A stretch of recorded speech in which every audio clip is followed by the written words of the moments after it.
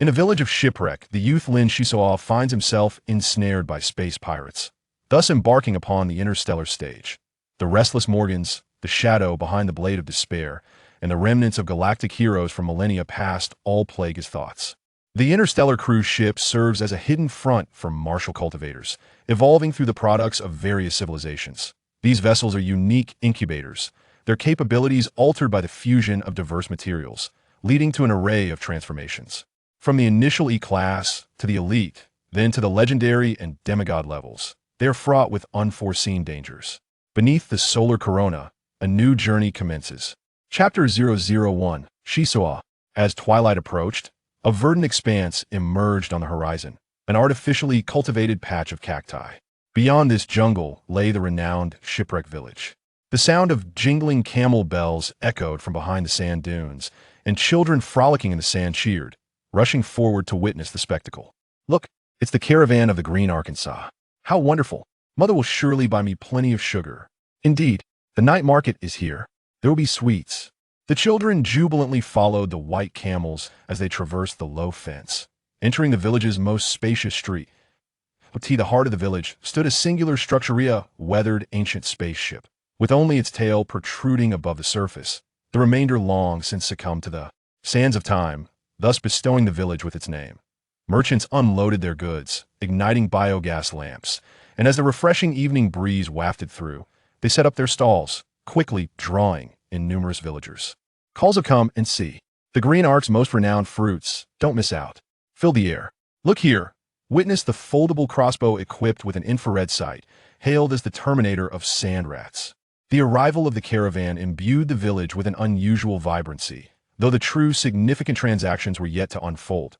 The caravan leader, a robust man with a chiseled face, was not one to be trifled with, as leading a trade expedition to Shipwreck Village suggested no ordinary character.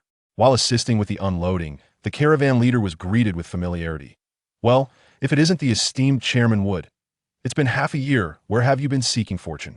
Your caravan has grown impressively. Congratulations. Wood turned, offering a slight smile. Ah, Councilman Gore, it is a pleasure to see you. Here is a bottle of rum brewed from the Green Arkansas. I trust you will enjoy it. As he spoke, he handed over a glass bottle filled with a pale green liquid. In the vast desert, even obtaining a meal is a challenge, let alone brewing alcohol, rendering this a fine luxury. My dear friend, you are too kind. Rum, my absolute favorite. Councilman Gore beamed as he accepted the drink, lowering his voice conspiratorially. This year's harvest has not been bountiful, yet there is a remarkable lad who has fared quite well. Just the other day, the village chief schemed to acquire mycelium from him, but has yet to succeed. Therefore, you must exert some effort to locate this young prodigy. His name is Lin Xisuo, and I hear he resides at the very bottom of the shipwreck. Wood was taken aback, exclaiming, the very bottom of the shipwreck? That is the most perilous place. What of his family? Can they merely stand by and watch a child venture into such danger? Listen to me.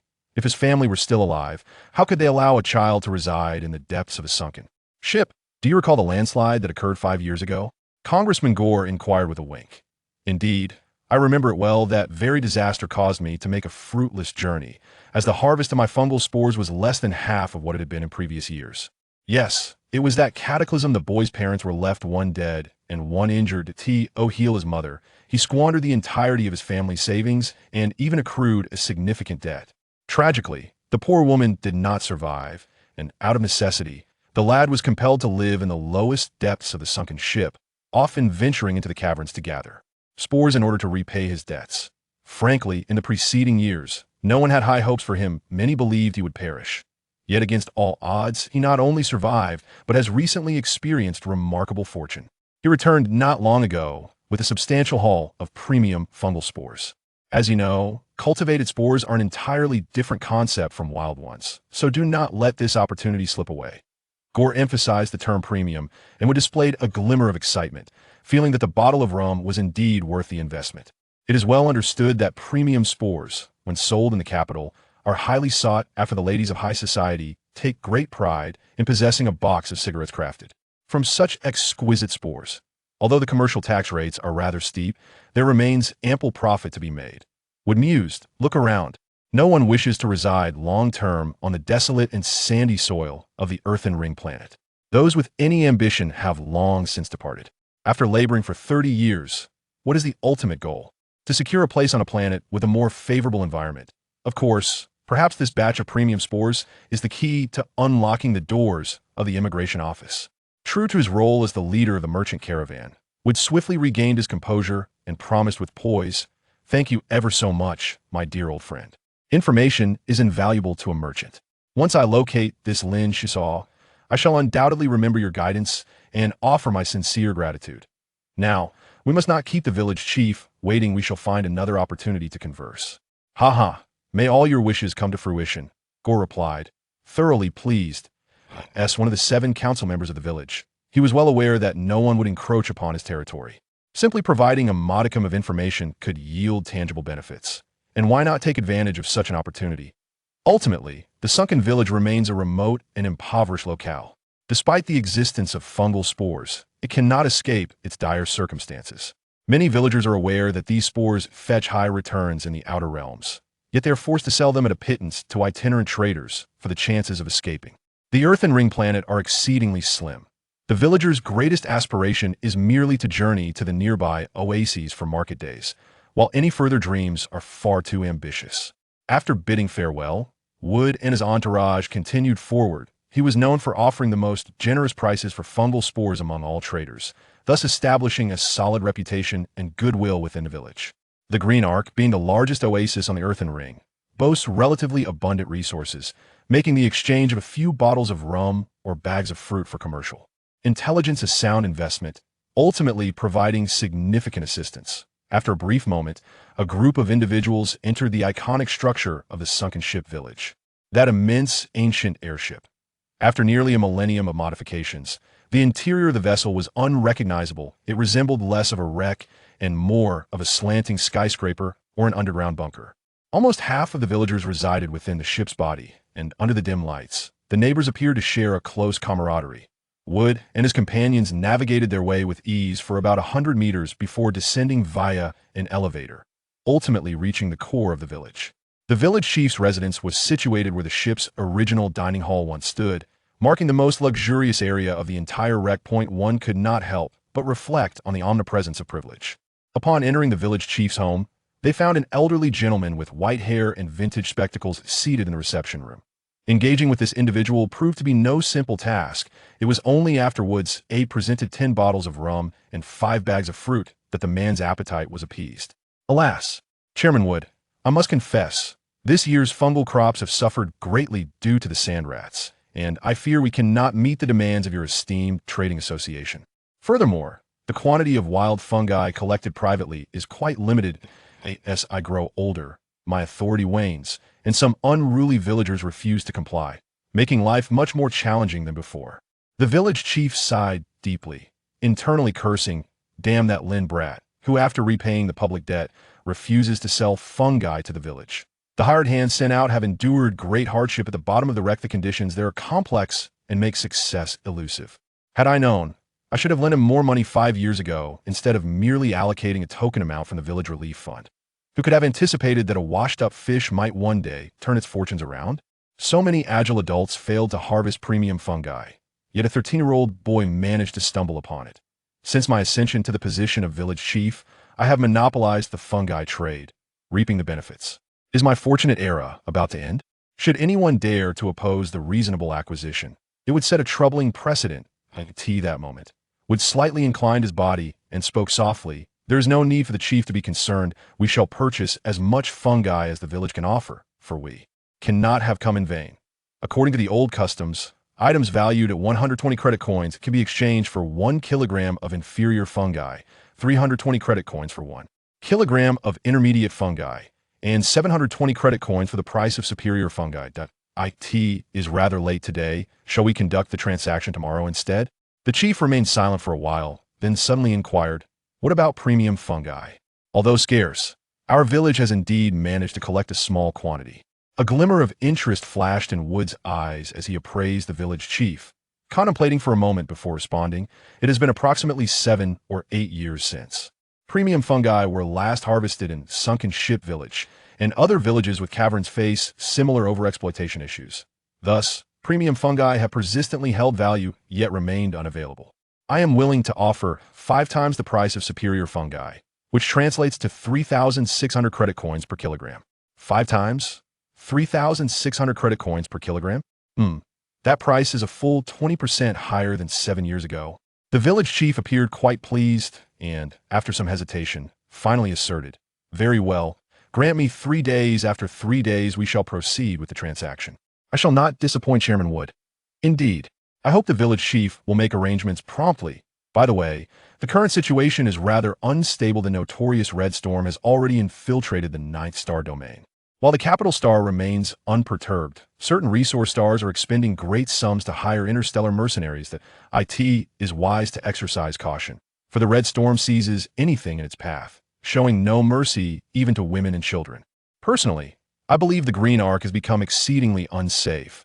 Hence, I hope to accompany the caravan for refuge during this journey, and I urge the village chief to prepare.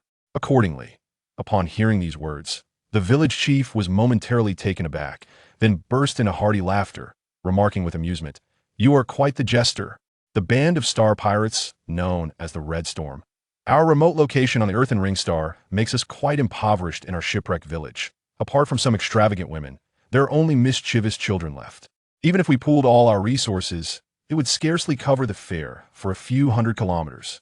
Rest assured, they would not dare to plunder our humble shipwreck village. Wood shared a knowing smile, realizing his concerns were indeed somewhat unwarranted. The Earthen Ring Star, situated in the northwest corner of the 9th star domain in the 3rd galaxy, is an early settlement with a total population of less than 3 million. Its developmental index is nearly 0, and its environmental index is similarly negligible. Even if the Red Storm were to come to pillage, they would likely only circle the larger oases, with the probability of them reaching Shipwreck Village being virtually non-existent. At this moment, neither the village chief nor Wood was aware that their words had been relayed to a third party. In a crooked room at the bottom of the shipwreck, a black-haired youth set down his headphones and murmured, "The price seems fair. It appears my debts to the uncle and Aunt May finally be settled." Chapter 002. The Transaction. The nights in the desert are exceedingly frigid, no matter how scorching the day may be. No one is willing to venture out once darkness falls. The reception area for merchants glows faintly, and, as the president of the Merchant Guild, Wood has long cultivated a habit of staying up late. He set down the list in his hand and rubbed his temples. The scouts he had dispatched had yielded little information, as the villagers were reticent regarding Lin Xisuo's whereabouts, with some even displaying strong hostility, an intriguing phenomenon indeed. Suddenly, a series of urgent knocks echoed at the door. "Who is it? What do you want at this hour?"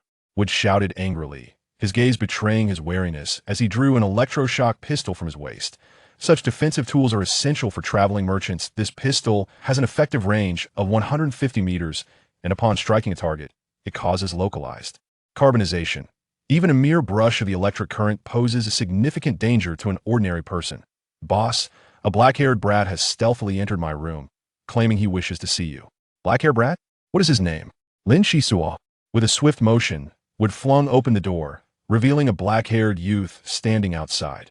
His keen eyes glinted with determination, a worn dagger sheathed at his waist, and a heavy bundle at his feet, from which deep purple mycelium protruded haphazardly.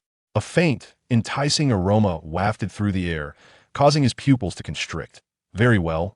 Let us retreat indoors to discuss this matter. Inform everyone below to keep their mouths shut. Everything proceeds as usual," Wood insisted earnestly.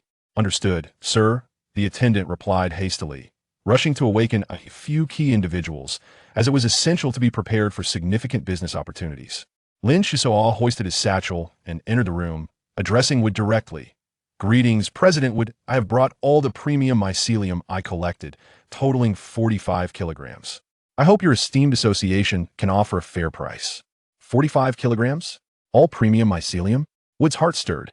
Indeed, all of it is of the highest quality. The mycelium of lower grades was previously utilized to settle debts within the village.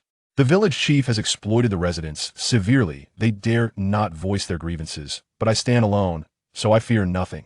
Wood regarded the black-haired youth with a mix of admiration and disdain, considering him rather reckless for bringing all the mycelium without a care for potential ill intentions. Standing tall and composed, Lin Xisuo replied, "Your stun gun appears rather formidable. Perhaps it would be wise to stow it away.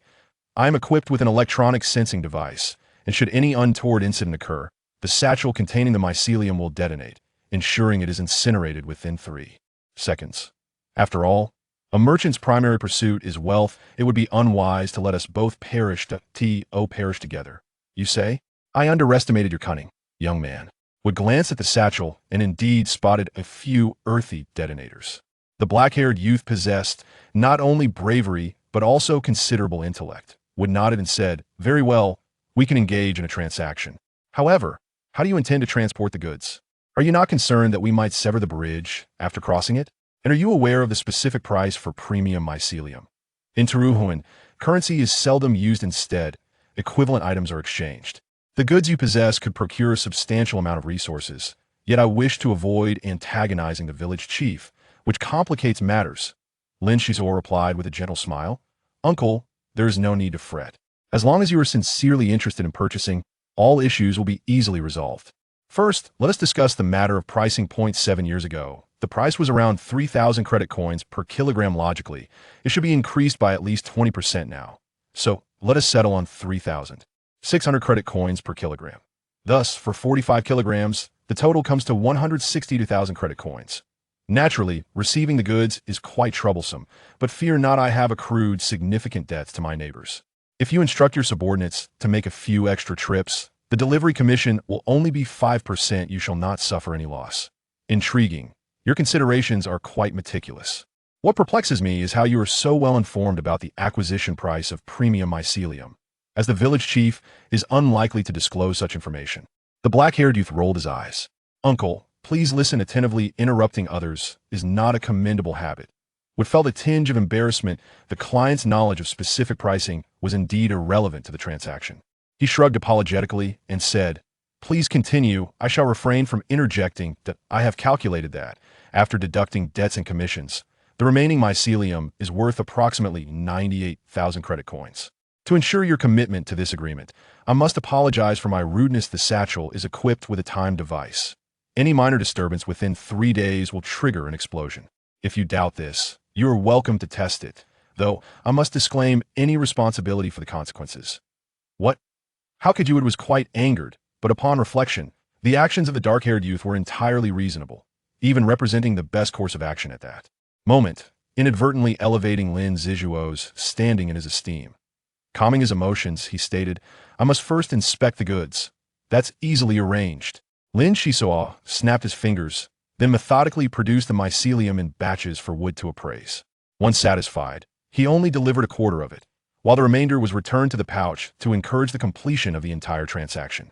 Years of misfortune and the machinations of the village chief's family had gradually matured the youth. He was no longer easily trusting, particularly concerning such significant matters. Precisely 45 kilograms of premium mycelium. Then let us proceed with our collaboration. The remaining 98,000 credit coins is no small sum. How do you intend to handle it? Lin Xisuo casually replied, I wish to see some of Uncle Wood's personal belongings, like that electric shotgun from earlier. Since bulk purchases are unfeasible, I must seek quality, rarity, and excellence. What a clever little rascal you are. Engaging in business with you feels like being led by the nose. I shall have arrangements made immediately. Approximately 15 minutes later, the two entered the hall downstairs, where a plethora of items sprawled across the table, a dazzling array to behold. Lin Xisuo picked up each item in turn, scrutinizing them and posing numerous questions. After reviewing everything, he first selected a long-range crossbow, followed by a ceramic dagger with exceptional corrosion resistance, and finally a pouch of vintage energy blocks. Uncle, do not attempt to fob me off with these worthless trinkets. Though I may not have seen much of the world, I can still discern the quality of goods. Wood's expression shifted. The dark-haired youth had truly astonished him.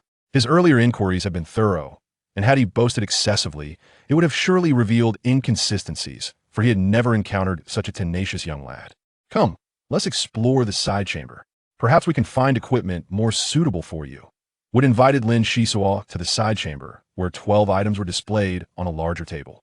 The items here were evidently superior in both design and craftsmanship, though their prices had multiplied several times over. The first item drew gasps of astonishment. It was a trio of miniature elephants confined within a cage. Allegedly, this species once had considerable size in ancient times, but through genetic cultivation, their dimensions had been reduced to that of a mouse, becoming pets for Children, each priced at 13,000 credit coins. After examining the little elephants, Lin Xisuo placed the cage down. Ultimately, they were mere playthings of little practical use with constant vigilance against sand rats. There was no time for pet care. He then turned his attention to the second item, which resembled a pen holder yet emitted a gravitational beam. According to the description, it could suspend loads weighing 10 tons effortlessly and serve as a mountaineering tool, valued at 22,000 credit coins. Oh, what is this? It can't possibly be in this collection just for show. Can it? Lin Xisuo inquired, pointing toward a withered plant, its sole leaf a peculiar shade of green, while the other leaves appeared so frail that they might fall at the slightest. Tremor, are you inquiring about this plant? It is a medicinal product cultivated through genetic enhancement technology. Chewing a leaf after suffering internal injuries will yield remarkable healing effects, with negligible side effects. However, regrettably, it is on the brink of death. Only by acquiring the adjacent high-energy cultivation solution can it have a chance to revive. Cultivation solution? Lin Xisuo picked up a nearby glass vial, half filled with viscous liquid, and upon shaking it, a multitude of bubbles emerged. He inwardly scoffed. As expected, no merchant is without guile. Selling them separately likely brings in an additional profit. After a lengthy contemplation, Lin Xisuo could not restrain his curiosity. How much for this medicinal plant? And what is the value of the high-energy cultivation solution? Not expensive at all. This was consigned by a friend. The medicinal plant is priced at 39,000 credit coins, while a bottle of the high-energy solution is 30,000 credit coins, which you can certainly afford. That's rather steep. Is there any room for negotiation? I apologize, but that is already the most favorable price, Wood replied earnestly, though inwardly he was elated. The effectiveness of the medicinal plant was not as extraordinary as claimed. It merely mitigated damage. He hadn't anticipated the dark-haired youth would take an interest, and since it could not be verified, perhaps he could profit handsomely from it. He'll purchase it for 69,000 credit coins, but it must include 3 bags of fruit, 10 bags of old-fashioned energy blocks, and 5 miniature searchlights otherwise. I will have to decline. With feigned exasperation, exhaling heavily, I have never encountered such a discerning customer. The pristine medicinal plant is worth at least 550,000 credit coins on Capital Star, and you wish for us to include additional supplies? The fruit is manageable, but the old-fashioned energy blocks are in high demand and scarce. As for the miniature searchlights, I believe we acquired a few last month. We can almost meet your requests, but I must insist, should we procure premium mycelium next time, do consider our green arc first. What do you say? It's a deal. If fortune smiles upon me again, I shall prioritize Uncle Wood.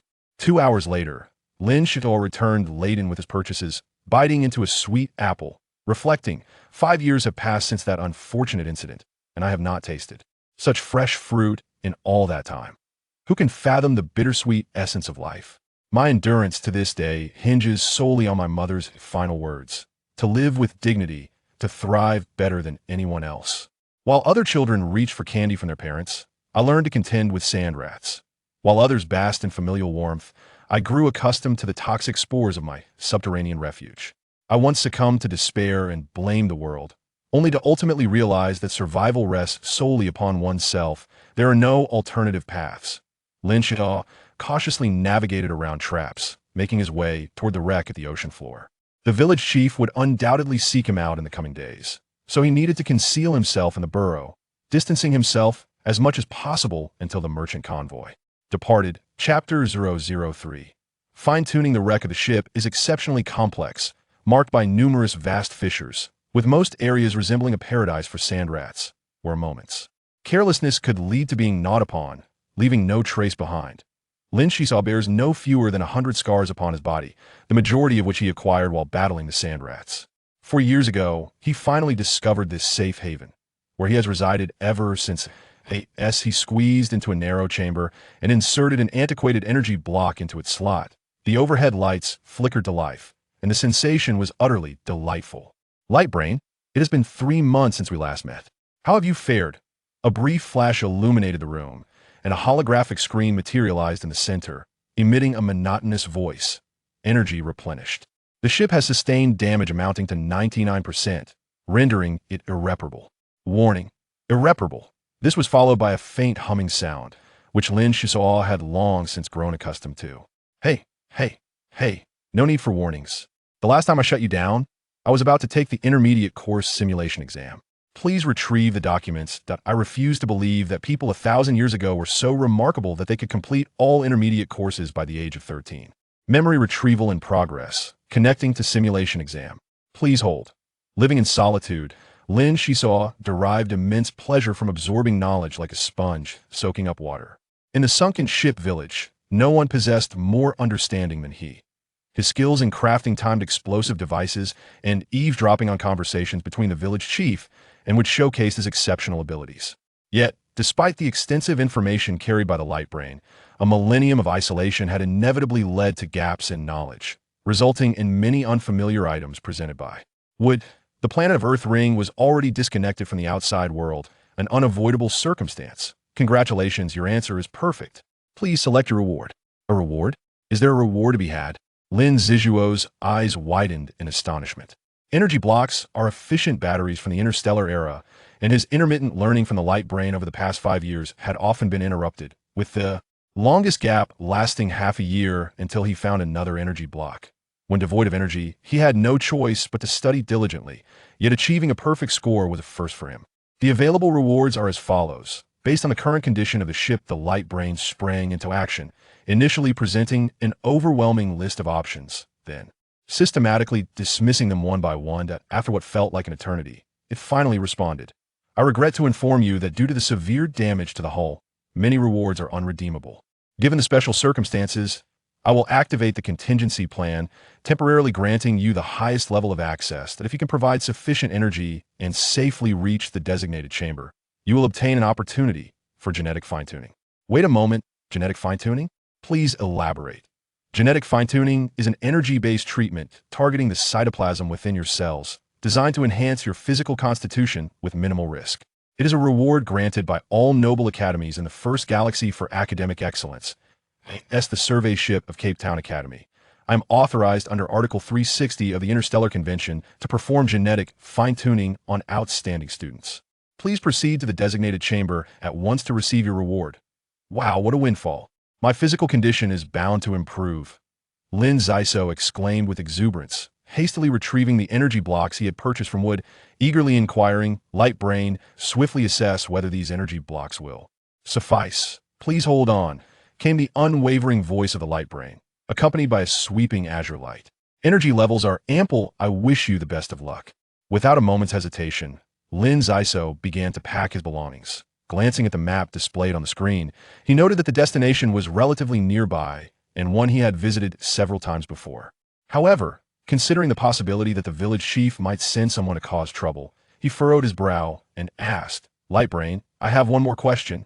How long does genetic fine-tuning take? If the duration is excessive, can I retain the reward for later redemption? After a brief pause, the light brain responded, generally speaking, the longer the fine-tuning process, the more potent the effects. However, according to the database records, the longest duration recorded for a student was merely 33 minutes, with an average time of 16 minutes and 37 seconds. Thank you. I must depart. Hastily delay could lead to unforeseen complications. He extracted several changes of clothing, gathered a few small tools found amidst the ruins, and the treasures acquired in exchange for elite mycelium.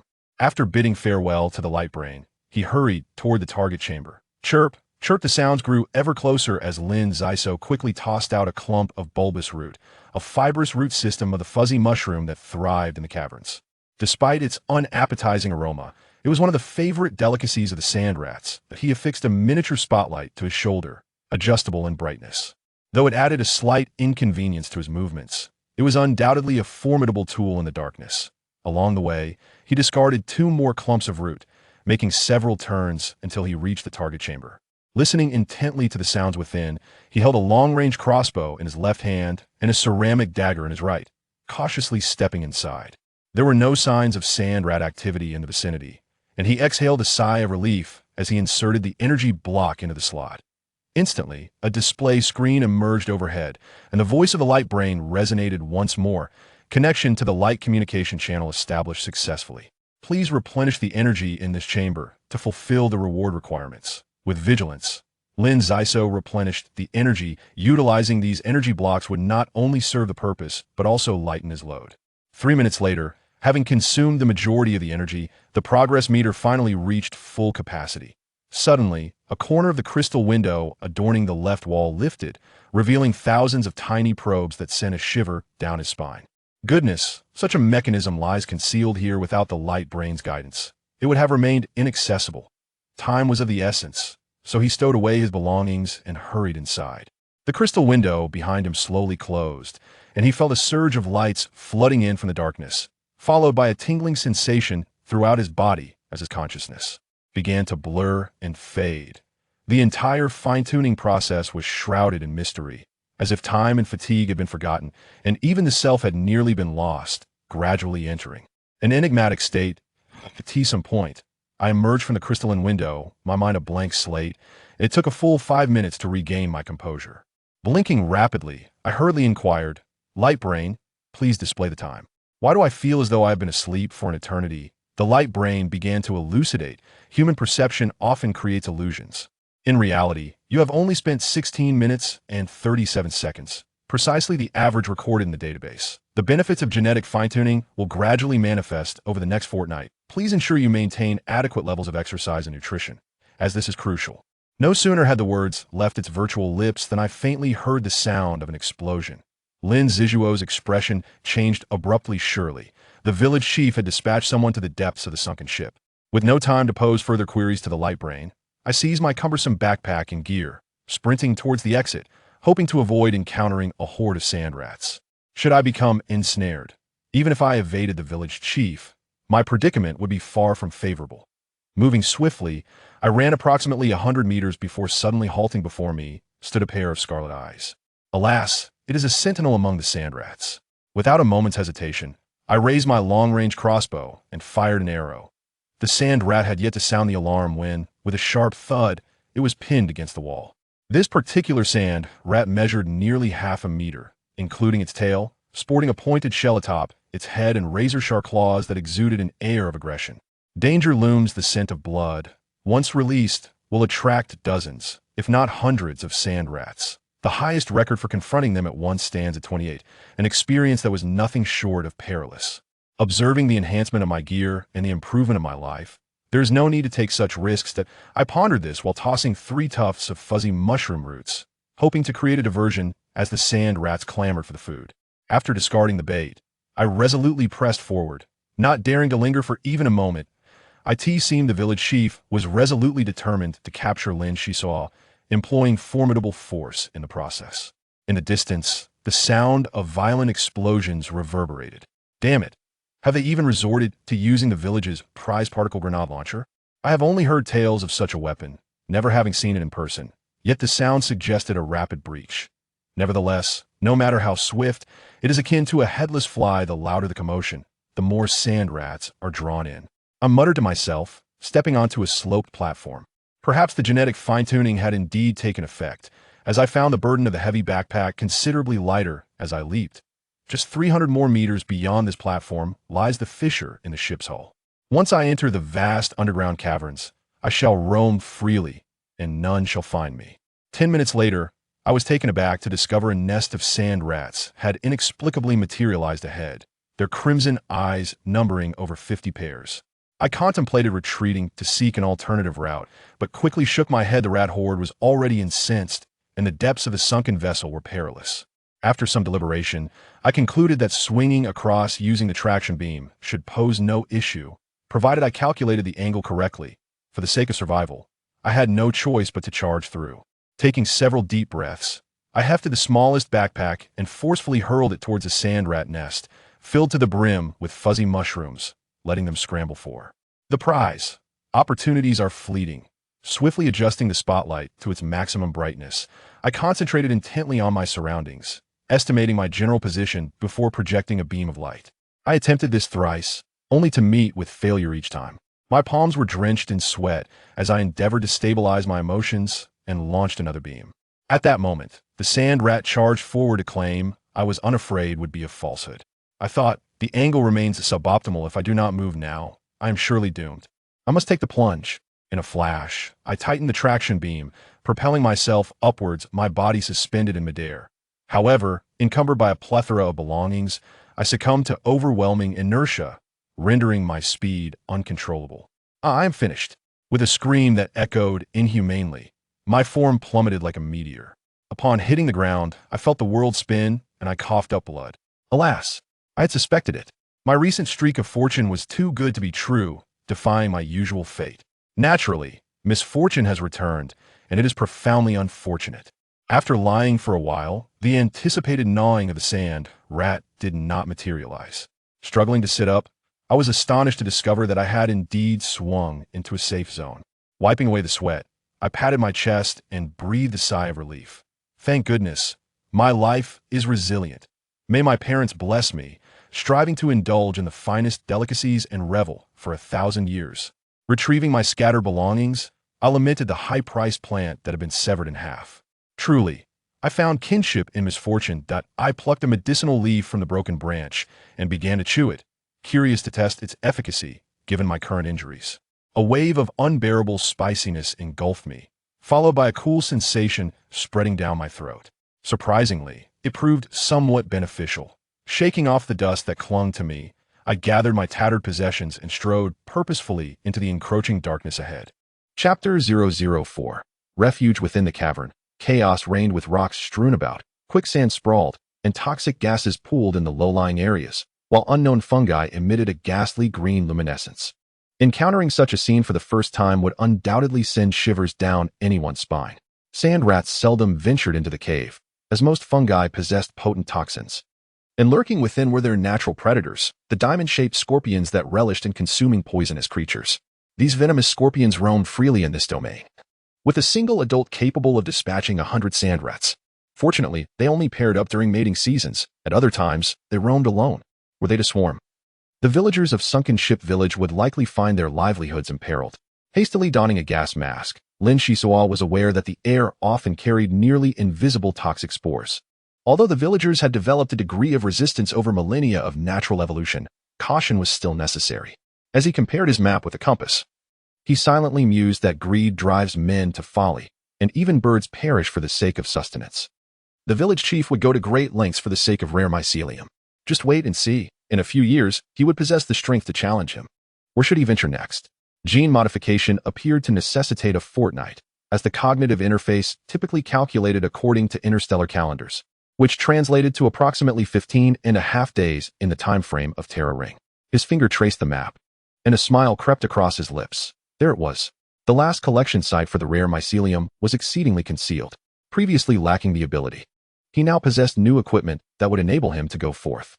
Resolute, he secured the map and navigated through the massive rocks, steering clear of the quicksand, and ventured further into the depths.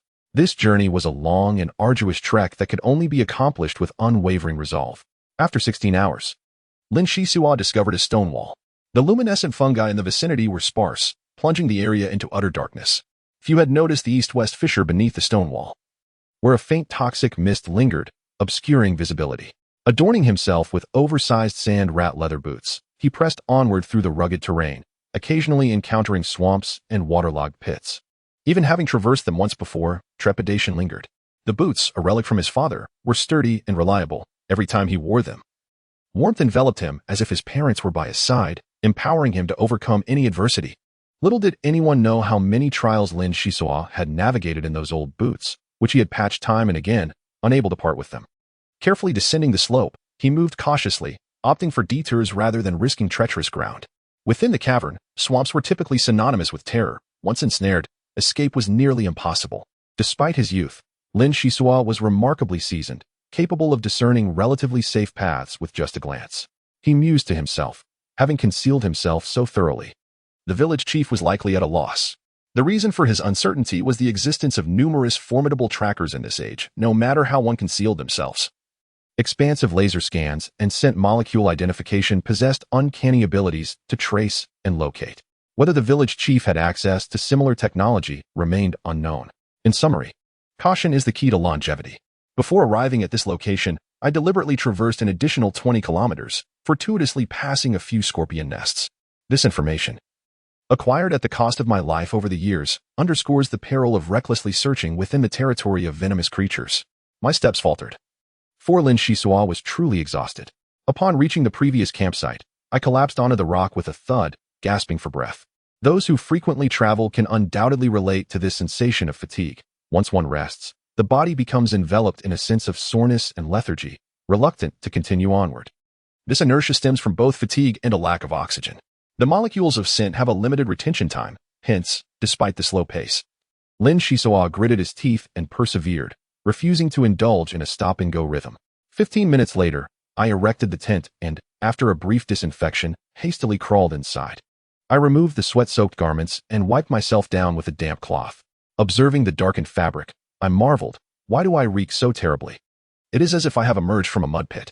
This attire, I feared, was beyond salvage. Truly, misfortune seemed to be my constant companion. In truth, Lin Xisuo had unwittingly struck a tremendous bargain. The foul odor emanating from his clothing was merely the toxins that had accumulated within his body. The villagers of the sunken ship village possessed a formidable resistance to toxic substances, and this enhancement only served to fortify their resilience further, effectively allowing them to shed numerous ailments and emerge renewed. Due to the haste of my journey, I had gleaned little information from the quantum computer. Engaging in extreme physical activity during the adjustment phase could repeatedly enhance one's physique. As for the nobility, they confined themselves to sipping tea in heated conservatories or strolling their pets in fitness centers. How could they ever fathom the hardships of burdened travel? Unbeknownst to me, Lin Xisuo's physical capabilities were rapidly advancing, while the quantum computer, having witnessed a millennium pass, remained oblivious to the external circumstances. 1,000 years prior, gene adjustment was the pinnacle of reward within noble academies, permitted only thrice in a lifetime. However, times have changed. Such technology has devolved into a tool for revenue generation by the government and certain affluent conglomerates. Should one desire an adjustment, one must part with copious amounts of blue coins. 10,000 credit coins equate to 1 blue coin, while 10,000 blue coins translate to a single blue gold card. In the black market, the value of genetic adjustments has skyrocketed, rendering the transactions made with wood negligible by comparison. In essence, Lin Xisuo's steadfast dedication to learning yielded immense rewards, destined to influence his life profoundly. At this moment, an unprecedented hunger washed over me, and I recalled the final reminder from the quantum computer to ensure ample exercise and sustenance within a fortnight. I retrieved my provisions and devoured the fruits voraciously. Although many had been squished during my earlier passage through the sand-wrapped burrows, it mattered not. I consumed them with abandon, even the seeds. Such is life on Earthring. With resources scarce, anything edible is deemed a treasure. Initially, interstellar immigrants depicted this place as paradise, but in reality, it was merely the government's ploy to appropriate land. The immigrant ships unceremoniously deposited the impoverished and departed without a backward glance. For centuries, countless individuals have strived to escape their plight. Some fortunate souls ultimately succeeded, while many more were consumed by the dust storms, reduced to mere bones.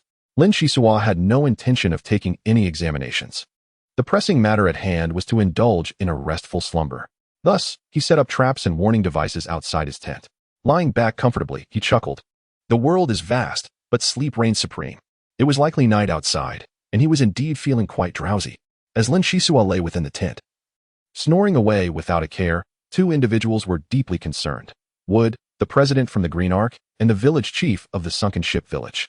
Wood's eyes were bloodshot as he awaited the moment to collect the premium mycelium, while discreetly instructing his subordinates to repay the debts owed by the dark-haired youth. In sunken ship village, the chief held absolute authority. Thus, Wood dared not make any noise, should the chief discover his clandestine dealings with the villagers. Next year's quotas would undoubtedly be assigned to other trading houses. The question of immigration aside, he could not allow his subordinates to lose their livelihoods. 5 hours prior, he received word that Lin Xisuo had not been located in the depths of the sunken ship, and casualties were significant. The chief's face turned a deep shade of anger.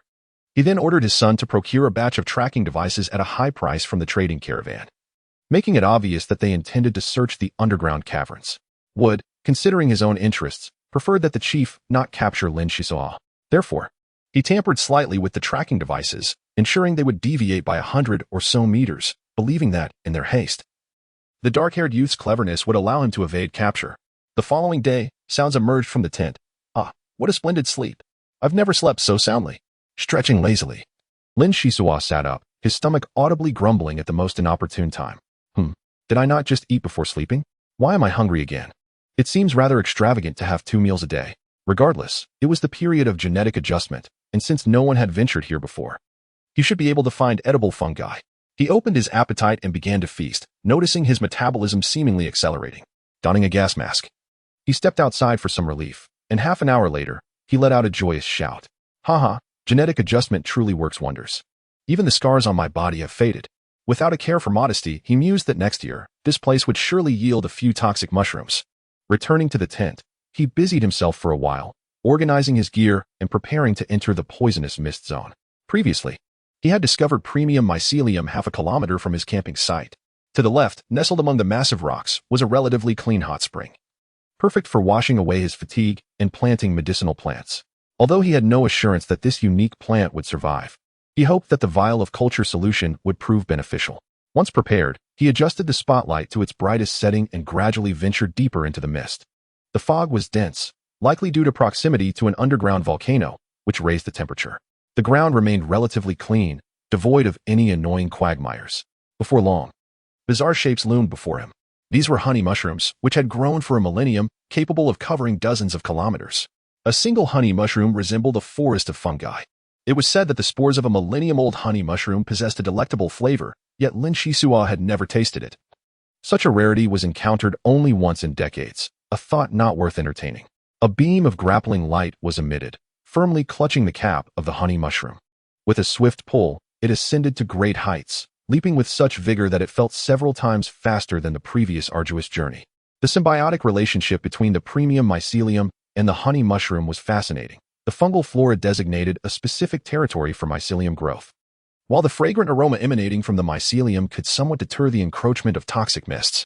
They resembled a pair of partners, mutually supporting each other as they took root in this place. Lin Xisuo believed that within the depths of the mushroom forest, there must be a plethora of mycelium. Yet the accidental discovery of scorpion droppings instilled a sense of dread. After wandering nearby without any new findings, he swiftly made his way to the water source. Clean water sources were a rarity, especially hot springs. Lin Xisuo joyfully climbed onto a rock, utterly astonished by the scene before him. Regaining his composure, he hurriedly switched off his spotlight and retreated quietly, refraining from making any sound. The hot spring was occupied. He had never encountered such a large scorpion before. Fortunately, they had lived underground for an extended period, rendering their vision weak. Otherwise, a mere flicker of light could attract their attention, leading to catastrophic consequences. Two scorpions were entwined together, indulging in their intimate embrace. In simpler terms, they were mating. Lin Xisuo, emboldened, peeked over, his expression shifting to one of peculiarity. These two scorpions were rather different, and indeed, extraordinarily so. Chapter 5. An unexpected encounter. The more Lin Xisuo observed, the more perplexed he became. First, scorpions did not typically mate at this time of year. Second, they had left golden scorpion eggs floating in the hot spring. Third, in terms of appearance, they were considerably more beautiful than ordinary scorpions, their glossy exoskeletons intact. It is well known that during the breeding season, scorpions must overcome rivals in courtship, resulting in each scorpion bearing numerous scars, indicative of their battles. Were these two scorpions somehow exempt from such trials? Shaking his head, he mused that even if they were timid, their imposing size could easily instill fear. After observing for a while longer, he made another discovery. The male scorpion was lifting some fruit from the stones to feed its mate. Remarkable. To feast while embracing one's beloved, truly a heroic endeavor. Lin Xisuo remarked, noticing that the surrounding terrain was quite favorable, particularly a secluded nook behind him, perfect for cultivating that precious medicinal plant. The sole green leaf of the plant was curled. Having sustained an internal injury while leaping over a sand rat burrow, he had used one leaf, tucking another into his shoe for safekeeping, leaving only one to flourish. With a dagger, he dug a small pit and carefully planted the spiny root system. After completing the planting, he hurriedly applied fertilizer, pouring a high-energy nutrient solution around it. He stared intently for an extended period, glancing left and right. Yet there was no visible change. It seemed increasingly wilted. Most likely, it would not respond so quickly. If it truly thrived, he could periodically harvest some medicinal leaves to bring back, providing an additional layer of assurance for the mushroom gatherers in the village. If only his mother had consumed a few leaves back in the day, perhaps there would have been a flicker of hope amidst their struggles. Their lives were difficult, and the purchase of medicinal plants was not solely for personal benefit. Should the village chief submit the premium mycelium at his purchasing price, 45 kilograms would be utterly insufficient to settle the debts. My mother once imparted the wisdom that a small favor should be repaid with great gratitude, which compelled me to take risks and engage in clandestine transactions with wood. I have never forgotten the kindness bestowed upon me by the uncles and aunts during difficult times. And thus, I endeavored to reciprocate with double, if not multiple, the resources. Yet, I still felt it inadequate. The medical conditions in sunken ship village are deplorable. And the current crop represents a beacon of hope. The earth trembled violently, causing me to crouch in panic, my ears ringing with a deafening hum. What on earth was happening? Following that, a series of thunderous sounds erupted, only to be followed by an eerie silence. As I cautiously rose and gazed into the distance, I discerned nothing amidst the swirling dust, yet I could ascertain that the commotion emanated from the direction of the hot springs. A male scorpion scuttled nearby, its massive pincers clutching a female scorpion, rendered utterly defenseless by its injuries. My heart raced with trepidation as I forced myself to stifle my breath. Paralyzed as if I were carved from stone. The air was thick with a pungent metallic scent. The blood of the female scorpion splattered everywhere, effectively masking any foreign odors. 40 seconds stretched like an eternity, and when the male scorpion vanished from sight, a chill of fear washed over me, prompting me to sink to the ground. Faint memories of folklore surfacing in my mind.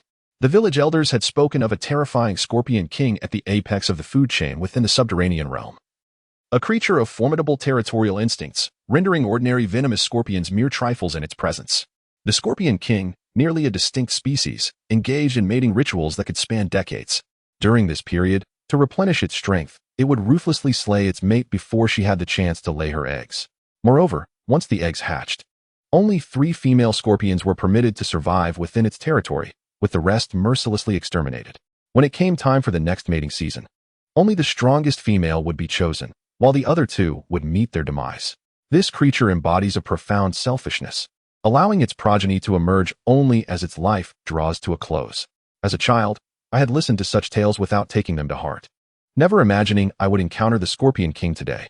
A shiver of fear coursed through me, and I felt a pang of regret. Perhaps I had fortuitously stumbled upon its mating season, which would facilitate my acquisition of the premium mycelium.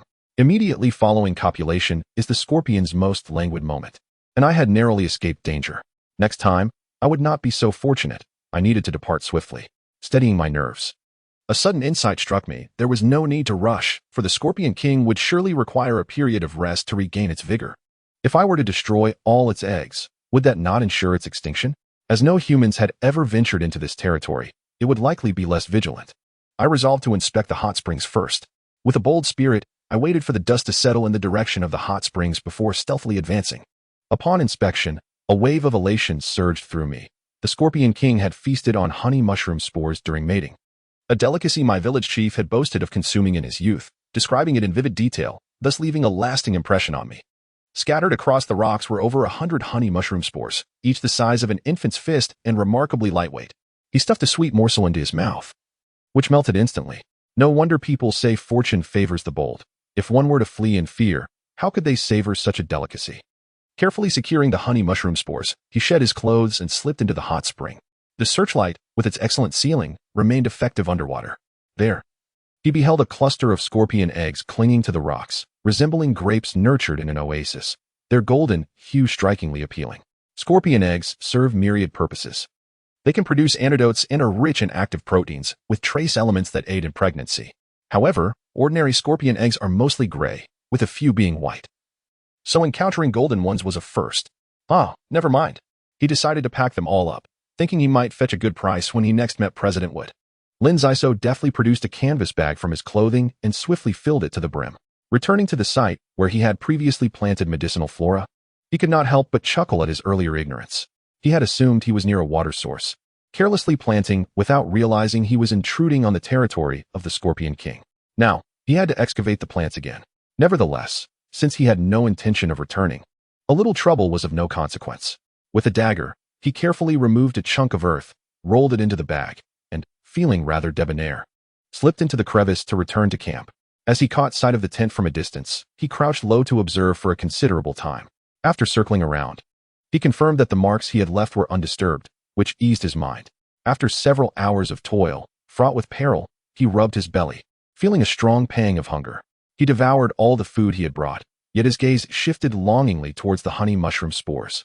Just as Lin Xisuo reached out, he froze. His canvas bag containing the scorpion eggs had significantly shrunk, while the medicinal plant was growing wildly, bursting with vitality. Upon opening the bag, he exclaimed, "Goodness! What a surprise! Is this some sort of scorpion egg terminator? Countless spines extended from the roots of the medicinal plant, piercing through the scorpion eggs. The entire bag of scorpion eggs was reduced to a pulp, mingling with the soil to form a miniature landscape. Could it be that the scorpion eggs reacted uniquely with the residual high-energy culture solution, inadvertently synthesizing an even more potent concoction? Lin Xisuo's mind raced. Fortune seemed to favor him lately, and happiness was within reach. Excitement and joy cascaded over him as the plant sprouted tender leaves, and before long, it had grown to nearly a meter in height. The lush, verdant leaves thrived beautifully, but suddenly, Lin Xisuo's expression soured as the plant began to wither, including the medicinal leaves that quickly followed suit. No, how could this be?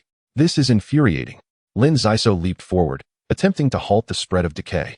The mixture of scorpion eggs and culture solution had indeed proven effective, but extremes lead to collapse. The plant could not withstand the nutrients within, resulting in the scene before him.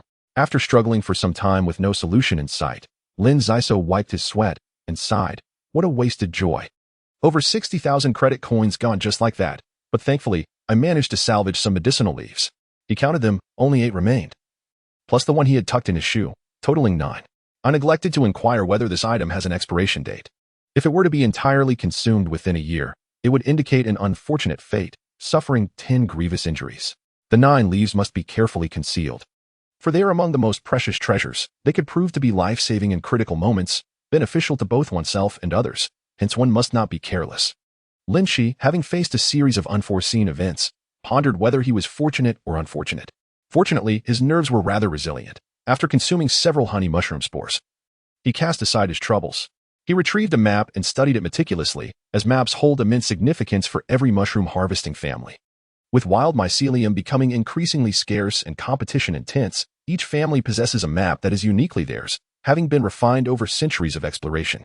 Some families even use portions of their maps as dowries, a common practice in Shipwreck Village.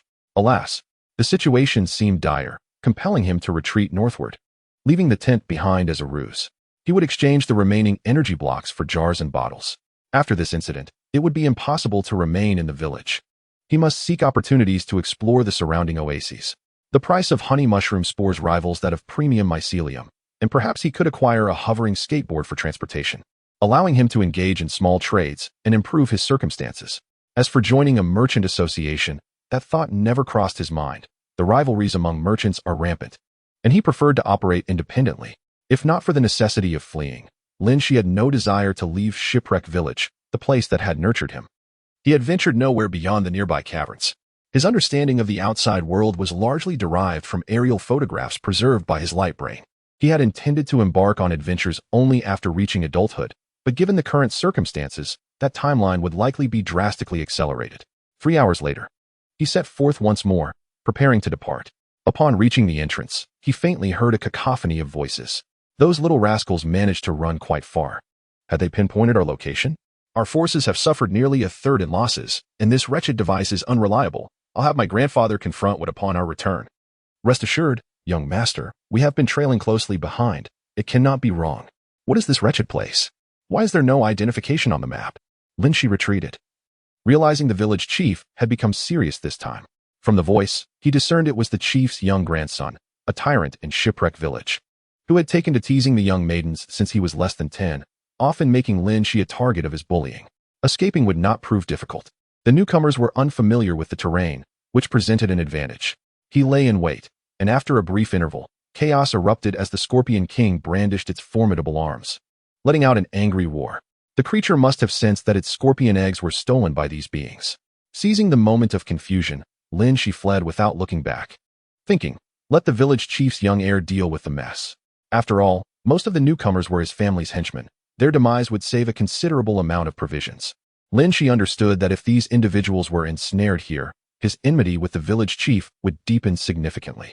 He chuckled to himself, hoping that the 7 incompetent counselors in the village would intervene and restore balance, thereby alleviating the monopolistic grasp of Shipwreck Village, allowing him to leave with a more tranquil mind. The sounds of rumbling and roaring intertwined behind him.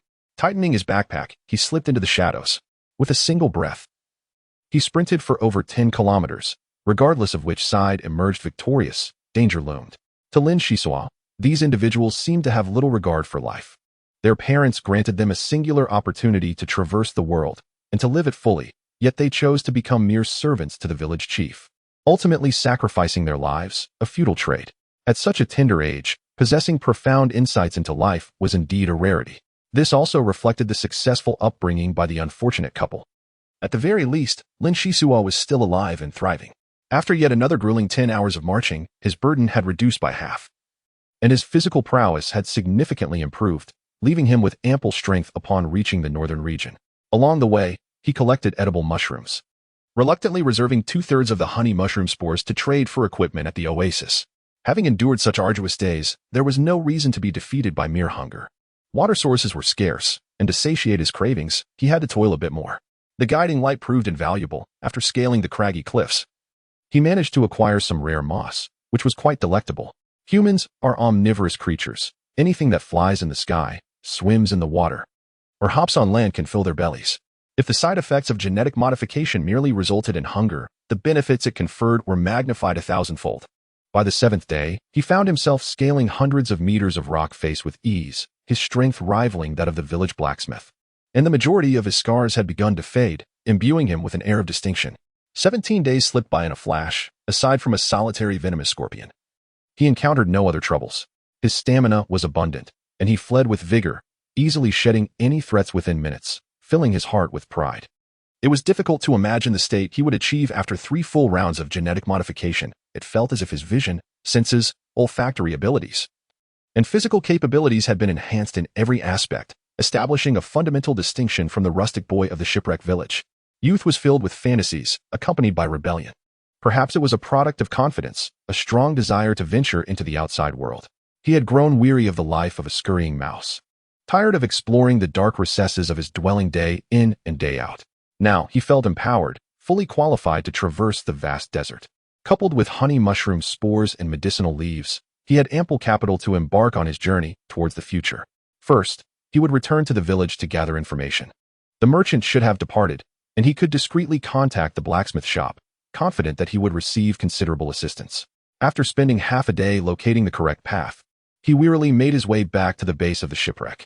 The sand rats, in defense of their territory, had paid a heavy price, leaving a scene of devastation. The small room he had inhabited for 4 years had also suffered catastrophic damage, igniting a surge of anger within him. Lightbrain, are you still there? Please respond.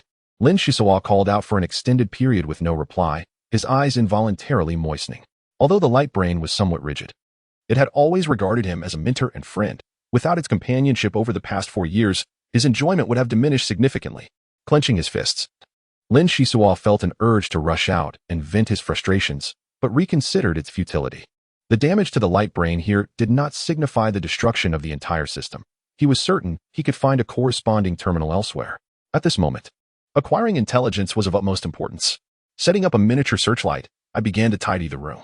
Before long, I located the socket, cleverly concealed, thus escaping any damage. Retrieving my headphones from my backpack, I was initially met with a cacophony of noise. However, after some adjustments, the sound quality improved significantly. Lin Xisuo displayed remarkable patience as he waited for a voice to emerge from the other end. Father, the villagers are increasingly restless. Xiaoqi has narrowly escaped death. You cannot send anyone on risky endeavors again. What? Do you dare to question my decision? That is the legendary Scorpion King. If we slay him, our family will have the means to immigrate to the Resource Star, a dream I have cherished all my life. Do you wish for our descendants to toil endlessly in the dirt, struggling just to find a place in the desert to be buried? I am at a loss as to what you are thinking. Even if it costs the lives of the entire village, I am willing to make that sacrifice.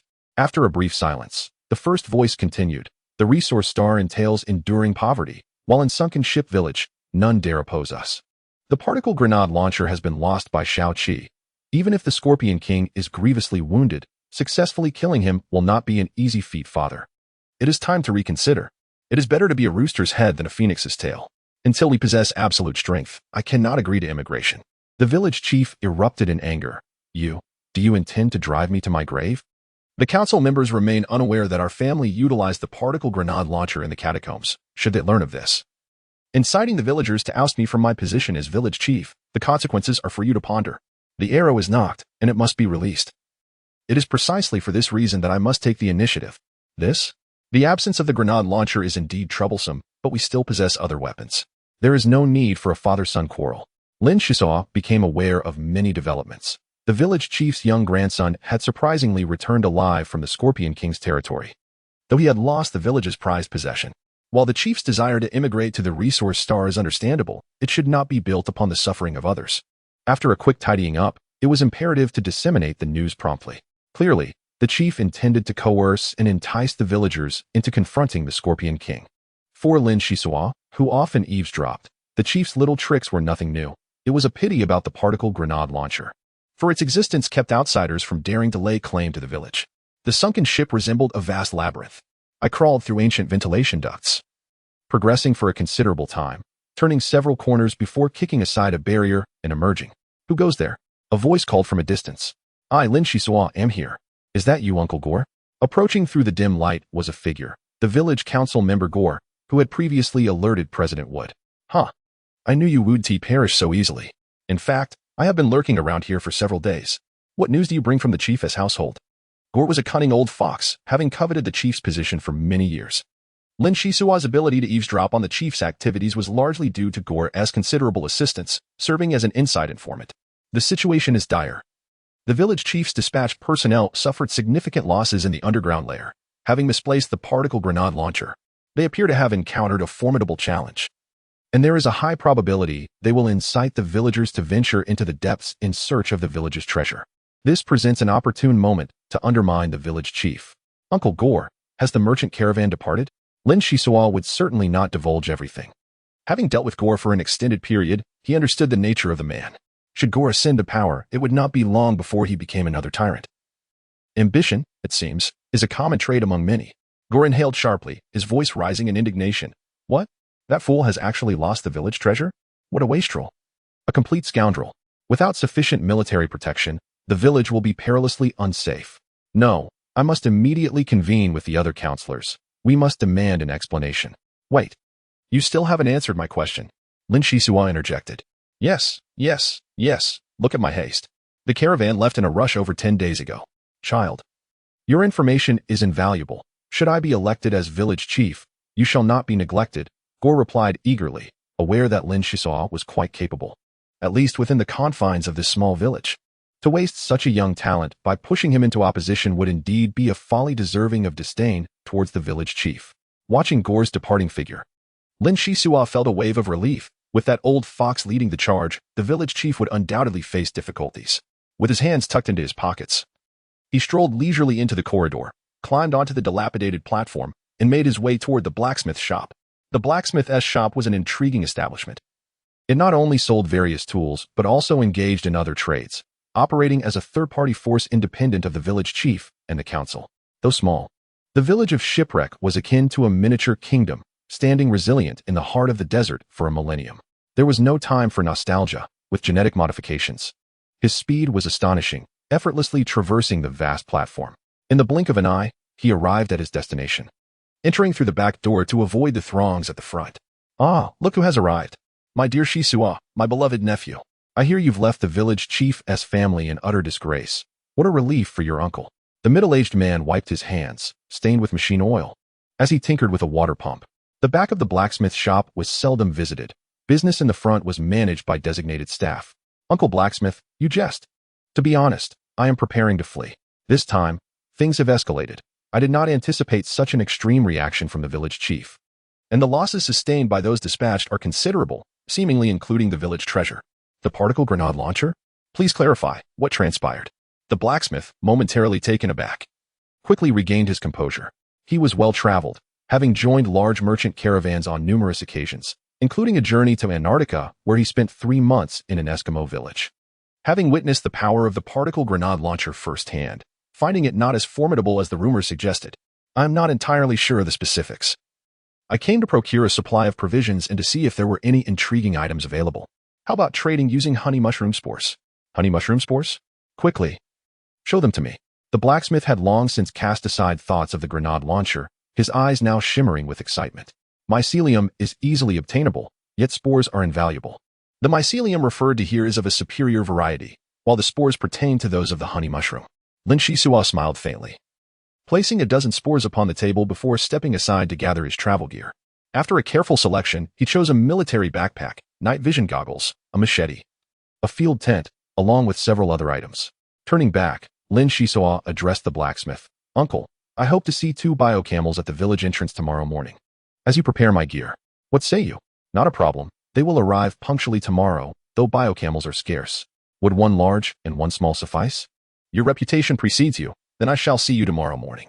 Chapter 007. A sudden change as dawn broke. Lin Xisuo set forth, riding atop a bio-camel, feeling quite majestic. Though one of the camels was still a juvenile, it was already capable of carrying a substantial load. He gently shook the reins, embarking on his inaugural desert journey.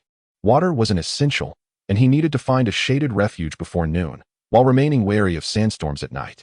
Although sandstorms were not frequent, when they did occur, they unleashed a tempestuous fury, posing considerable danger. The village chief would likely be overwhelmed for some time, thus preoccupied with Lin Xisuo's movements. He exited with utmost caution, alert not to disturb anyone save for the blacksmith. The bio-camels possessed remarkable endurance, toiling willingly. They were gentle, modified beasts of burden.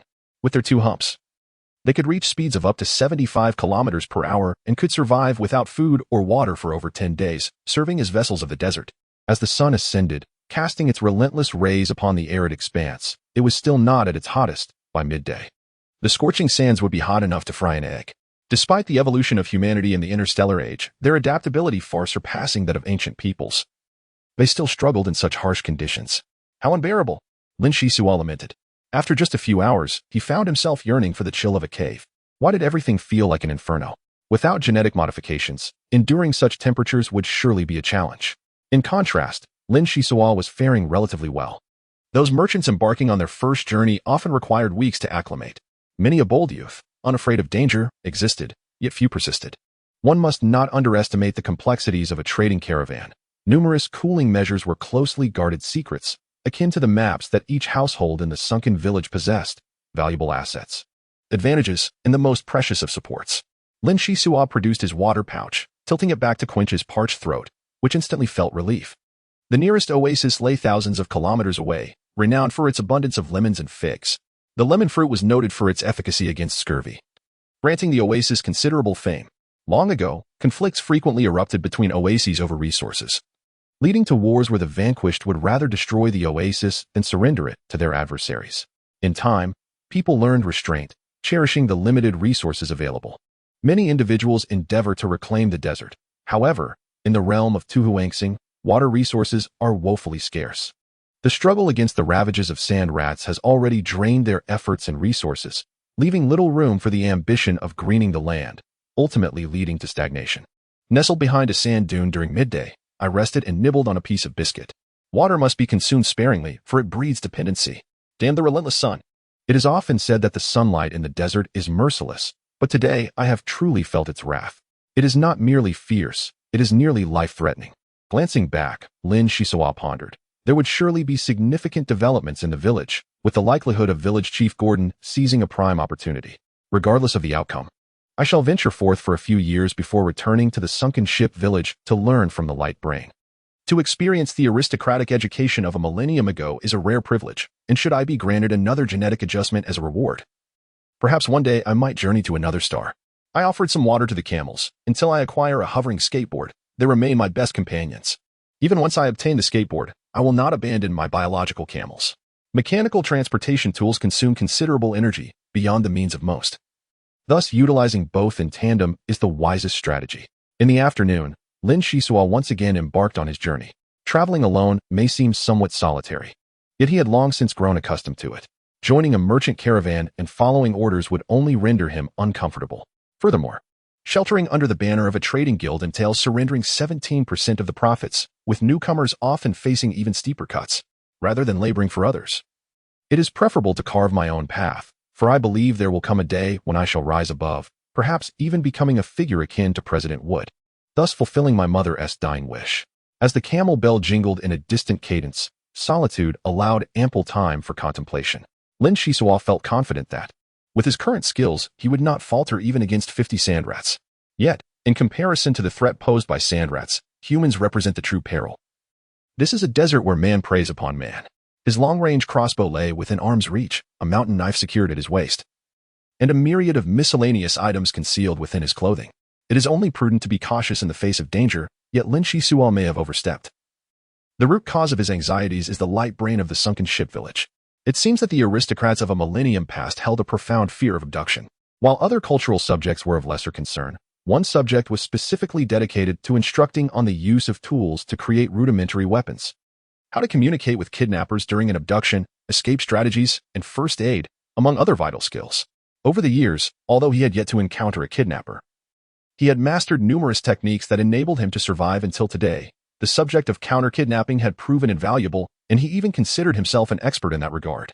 Sparse cacti pointed the way. Only on the trade routes did any greenery flourish. The desert's temperature fluctuates drastically between day and night. One must be acutely aware of their own warmth and chill, for illness could easily lead to a decline in physical strength, akin to stepping halfway into the realm of death. Expecting to encounter passing caravans along the route, it turned out that for several days, the only sight was endless yellow sand. One afternoon, Lin Xisuo licked his cracked lips and raised his binoculars to survey the surroundings. Yet he found not even a single sizable rock. He began to mutter to himself, "We must be nearing the oasis, yet not a single caravan in sight. Wait, did Chairman Wood mention to the village chief that we should be wary of the Star Pirate gang? Could this be the reason?" Suddenly, he heard a sound. Lin Xisuo quickly pulled the camel to hide behind a sand dune, only to see a billowing cloud of dust surging towards him. Thunderous roars echoed as dozens of hoverbikes sped past, each laden with families, appearing grotesquely bloated. The drivers bore haggard expressions, suggesting they had endured unimaginable hardships. This was the motorcycle squad, the guardians of the oasis, usually so imposing, yet now they looked utterly disheveled. Continuing onward was no longer an option. Something must have happened at the oasis. Realizing this, Lin Xisuo hastily turned back, and the surroundings suddenly darkened. He looked up to see 3 small spacecraft swiftly descending, pursuing the hoverbikes. Goodness, they were moving with incredible speed. It seemed they were hunting the convoy. If he didn't flee now, he might miss his chance. Lin Xisuo was not foolish enough to linger. The tales of star pirates were numerous, capable of silencing a child's cries and instilling fear in the bravest of hearts. In short, they were ruthless butchers, terrifying demons, destroyers of all in their path. He mounted his camel and galloped away in the opposite direction. Lin Xisuo was drenched in sweat, the bio-camel sprinting at top speed for 2 hours. He patted his chest, relieved by his luck. Suddenly, a storm of sand erupted as a massive spacecraft, several hundred meters long, slowly descended, its underside spewing fierce flames. 3 figures ejected from it. No way. They dispatched such a large ship to pursue me? The star pirates must be out of their minds. Lin Xisuo was certain it was a star pirate ship. Thud, thud, thud. The peculiar sound snapped him back to reality as 3 men clad in bizarre armor landed amidst the dust. The leader, with a stern gaze and no helmet, turned to his companions as he looked at Lin Xisuo, saying, "Excellent. This one exhibits strong life signs, a rare catch, and he is within the age range for capture. Bring him aboard the ship. We must return quickly." "Yes, sir." The 2 men floated a few inches off the ground as they approached, speaking in standard interstellar language, easily understood by anyone. A net shot towards them, treating him as prey. Lin Xisuo, with focused determination, instinctively hurled his water flask at the net without looking back. Swiftly moving closer to his camels, the net ensnared the flask, tightening around it, releasing a burnt odor into the air. The 3 men were somewhat surprised by the boy's reaction. With a swift motion, Lin Xisuo produced 2 grenades. Though somewhat primitive, they were quite effective. Boom, boom. A wave of heat surged forth, the violent explosions only causing the trio to take half a step back, all damage absorbed by their peculiar armor. The leader even conjured a protective energy shield, remaining unfazed. "Damn it, how can I fight like this?" Lin Xisuo cursed under his breath, his hands never slowing as he rummaged through his bag, pulling out several bundles of small vials, tossing them towards the enemy. Laser blasts erupted, shattering the vials mid-air, and a rainbow of liquid spilled down, releasing white smoke from the ground. Not good. It's high-grade toxic acid. The prey has considerable combat experience. The leading man activated the luminous membrane, while the other 2 were far less fortunate. Their defensive gear evidently lacked the same caliber, their armor succumbing to corrosive venom, rendering their joints stiff. Lin Xisuo disregarded the camel and his belongings, fleeing like a swift leopard, too fearful to contemplate the fate of being captured by the star pirates, an outcome that would likely lead to a life of slavery. A fate far worse than existence on Earthring Star. How dare they act so brazenly in my presence? Clearly they have lost all sense of self-preservation. In an instant, the leading man propelled himself forward, emanating a faint glow beneath his feet, gliding effortlessly over the sandy terrain. As he approached a larger dune, he tilted his body and navigated around it with remarkable speed, outpacing Lin Xisuo's frantic run. The sound of the wind was piercing as he raised his long-range crossbow and loosed an arrow by instinct, discarding the bow to lessen his burden, inhaling the scorching air as he sped away. Astonishingly, the bolt struck the man's forehead, only to be thwarted by the luminous membrane. A cold sweat broke out on the man's brow. Had he been wearing a helmet, that arrow might have proved fatal. He mused to himself, what a troublesome little brat. Perhaps he could satisfy the leader's demands? Alive, he must be captured. With newfound resolve, the man continued to glide, closing the distance once more. Lin Xisuo, having exhausted all options, suddenly halted, tossed his waist knife to the ground, and raised his hands, shouting, I surrender. Please, don't kill me. A crackling jolt of electricity surged through him, causing his body to convulse, and he collapsed onto the ground. Humph. You dare to humiliate me and expect to remain unscathed? Let me show you the might of the Star Pirates. No sooner had the words left his lips than the man seized his stun gun and fired again. Lin Xisuo, who had been unconscious, abruptly opened his eyes, his body seizing violently before he succumbed to darkness once more. Return. According to the reconnaissance satellite signals, there lies a sunken ship in the distance. Send the other teams to plunder. We have captured enough. Grasping Lin Xisuo, the man stepped upon the dust-laden ground, launching himself skyward with a sudden force. His two subordinates followed closely, not sparing a glance at the biocamel, nor showing any regard for the weapon of the dark-haired youth. Moments later, a sound akin to a lock being turned echoed, and then Lin Xisuo was unceremoniously cast out, consciousness slipping into an abyss of darkness. Chapter 008, The Warehouse O. It hurts. Where am I? After an indeterminate time, Lin Xisuo shook his head, attempting to sit up, but felt utterly weak. Even bending his waist proved to be an arduous task. Is this the Red Storm, the band of star pirates? To have such a dismal debut in the desert is truly unfortunate. Before he could dwell on his misfortune, his countenance shifted dramatically as he suddenly curled into a fetal position, violently coughing, blood trickling from the corner of his mouth. There are sounds of breathing around him, and quite a number of them at that. Lin Xisuo checked his person and found his dagger still intact. Feeling slightly reassured, he retrieved a soft, glowing stick from his sleeve and tossed it into the air. Are you all right? A timid voice emerged from behind him as the glow stick landed, illuminating the surroundings. He beheld many young faces. Lin Xisuo shook his head, coughing violently once more, expelling a mouthful of foul blood, feeling considerably better. At this moment, Lin Xisuo forced a wry smile and remarked, You can tell from my appearance. I've sustained serious injuries. How much better could I possibly be? What on earth happened? He struggled to sit up, and a small boy picked up a glowing stick and vigorously shook it, finally illuminating the darkness with a flicker of light. We, too, are at a loss as to what transpired. The spaceship descended from the sky and commenced an unprovoked assault, capturing only the children. Those who dared to resist, adults, met with death. Upon mentioning death, a chorus of sobs echoed around them. Lin Xisuo, accustomed to traversing the depths of caves, possessed keen eyesight. He discerned that the speaker was a fair-haired girl, approximately 14 or 15 years old, with a notably pale complexion. Excuse me, is this a star pirate ship? Lin Xisuo inquired softly. No, it is not. We arrived here 3 hours ago. This was once a vast oasis. Those villains have captured numerous children, herding them in batches into buildings for confinement.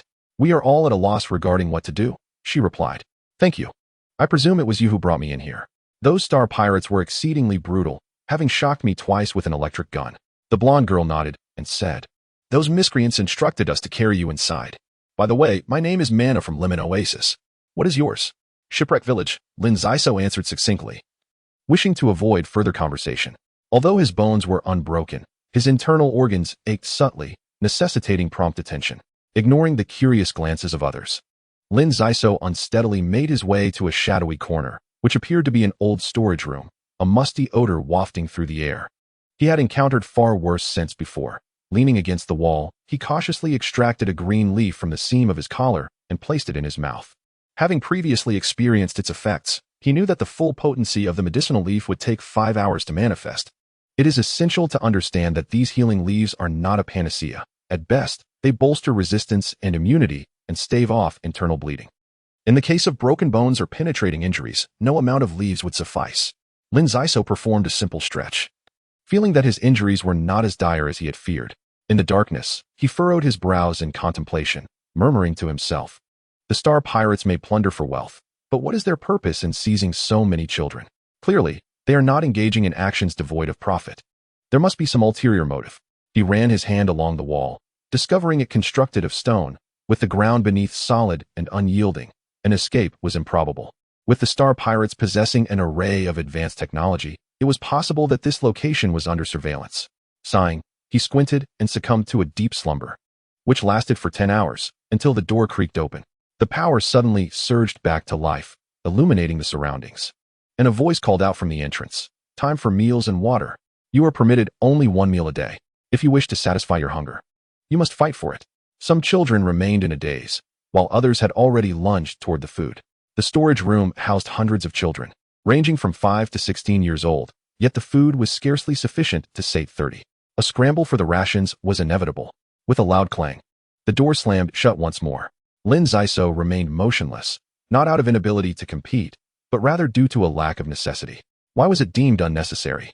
Due to the presence of concentrated food within the layers of his clothing, the left sleeve conceals 5 spores of honey mushrooms, while the right sleeve harbors half a kilogram of water bladders. Even in the arid desert, armed with these provisions and a strong instinct for survival, he could manage to last for about 10 days. Lin Xisuo exercised such caution out of fear of sand thieves. The numerous merchant caravans in the vast desert naturally give rise to lurking bandits. To his surprise, he encountered star pirates instead. Sand thieves typically wreak havoc only on the planet of Earthring, and when their numbers are few, they are relatively easy to handle. However, star pirates roam freely across various star domains, sharing a similar nature but vastly superior in strength. Fortuitously, the star pirates underestimated the youth, failing to search him thoroughly, thus allowing him to slip through their grasp. The cognitive apparatus of Sunken Ship Village boasts a comprehensive educational system, and influenced by it, Lin Xisuo possesses a commendable intellect. He understands clearly that such skirmishes would only herald a bloody beginning, potentially leaving psychological scars. Before reaching adulthood, the human mind remains fragile when tainted by malevolent influences. It can become utterly irrational. At that moment, a peculiar thought surged through his mind, and he murmured to himself, could they be attempting to cultivate a new generation of star pirates, meticulously orchestrating a survival of the fittest scenario? Indeed, this seems quite plausible. At this juncture, shouts rang out ahead. Strike him. The food belongs to us. The oasis of clean water. The oasis of clean water, stand aside. The lemon oasis is not to be trifled with. Brothers, follow me. It appeared that the children were of diverse backgrounds, not hailing from the same oasis. Seizing the moment of chaos, he managed to consume a little food. The past 5 years had been exceedingly arduous for Lin Xisuo. At times he appeared cold and indifferent, while at others he exhibited remarkable shrewdness. These traits were merely a guise, enabling him to survive in this harsh world. He would never initiate bullying, yet he would not permit anyone to bully him either. He mused within, who knows when this torment will end? I must prepare myself mentally for a prolonged period of hunger. Water was scarce, yet the honey mushroom spores could quench his thirst. For now, he could only take one step at a time. Compared to the oasis, Sunken Ship Village was significantly inferior. Observing the robust youths before him, he realized he could only be considered of average stature. The boys from the oasis quickly formed a gang, for Earth Ring valued strength, and without a strong constitution, survival would be challenging. Thus, under the deliberate training of the adults, these youngsters were no weaklings. He witnessed a fair-haired boy delivering a series of elbow strikes, knocking down several individuals, then executing a shoulder throw to cast one aside, confidently advancing to seize a piece of bread, only to reach for another. Nearby, a red-haired boy, fists cutting through the air, plunged into the crowd to snatch a water bladder, drinking deeply as if he were a ravenous beast. Perhaps the star pirate strategy truly works, enabling certain little monsters to stand out. Lin Xisuo observed from the shadows, contemplating. Time trickled by relentlessly, neither slowing nor hastening due to human circumstances. The small storage room bore witness to cruelty and misfortune. It was impossible to remain unaffected. Lin Xisuo's face turned pale. What would happen when food became scarce? When he found himself in a dire predicament, the thought of those star pirates sent chills down his spine. Indeed, humanity has devolved into a savage state, akin to primordial beings engaging in mutual attacks and devouring one another. Though such occurrences have yet to transpire, one can readily envision the grim tableau. Lin Xisuo is engulfed in confusion, pondering, has humanity not established an interstellar civilization spanning 3 galaxies? Why then must we resort to such barbarism and cruelty? Why do the space pirates not spare even the desolate planet of Huahuan? It is utterly reprehensible. The cacophony of cries, curses, and uproar intertwined. And it was not until approximately 45 minutes later that the tumultuous battle subsided. At this moment, many children bore bruises and injuries, while the younger ones were gripped by hunger. Certainly, with the realization that they must vie for survival, the next encounter will be even more brutal. How many will endure this ordeal? 30 or perhaps 20? Lin Xisuo could not ascertain, feeling that life here is exceedingly fragile, dictated by the rules set forth by the space pirates, leaving no glimmer of hope otherwise. He leaned into the shadows, closed his eyes, and endeavored to complete the task of sleep. The injuries inflicted by the electric gun had largely healed, and fortunately, thanks to his genetic enhancements, he possessed a robust physique. Otherwise, how could he have survived 2 shots? After 5 hours, a sudden stir erupted as the inhabitants of Lemon Oasis and Pure Water Oasis reached an accord, resolutely guarding the gates against any approaching factions or individuals. Lin Xisuo nodded slightly, recognizing the wisdom in this strategy, with the 2 oases united against external threats. Each member of their ranks would secure a share of food and water, sufficient to meet their most basic survival needs. In a sudden realization, he spotted a golden-haired girl named Mana trembling within the ranks of Lemon Oasis. In the dimness, her features were indistinct, but under the light, her beauty was evident. The girl clutched the hand of a blue-eyed youth, presenting themselves as a youthful couple. The blue-eyed boy was the one who had made quite a name for himself during the food raid, leading the children of Lemon Oasis. Conversely, the most conspicuous figure from Pure Water Oasis was a red-haired boy who had seized the water pouch. According to interstellar chronology, true adulthood is attained at the age of 23, primarily to fulfill necessary educational requirements. On the planet of Huahuan, individuals over the age of 16 may cohabit and even form families, with early maturity a common occurrence. How unfair you are, stubbornly blocking the gates. What tyranny! Step aside and clear the way. Indeed, if we are to live together, we shall die together. What is so commendable about Lemon Oasis? Let us fight. A dozen youths exerted their utmost efforts to stir dissent, hoping to incite chaos, but their attempts were in vain. Most observers remained apathetic. The united front of the 2 oases proved far more formidable than a disjointed assembly, especially with 2 strong leaders at the helm, rendering any prospect of success bleak. The atmosphere was heavy with despair, a pall of death looming overhead, leading to scarce conversation. This silence persisted until the gates swung open once more, signaling the end of the stillness. Time to eat. You little rascals have shown remarkable restraint, while elsewhere chaos reigns. The schedule had been expedited, hastening the progression of the game.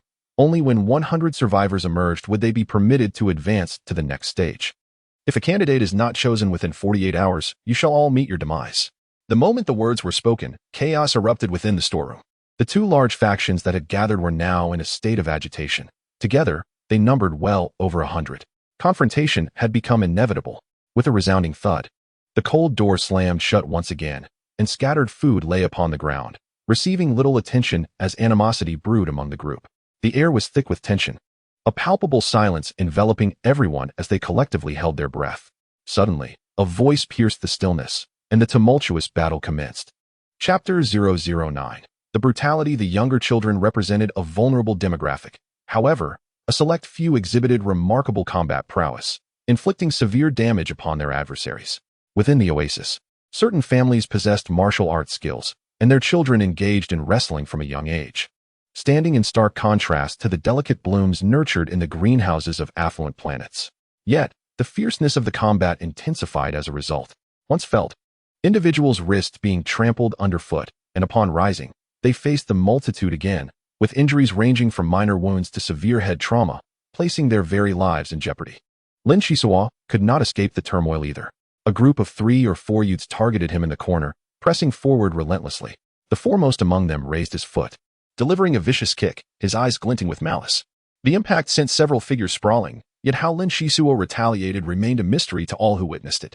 Those who beheld this scene instinctively recoiled, recognizing that such overwhelming strength and speed spelled certain death for anyone foolish enough to engage.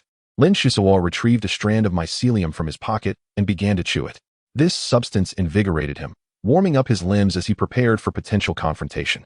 Should any foolhardy individual dare to provoke him, he would respond with his fists. The ferocity was unmatched. Many youths unleashed their wrath.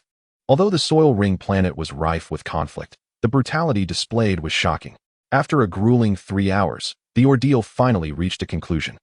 53 souls lay lifeless in a pool of blood, a sight too harrowing to behold. Aside from the deceased, numerous others bore injuries, nursing their bruises and exchanging glances filled with despair. Exhausted and gasping for breath, they could only sit and gather their strength for the next eruption of violence. The storeroom was saturated with the sound of labored breaths. Lin Xisuo, having secured a strategic advantage and possessing formidable fists, remained unscathed. In such circumstances, maintaining a low profile proved impractical. Only by decisively vanquishing opponents could one instill fear and command respect. The 48-hour deadline loomed ominously over everyone's minds. A spell of cruelty dictating their fate. It was a harrowing choice, to live or to perish, and the answer must be found within the fleeting span of 2 days. Blood began to congeal, and the atmosphere grew increasingly desolate. Some had already reached the brink of despair, their eyes bulging with the contemplation of suicide or the desire to drag others down with them, a myriad of emotions manifesting in various forms. What followed were skirmishes aimed at eliminating the weak and severely injured, as the bodies gradually piled higher, rendering the battleground more spacious. Some burly youths resorted to wielding corpses as weapons, their behavior indistinguishable from that of primal beings. Lin Xisuo gazed blankly at the unfolding events, a profound sense of impotence enveloping his heart. The passage of 24 hours felt both interminable and fleeting. The Star Pirates delivered provisions punctually, providing everyone with a motive to strike. The scene erupted into a frenzy of ferocious biting and reckless trampling, a grim spectacle of conflict. The Lemon Oasis had fewer than 70 individuals remaining, whereas the Pure Water Oasis fared somewhat better with 80 members. Both factions endeavored to eliminate weaker forces and individuals, maximizing the power of their collective. Surviving under the relentless pressure of the 2 major oases was no small feat, and Lin Xisuo had already consumed 2 honey mushroom spores during the chaos to sustain his strength. Adhering to the principle of non-aggression, he hoped for a swift end to their tribulations. With 7 hours remaining until the deadline, the factions had divided into 3 camps: the Pure Water Oasis, the Lemon Oasis, and Lin Xisuo. Limited by their physical endurance and bolstered by a display of strength, over 40 individuals stubbornly gravitated towards him. At this moment, the total number of participants stood at 171, indicating that 71 were surplus. "Boss, we implore you to lead us," exclaimed a voice from the crowd. "The Pure Water and Lemon Oases are so domineering, especially the one with the azure eyes, who insists on protecting even the defenseless women and children. It's utterly inhumane." The speaker, of average height, bore a scar where a piece of his ear had been bitten off, and half of his face was adorned with a flamboyant peacock tattoo, suggesting he hailed from the distant Peacock Oasis. Lin Xisuo dismissed his words. Those capable of safeguarding their companions must do so with unwavering resolve. To relinquish the weak would be sheer folly. After a moment's reflection, he asserted, "Everyone, focus on defense. The 2 major oases will inevitably clash. Time is of the essence. So grit your teeth and endure. Victory is within our grasp." Although the 40-odd individuals appeared to be fleeing, they remained a constant threat, necessitating a strategic approach that would bolster their morale. Could mere endurance ensure survival? It was imperative to sustain their strength. A solid defense could yield a 50% survival rate, while a poor one might reduce their chances to as low as 1/5 or even 1/8. Given the opportunity to conserve energy, Lin Xisuo readily embraced the suggestion. Peacock Face organized the group into 3s and 5s. Those who are younger or severely injured should cluster closer to me, utilizing advantageous terrain to minimize exposure to the enemy. Despite the substantial food supplies secured by the 2 major oases, their consumption had also been considerable. Look around. To achieve such results, our foes must be nearing their limits of stamina and energy. This is our glimmer of hope. Indeed, the boss speaks wisely. We still have hope. The 40-odd individuals reignited their fighting spirit, rallying together under Lin Xisuo's inspirational vision. The red-haired youth from the Pure Water Oasis glanced over, finishing the last morsel of bread in his hand before clapping and remarking, "It seems that both I and Azure Eyes have overlooked a most intriguing figure. Should we advance against the Lemon Oasis next, or first deal with the one with black hair?" Such a dilemma. After a brief stalemate, 10 individuals from the Pure Water Oasis ventured forth to probe, while Peacock Face led a few comrades to repel the intruders. Lin Xisuo appeared to be a formidable opponent, yet his skills were not particularly impressive. Rather, he excelled in seizing opportunities to showcase his prowess, leading others to mistakenly perceive him as powerful. In reality, he relied heavily on the combat abilities of a few kin by his side. Before long, 2 major factions simultaneously advanced. Their intentions clear: the larger fish would devour the smaller ones, and those who perished could only blame their ill fortune. As the conflict wore on, the majority of the combatants reached their physical limits, while Lin Xisuo's subordinates took turns in battle, those unable to endure serving as shields for their comrades.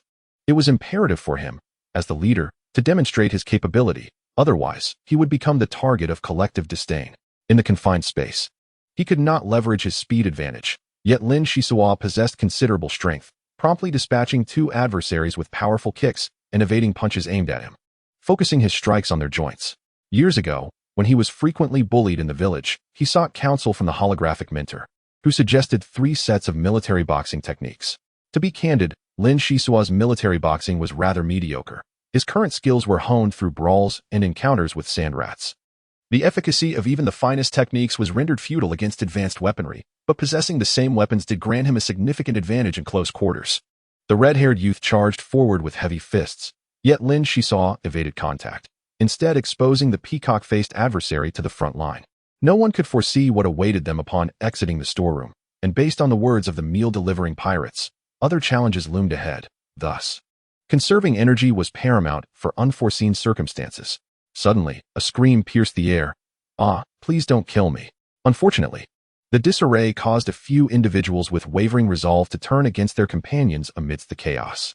The instability within the ranks was palpable, with a lack of trust. How could they entrust their backs to so-called comrades? Lin Xisuo held little faith in these individuals, and as the peacock-faced combatant retreated with his kin to the flanks, the entire formation suffered a severe blow, rendering it exceedingly fragile. "You fools had better behave. Otherwise, your demise will come swifter. Follow my orders, tighten the formation, and do not linger in battle." From over 40, fewer than 20 remained, clearing a space as the forces of the Lemon Oasis and the Pure Water Oasis surged forward, colliding with an unavoidable force. Time was of the essence. If they did not strike now, when would they? Without hesitation, both sides summoned their last reserves of strength to strike at one another. Lin Xisuo sensed the numbers dwindling around him. 17, 15, 11. When only 6 remained, a hoarse voice cried out, "Stop, please stop. 100 individuals, 100 slots." At last, it was done. Everyone stood in shock, and then they collapsed onto the ground. Some weeping uncontrollably, others staring vacantly, and some lying down never to rise again. After a brief count, only 91 survivors remained, in their bloodlust. Who could still notice the absence of 100? Such a result was hardly surprising. The air was thick with the scent of blood, and many retched violently. Lin Xisuo himself struggling to maintain composure, his face pale. Time seemed to stretch on indefinitely until the main door burst open, allowing a beam of sunlight to pierce the gloom. They helped one another as they emerged, greeted by the twilight. Oasis, for the first time, I beheld such an expansive haven. Hundreds of spacecraft hovered above, the largest extending half a kilometer in length. At this very moment, countless weary figures emerged from the distant buildings. Clearly the slaughter within the warehouses was being mirrored elsewhere. "You swine, the filthy parasites of the cosmos. Cease your foolish standing and hasten to the central square, where sustenance awaits in abundance. Give thanks to our leader. Among you, some fortunate souls shall traverse the stars." Lin Xisuo silently advanced, as the space pirates brandished their laser guns, some wielding weapons whose names eluded recognition. Any sign of defiance would surely lead to dire consequences. After walking for approximately 5 or 6 minutes, they arrived at the central square adorned with a fountain, where food was piled high, and the first arrivals had already begun to feast. The city scale was monumental, and the name Oasis beckoned. Indeed, the Green Ark, the most expansive sanctuary on Earth Ring. Yet it had been tainted by endless bloodshed. Could it ever regain its former glory? The youths who emerged from the warehouses sought their kin. Leaving Lin Xisuo once again solitary, he picked up a piece of cheese and placed it in his mouth, subsequently finding a water pouch to quench his thirst. During his travels across the desert, he had not managed to replenish his water supply, although he had a spare pouch hidden in his sleeve. He dared not drink in the glaring eyes of the warehouse. The repeated encounters had left his throat parched and bitter, making this pouch of water a timely blessing. "Listen well, in 2.5 hours, we board the ship. Our first destination is the western rift of planet 937, where you shall reside for 10 days. Only the strong are worthy of survival. Those who dare to resist will be executed on the spot, so it is best to behave." A sudden gust of wind heralded the descent of numerous metal canisters accompanied by a deafening roar. This was the vessel Lin Xisuo was to board, a dilapidated escape pod. Chapter 010. Radiation as night fell and a gentle breeze swept through. Tens of thousands of youths gathered in the square, perhaps even more. Lin Xisuo had not counted. Only aware of the vast multitude, while the corpses left behind in the buildings were even more numerous. Previously, he had never dreamed of arriving at the Oasis under such circumstances, especially not aboard the Green Arkansas. He was engulfed in confusion regarding his future. Stars, aliens, migration, the cosmos. These words cascaded through his mind.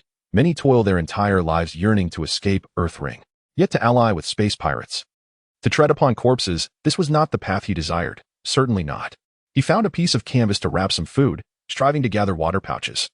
Preparing for the journey ahead as he always did.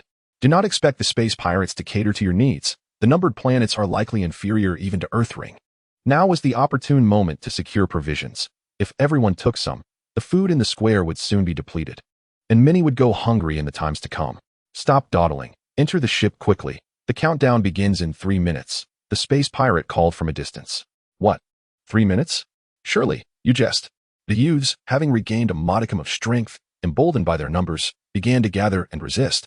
A low, resonant hum filled the air as dozens of electric arcs descended upon the crowd, causing several youths to be violently propelled away. This was the price of rebellion. Lin Xisuo pondered to himself. Harboring enmity is not inherently wrong, yet one must discern whether one possesses the means to confront it. A futile sacrifice is far less valuable than preserving one's life until the opportunity to vanquish the enemy arises. If the red storm cannot be obliterated in a single blow, then it is prudent to conceal one's hostility, for the adversaries are a band of genuine desperados. The square erupted into turmoil as throngs of people frantically surged toward the escape pods, no longer daring to test the limits of the space pirates. Alas, the law of the jungle merely serves as an appetizer. The main course is yet to come. While musing on this, Lin Xisuo swiftly took action, feeling an unsettling apprehension about the antiquated escape pods. After meticulous observation and contemplation, he selected a particularly sturdy capsule. 10, 9, 8, 7, ignition. The ground trembled violently beneath his feet as the metal canister ascended. At that moment, the capsule had transformed into an enormous tin can filled with living souls. As the pirate ship's thick beams ensnared the escape pod. In truth, relying solely on the escape pod's propulsion system to breach the atmosphere posed a significant challenge, necessitating additional towing. Once airborne, the cabin was periodically assaulted by ominous noises as if it might disintegrate at any moment. Lin Xisuo's palms were slick with cold sweat, and a shiver ran down his spine. The turbulence of leaving the atmosphere left him dizzy, and soon he felt his body become weightless. Gasps of astonishment erupted around him. Good heavens, is this what it feels like to be in a state of zero gravity? Gases were rapidly expelled from the cabin walls to provide air, and apart from the flickering indicator lights casting a faint glow, darkness enveloped them. Lin Xisuo felt an unsettling heaviness in his head and a lightness in his feet, his heart racing audibly. Suddenly, a faint beam of light swept across the cabin. He instinctively turned to gaze outside, where he beheld the soil-colored celestial body shrinking in the distance, its equatorial region adorned with delicate planetary rings, leaving him momentarily entranced. Home was receding, and Lin Xisuo found it hard to fathom that merely days ago, he had been frolicking in Shipwreck Village, formulating grand plans for development, dreaming of traversing the vast desert to secure a prosperous future. And now, he was soaring beyond the terrestrial rings into the enigmatic expanse of the cosmos. A profound sensation swelling within him. Farewell, my homeland. Farewell, Terran Ring, perhaps I shall never return. My parents' graves are adorned with fragrant mushrooms, likely releasing their spores at this time, surely emitting a rich, heady aroma. Half an hour later, the escape pod accelerated relentlessly, with starlight flashing past in rapid succession. For reasons unknown, a weighty pressure settled upon his chest, and each breath required considerable effort. This was despite the genetic modifications made to his body. Others must surely be faring worse.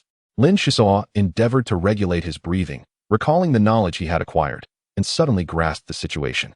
Generally, escape pods have a maximum occupancy limit. Exceeding this threshold would plunge the life support systems into a state of overload. Interstellar travel involves myriad considerations. As the temperature variations in the cosmos are immense, some regions approach absolute zero, while others near stars experience extreme heat. Let us momentarily set aside discussions of black holes and nebulae, and focus instead on the human condition. It is imperative that factors such as temperature, respiration, and atmospheric pressure remain within acceptable limits. Exceeding these thresholds could yield dire consequences. Those wretched star pirates treat lives as mere trifles. Lin Xisuo mused bitterly, all the while striving to maintain steady breaths, his left hand gripping the wall with fervor. Beside him, a robust youth struggled as if afflicted by asthma, gasping desperately. Before his eyes rolled back, and he succumbed to unconsciousness. The collapse of this sturdy lad was but the first of many. Soon, a second, then a third, fell victim to the suffocating atmosphere, the chamber becoming a stage for despair. Severe hypoxia indeed leads to loss of consciousness. And Lin Xisuo sensed a chilling drop in temperature as more of his companions succumbed, a flicker of sorrow flashing in his eyes. The majority of the youths, paralyzed by fear, had not slept for countless hours. After the bloody carnage, many bore wounds, some even grievous. To lose consciousness in such an environment signified death, an irreversible slumber from which they might never awaken. It was likely that by the time they reached their destination, half of the group would be lost. Hours later, Lin Xisuo was astonished to find he had acclimatized to the harsh conditions, able to lean against the wall for a brief respite without issue. He quietly observed the surrounding individuals, their physical prowess and adaptability strikingly apparent. The strongest managed to stabilize their breathing, while the weakest were drenched in sweat, their pallor stark. Any disturbance sent them into a state of unwarranted anxiety, bordering on neuroticism. Days drifted by in a haze, with the chamber's temperature lingering at a frigid -3 degrees. Akin to stepping into a vast freezer. The living scavenged the garments of the deceased to drape over themselves for warmth. Food had hardened to a brittle state, and water was frozen solid. The distance to star 937 remained a mystery. After 20 days, a cry pierced the air. "Look, we have arrived at a new star system. The escape pod is decelerating." The boy by the window was among the first to adapt to the environment. Since some youths had permanently succumbed, oxygen consumption had lessened, allowing for brief exchanges without issue. His eyes widened in wonder as he exclaimed, "How fascinating. From this angle, I can see 3 planets. Why do the stars appear so small? Their brightness is so faint." Lin Xisuo cast a glance, unfazed, and replied, "That is a red dwarf star, the most abundant type in the galaxy. Due to its low gravitational pull, surrounding planets often present a fixed face towards the red dwarf, meaning one side experiences perpetual daylight while the other is eternally shrouded in night. Red dwarfs can live for hundreds of billions of years and are generally mild in temperament. I have heard that many factories in the first galaxy are built near red dwarfs. It would be a dream to see them in my lifetime." "Well, you possess such vast knowledge," the boy exclaimed, enviously. "It's merely luck to know a few things. The universe is teeming with celestial bodies, which is why humanity affectionately refers to it as the Sea of Stars. We must hastily prepare our belongings, given the actions of the star pirates. This place is likely fraught with peril," Lin Xisuo cautioned softly. The remaining youths in the chamber quickly gathered provisions, urgently packing their belongings.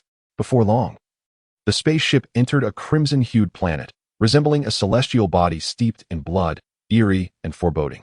The atmosphere of star 937 is extraordinarily thin, rendering any sensation of turbulence imperceptible upon landing.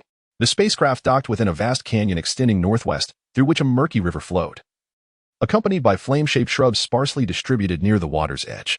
The flora here is predominantly red, and without careful observation, it could easily blend with the surrounding rocks. As the hatch rotated open, a searing gust of air rushed in, and the gravity exceeded that of Terra Orbita, causing a heavy sensation in the body. Typically, upon arriving at a planet with such harsh conditions, one would pass through decompression chambers, sterilization units, and adjustment pods.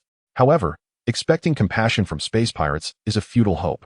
The cruel laws of survival dictate that those who cannot adapt will perish. Survivors emerged from the cabin, and a cohort of 30 or 40 pirates set up a long table, bellowing commands. "Take a moment to memorize the map. You must reach the designated location within 10 days. Each of you is fitted with an electronic bomb. Should you fail to arrive on time or unlock your destination, you will meet a violent end." They added, "It's best not to cluster together, as the more of you there are, the greater the dangers that will draw near. Move it, you lot. Don't dawdle like a bunch of women." A holographic display flickered to life on the table, taking a full 5 minutes to present the terrain map. Lin Xisuo furrowed his brow. The rapid transitions made it difficult to absorb vital details. One must not place their hopes on the pirates. The map would only be shown once, and their concern for your attention was non-existent. Each individual was secured with electronic locks at the ankle. Failure to arrive at the specified location within the set time frame would surely result in a gruesome demise. Driven by fear, many youths bolted forward. The journey ahead was long, and departing early offered a glimmer of hope.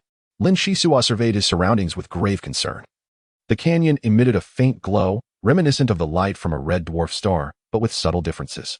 His skin was rapidly becoming dry, and upon plucking a few strands of hair for inspection, he noticed that the surface quickly lost its luster, turning a sickly yellow within half a minute. This was dire. The radiation levels were alarmingly high, indicating the presence of numerous radioactive elements in the canyon. Fresh water was essential, ample quantities, preferably with soap. Realizing the gravity of his situation, Lin Xisuo hastily wrapped his clothing around his head. Although this would not effectively shield him from radiation, it served as a psychological comfort, perhaps a small solace amidst the chaos. He rushed forward, occasionally tugging at his hair to gauge the safety of his surroundings. Remarkably, he discovered that the vicinity of the flame-shaped shrubs offered relative safety. Without hesitation, he moved closer, hoping to endure longer within the 10 days. An hour later, Lin Xisuo felt as if his legs were laden with lead. The gravity of star 937 was greater than that of Terra Orbita, impacting his internal organs and causing rapid dehydration. He persevered, striving to find a secluded spot to study the flame-shaped shrubs. If their branches could purify radiation, he would avoid becoming a mummified figure. At that moment, Lin Xisuo drew forth a ceramic dagger from his garments. He had kept this weapon concealed, whether facing pirates or battling within the confines of the cabin. Perhaps it was his habitual lack of security that compelled him to always keep a trick or two up his sleeve. The branches were remarkably resilient, yet they paled in comparison to the sharpness of his dagger. After a while, I gathered a bundle of branches and made my way toward a region of elevated radiation intensity, observing with great care, only to find my expression abruptly change. Chapter 011. The Peacock. How could this be? The branches seemed utterly useless. Could it be that the roots of the plants possessed radiation-resistant properties? Lin Xisuo felt a surge of anxiety and hurried back to his original spot, digging with a dagger, silently praying to swiftly discover a solution to his predicament. His eyebrows and hair gradually withered, and soon his skin began to suffer extensive decay. Compared to this place, the Earth-ring star was akin to paradise. Before long, the dagger struck the roots, but their texture bore no distinction from that of the branches. Reflecting upon the situation, he thought, "This won't do. I must uproot the entire plant to examine any peculiarities." After digging for quite some time, Lin Xisuo's expression turned to one of astonishment as he picked up several green objects, which did not resemble rocks at all, but rather fragments akin to animal eggshells. This was his only opportunity. Grasping the green shards tightly, he felt a wave of relief wash over him, his vision brightening. Splendid. This could be useful. With renewed determination, Lin Xisuo utilized both hands and feet to scale the wall, discovering another shrub to excavate. After considerable effort, he returned, covered in dirt and grime. Although he had found another shard, its size was exceedingly small. Lin Xisuo, being quite astute, observed the surrounding ecological environment and had a sudden insight. Could it be that the more robustly a shrub grows, the larger the concealed fragments? Testing this theory seemed prudent. He located 3 closely knit shrubs and proceeded to dig them up in one go, yielding a satisfactory harvest. Raising a half-intact green eggshell, he inspected it closely. The material was remarkably sturdy and bore a faint earthy aroma, suggesting that the creature that had emerged from within must possess extraordinary strength. Lin Xisuo took a deep breath of the stifling air, feeling significantly more at ease, as the rate of moisture loss had evidently slowed. What should have been a moment of joy, however, instead filled Lin Xisuo with worry. It is known that creatures born in a radioactive environment tend to be extreme, exhibiting fierce aggression, not like the sand rats and venomous scorpions of Earth-ring star. Encountering such beings would render survival exceedingly bleak. Shaking his head, Lin Xisuo resolved to momentarily set aside these concerns, carefully stowing away the green eggshell as he continued on his journey. After traversing approximately 30 kilometers without sight of another soul, it appeared that the survivors were formidable, as he had fallen behind in his quest for the eggshells.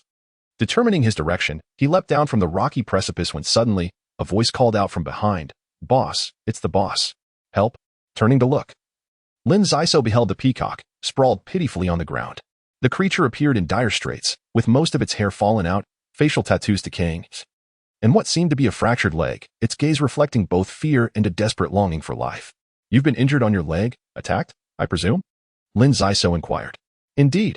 When misfortune strikes, even a sip of cool water feels like a curse. Do you remember that red-haired boy from the purified water oasis in the warehouse? He ambushed me while I was drinking, stealing my water pouch.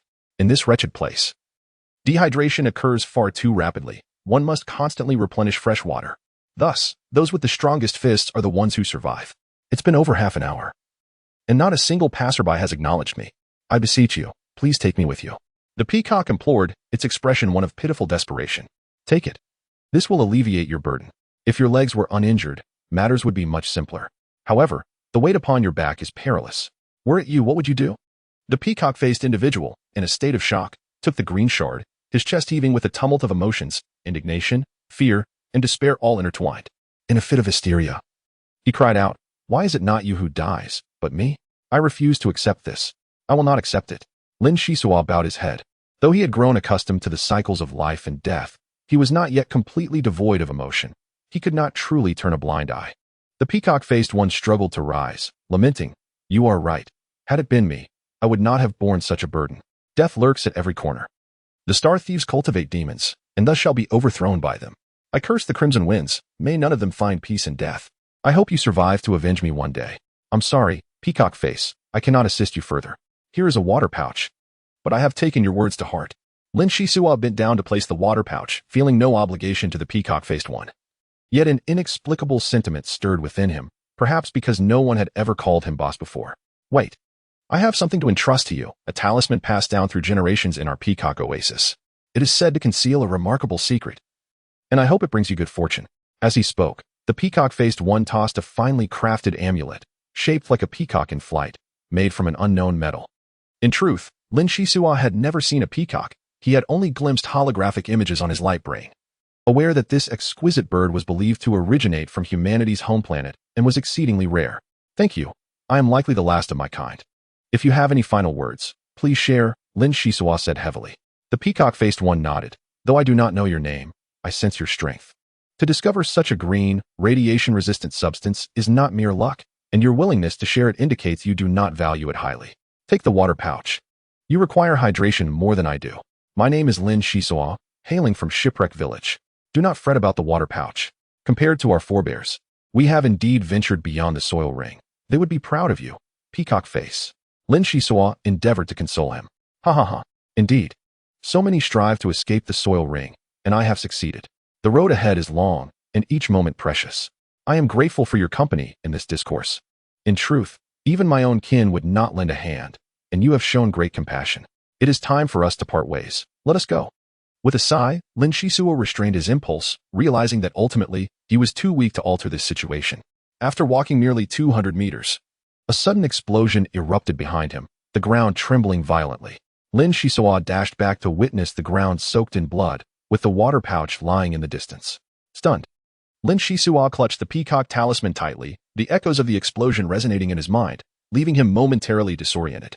The youth from the Emerald Oasis was reluctant to accept charity at the twilight of his life, or perhaps he wished to preserve more opportunities for himself. Thus, he detonated the electronic lock on his ankle, choosing to perish in such a tragic manner. O Star Raiders, what is it that you truly seek? At this pace, not even a 1% survival rate can be deemed miraculous. One day, I shall avenge the sufferings of the peacock-faced and the many youths of the Terran Ring. Red Storm, since you have unveiled to me the brutal law of the cosmos, allow me to grow stronger, strong enough to eradicate you. In that moment, Lin Xisuo's eyes ignited with fervent determination. 5 years of relentless self-improvement had forged an iron will within him. The more he faced adversity, the more he could unleash extraordinary potential. The atmosphere around him subtly shifted.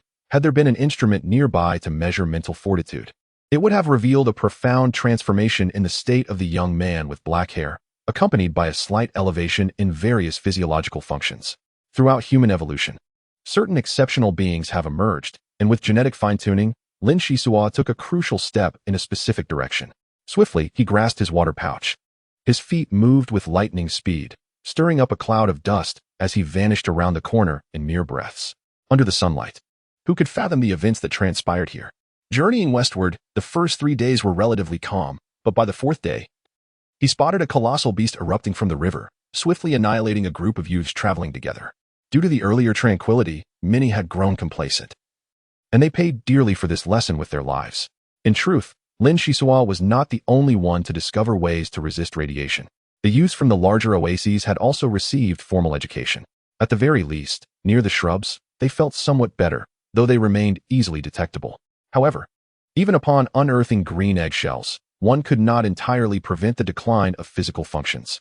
At this juncture, cleansing the body with fresh water proved immensely beneficial. What a tragedy! The indigenous creatures lay in ambush within the waters, claiming the lives of over 50 individuals. He had witnessed it all too clearly. The beast resembled a flattened house. Its back adorned with terrifying spines, its beak hooked like an eagle's, and its eyes shone like 2 searchlights. Avoiding the riverbank seemed a prudent course to mitigate the risks.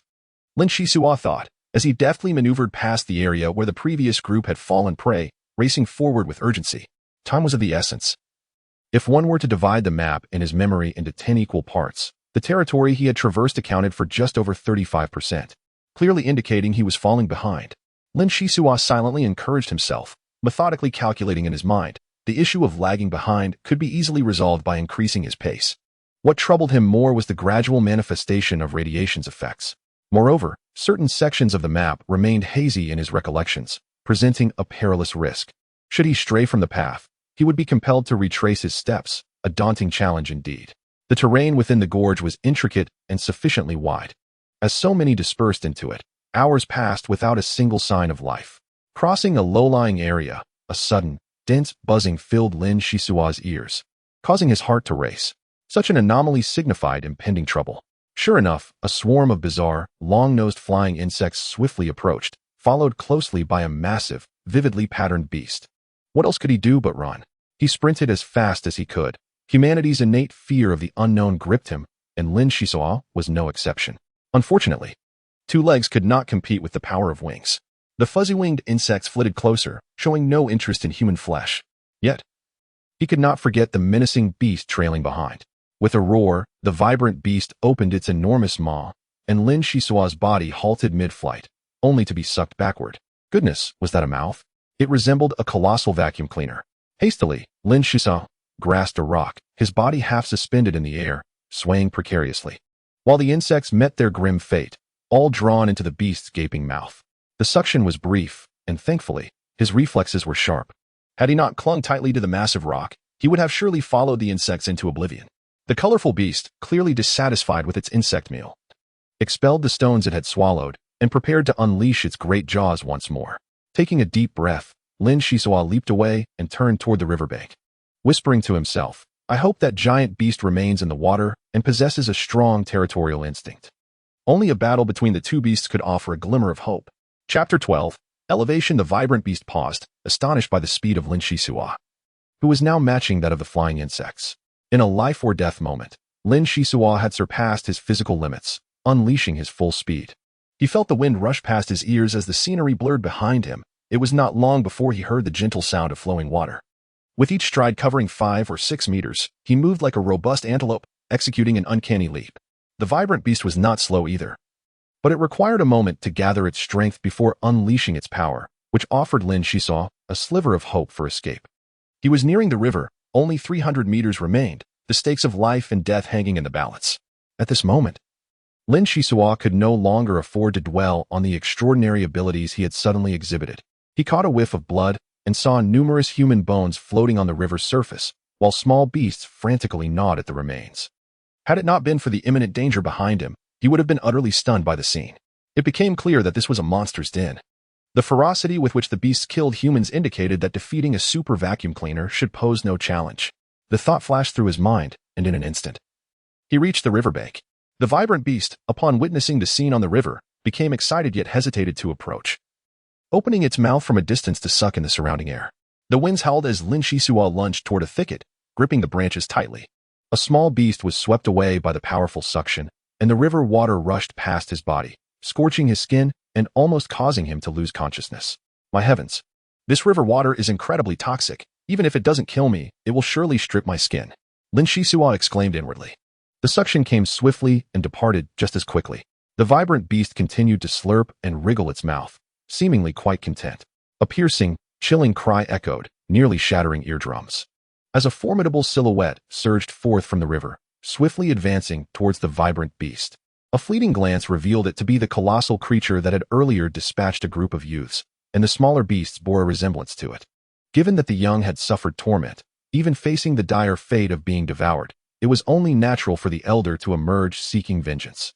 Lin Xisuo, harboring a hint of malice, mused that it would be ideal for them to perish together, especially the super vacuum that had forced him into such a dire predicament. It too should not expect to fare well. In mere moments, the two monsters had vanished into the distance, their clashes resonating intermittently.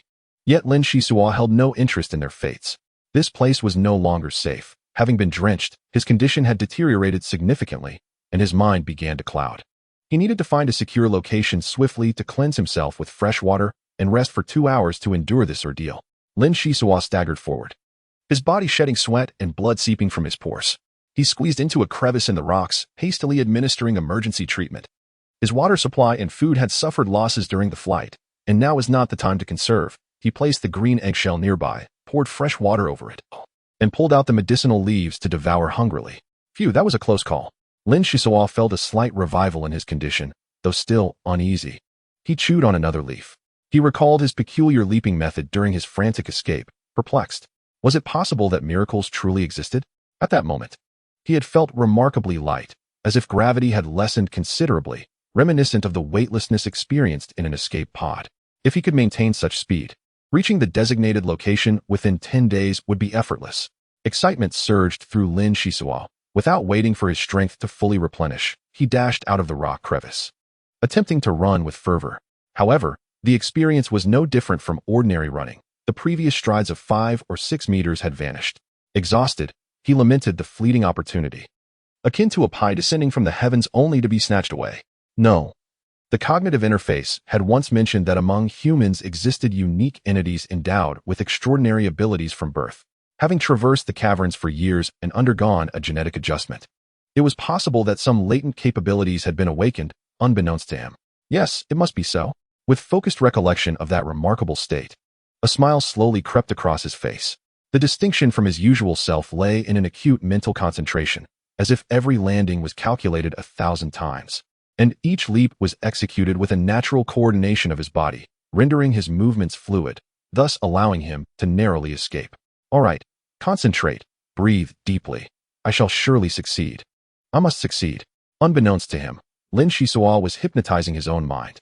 His gaze sharpened as he fixed his eyes ahead, taking the first step, followed by a second, then a third. With a thunderous crash, his figure collided with the rocks, propelled by an astonishing speed, even faster than during his flight. A light leap sent him soaring over 10 meters. Was that not terrifying? Correspondingly, his thoughts struggled to keep pace with his velocity, and as this was his first attempt, he collided, sustaining injuries. Fortunately, having consumed the medicinal leaves, his wounds were stabilized, preventing any grievous consequences. Wiping away the sweat, a hint of regret crossed Lin Xisuo's mind. How unfortunate that such an extraordinary ability cannot be frequently utilized, as it demands an exorbitant level of physical stamina and expends energy at an alarming rate. After all these years, his actions remained as reckless as ever. Fortunately, he had not affected the electronic lock. Otherwise, he would have faced dire consequences. While engaging in self-reflection, a sense of joy surged within him. The infrequent usage of this ability did not imply its complete abandonment. He believed that fulfilling the requirements of the Star Thief within the designated time frame would not be insurmountable. The emergence of this ability significantly aided him in navigating his predicament. Once back on the road, encountering ravines or formidable obstacles could be effortlessly overcome by employing his miraculous speed, thereby saving a considerable amount of time. Within the rift, there was no concept of night, as the planet merely revolved around its star without rotating, rendering the perception of time entirely reliant on one's senses. Gradually, he caught up with others. Whether terrifying beasts or colossal creatures from the river, they were not merely one or two. They habitually launched attacks on groups of travelers. How many could truly escape the powerful pull of such formidable forces? Consequently, everyone made an effort to traverse separately, no longer daring to congregate. Perhaps the dangers ahead had been smoothed out by the pioneers, or perhaps the monsters had feasted sufficiently. Regardless, by the 7th day, he sailed smoothly past the majority of his peers, positioning himself favorably. Exhaustion weighed heavily upon him, and after scanning the surroundings, he discovered a thicket. With a thud, he sank to the ground, retrieving a long-preserved water pouch from his sleeve. He opened it and took a shallow sip, barely enough to moisten his throat. Cautiously, he returned the pouch to its place and swallowed the last shriveled spore of honey mushroom. With food and water dwindling, no matter how he conserved, it could not keep pace with his consumption. Lin Xisuo muttered to himself, should he find an unfortunate soul to rob?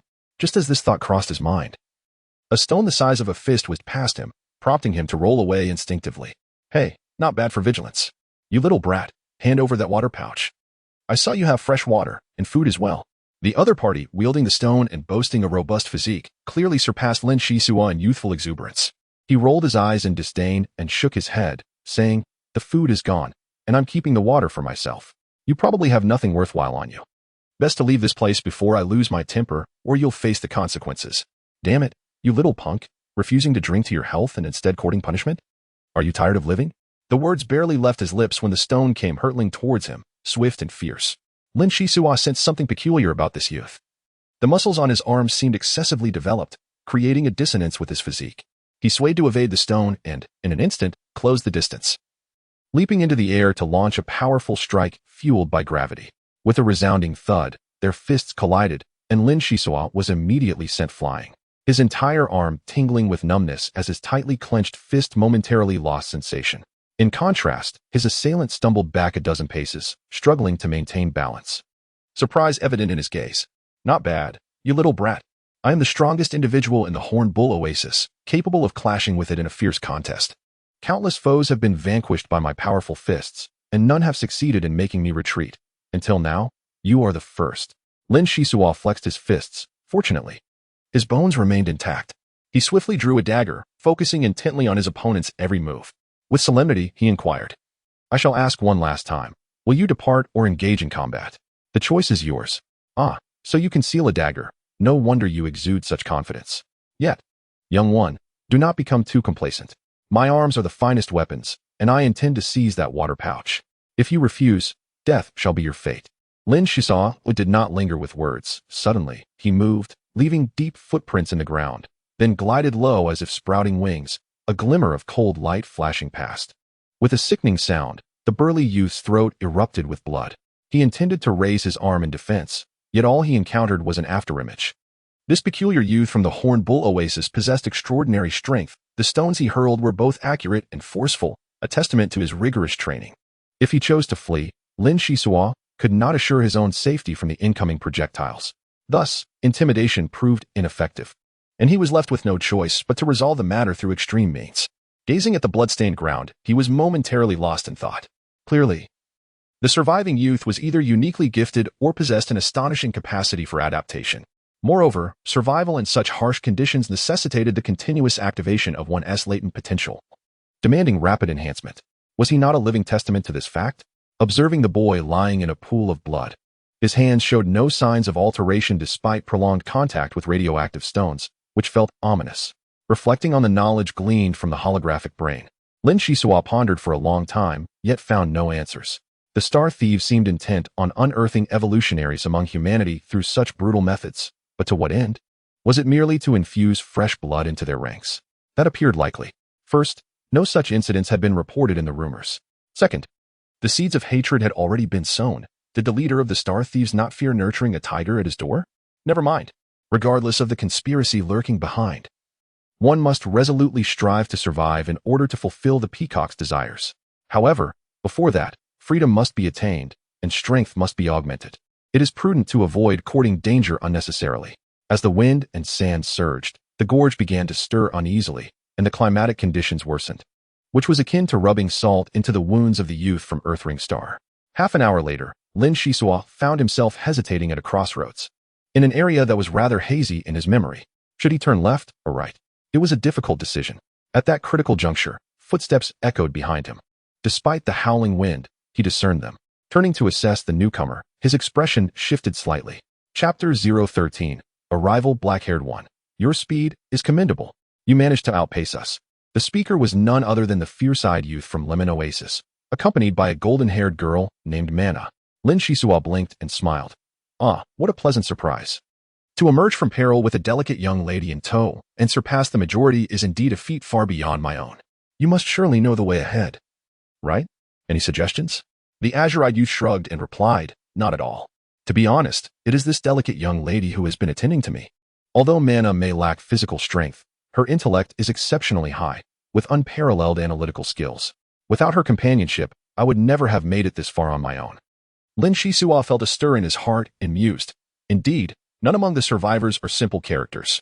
Mana, feeling somewhat embarrassed, waved her hand and said, Do not heed Nord's exaggerations.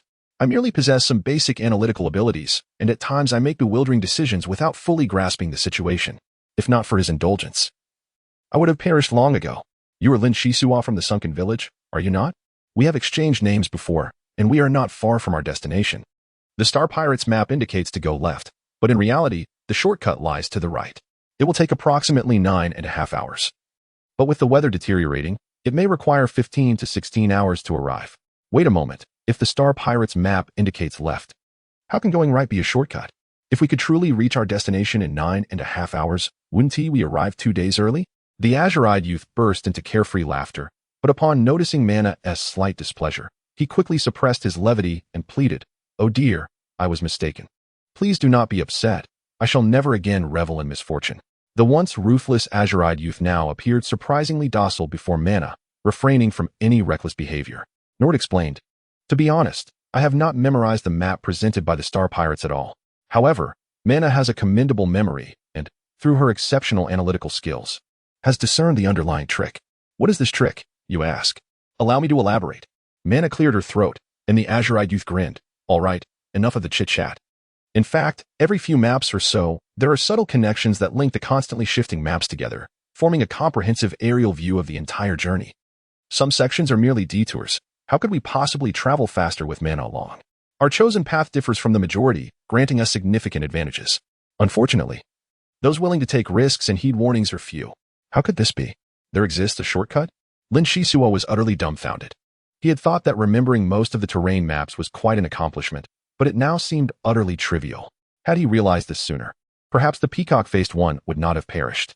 "Look, you wear a face of skepticism. Believe it or not, we shall proceed," Nord declared, attempting to depart, only to be forcibly pulled back by Mana. "Lin, there remains less than a day's journey ahead, and the weather is worsening.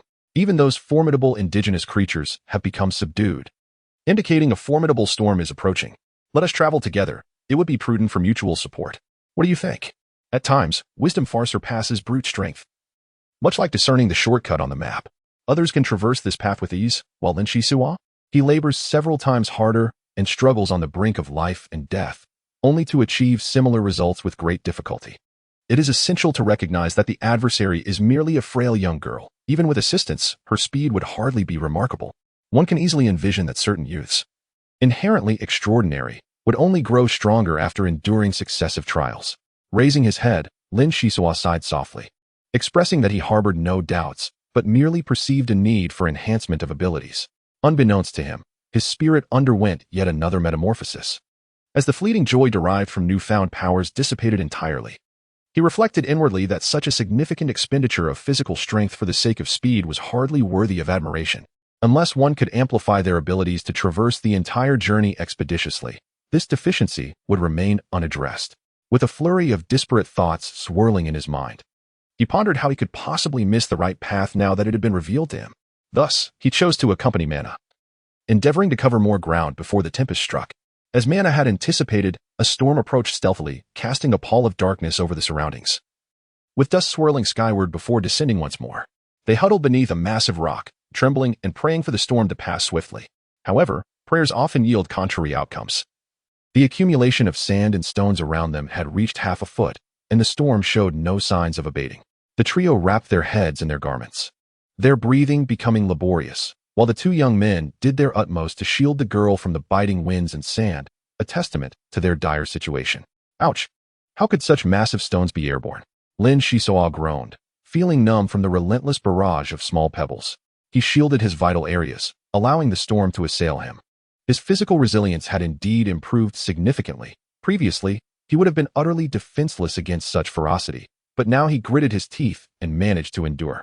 Madness threatened to consume him, as the crimson tempest drove him to the brink of insanity. What are star pirates? They are akin to cosmic dung beetles, the refuse of humanity, demons of the universe. After this storm, how many would be fortunate enough to escape? Star pirates had plundered hundreds of thousands of youths on the planet, and after the carnage, only 1/5 remained. Nearly half perished in the escape pods. A considerable number of boys succumbed to radiation upon entering the rift. If they survived this ordeal, what further torment awaited them? After 10 hours, the winds began to relent, and the three were left in a state of utter disarray, their bodies feeling as though they had been dismantled. Lin Xisuo, disoriented and unsure of his bearings, stood and then collapsed once more, akin to a drunken man, his mind swirling and his reflexes dulled. "Mana, are you all right?" he stammered after a prolonged silence, panic seizing him as he rushed to her aid. At the same moment, Nord also reacted, anxiously moving closer. Due to the thin air and pervasive dust, coupled with the unexpectedly prolonged storm, Mana had fainted. Fortunately, her condition was not grave. With a sense of relief, they resolved to exert all their strength for the remaining journey, estimating that they could reach their destination within 4 to 5 hours, allowing for a brief respite. Nord sat down and inquired, "Lin, are all the people from your village like you? With black hair, dark eyes, and a slightly yellowish complexion, and such an ancient surname?" Lin Xisuo chuckled, "Your question is quite intriguing. Do not mention black hair and black eyes. Even if the hair were dyed in vibrant hues, it would not be surprising. However, pausing for effect, Nord exclaimed, "Speak up. Why the suspense?" Nevertheless, I am indeed quite different from my family. The villagers typically possess deeper-set eyes and fair skin. Interestingly, neither of my parents has pure black hair or black eyes. Isn't that fascinating? Oh, I see. You must be an abandoned child, just like me. Taken in by your parents. Lin Xisuo's gaze shifted, realizing that Nord, around 15 or 16 years of age, was tall with striking features and a boisterous demeanor. Was actually a kind-hearted individual raised as an orphan. Do not jump to conclusions. Lin is an ancient surname. It seems my ancestors were all alike. Though our bloodline has become diluted post the interstellar migration wave. While rare, the phenomenon of atavism is not unheard of. Perhaps my genes have inherited sequences from an illustrious ancestor. According to the ship's quantum computer, this is a result of grand hereditary traits. Manifesting such pronounced characteristics even in a diluted lineage, likely derived from one or several exceptional forebears. Wow, I never realized you possessed a quantum computer. Pray tell, what is it like? I have heard that only the wealthy elite can afford such luxuries, and I have yet to see one. Clearly, Nord's attention swiftly shifted from Lin Xisuo's appearance to a topic of greater interest. This fellow exhibited a remarkable breadth of thought and a carefree disposition. Perhaps his survival thus far was indeed a testament to Mana's influence. At last, the storm had subsided, and the trio managed to clean themselves up and set forth. Hoping to encounter no further misfortunes along the way and to arrive at their destination in one determined effort, the concept of time had faded from their minds. And the weary three finally found the right spot, clambering up a rocky outcrop. Deprived of water and sustenance for days and having just weathered a storm, their condition was far from ideal. Upon reaching the summit, Lin Xisuo was immediately taken aback by the sight before him. 16 youths had arrived ahead of them, some conversing in small groups, while others leaned against the rock face alone, the youngest merely 7 or 8 years old, and the oldest scarcely 14 or 15. Among them were 2 young girls, who glanced over upon noticing the commotion. Humph, how slow. It took you 3 so long to arrive. The silver-haired girl scrutinized Mana and Nord with a look of disdain. When her gaze fell on Lin Xisuo, she appeared momentarily taken aback, commenting with indifference. It seems we have a latent ability user among us, likely of the speed type, which is rather rare. Lin Xisuo's pupils constricted. His ability had only recently manifested, and it was indeed of the speed variety. Could this silver-haired girl be a prodigy? Just a casual glance, and she could discern the essence of a stranger, sending a chill down his spine. TSK, Tisk, silver-haired lass. Why do you persist in such games, revealing other circumstances? If you encounter someone amiable, they may take it lightly. But if you come across someone less agreeable, you might end up regretting it thoroughly.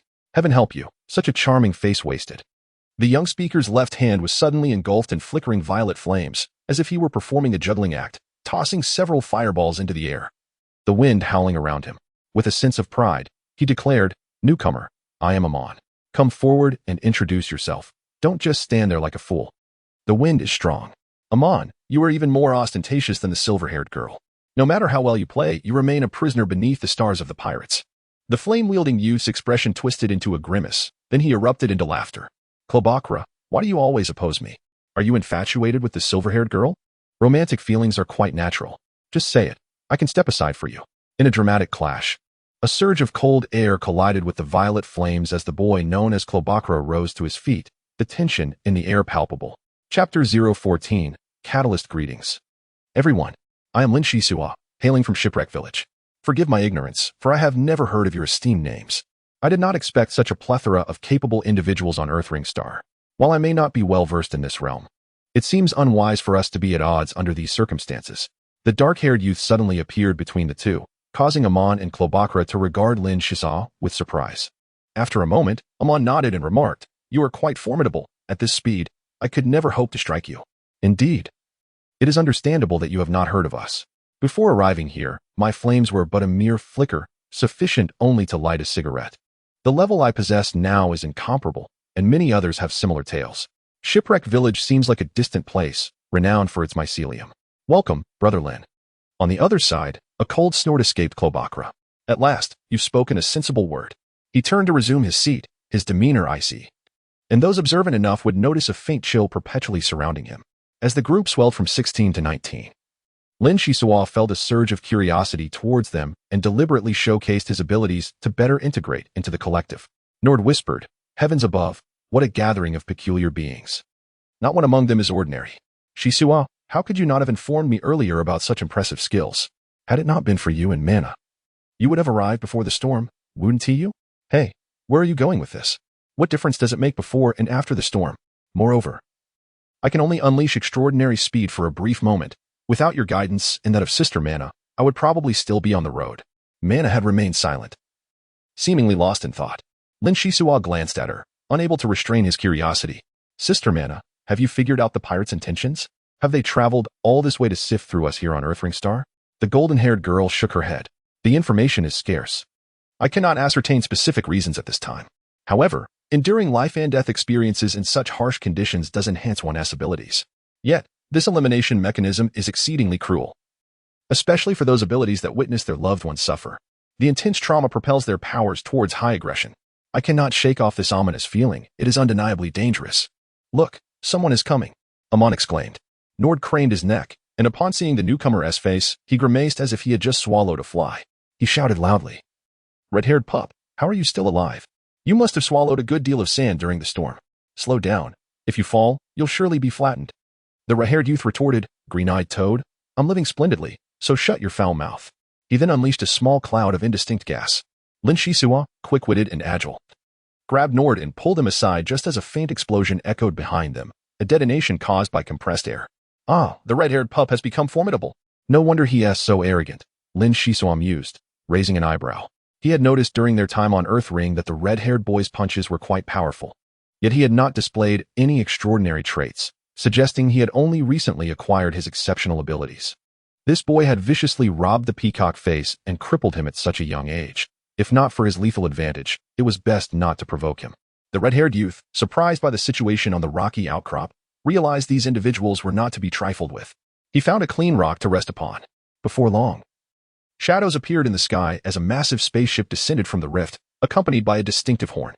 Dozens of hovering motorcycles were launched from the ship. Space pirates had arrived. The leader of the pirates wore a grim expression, clearly displeased.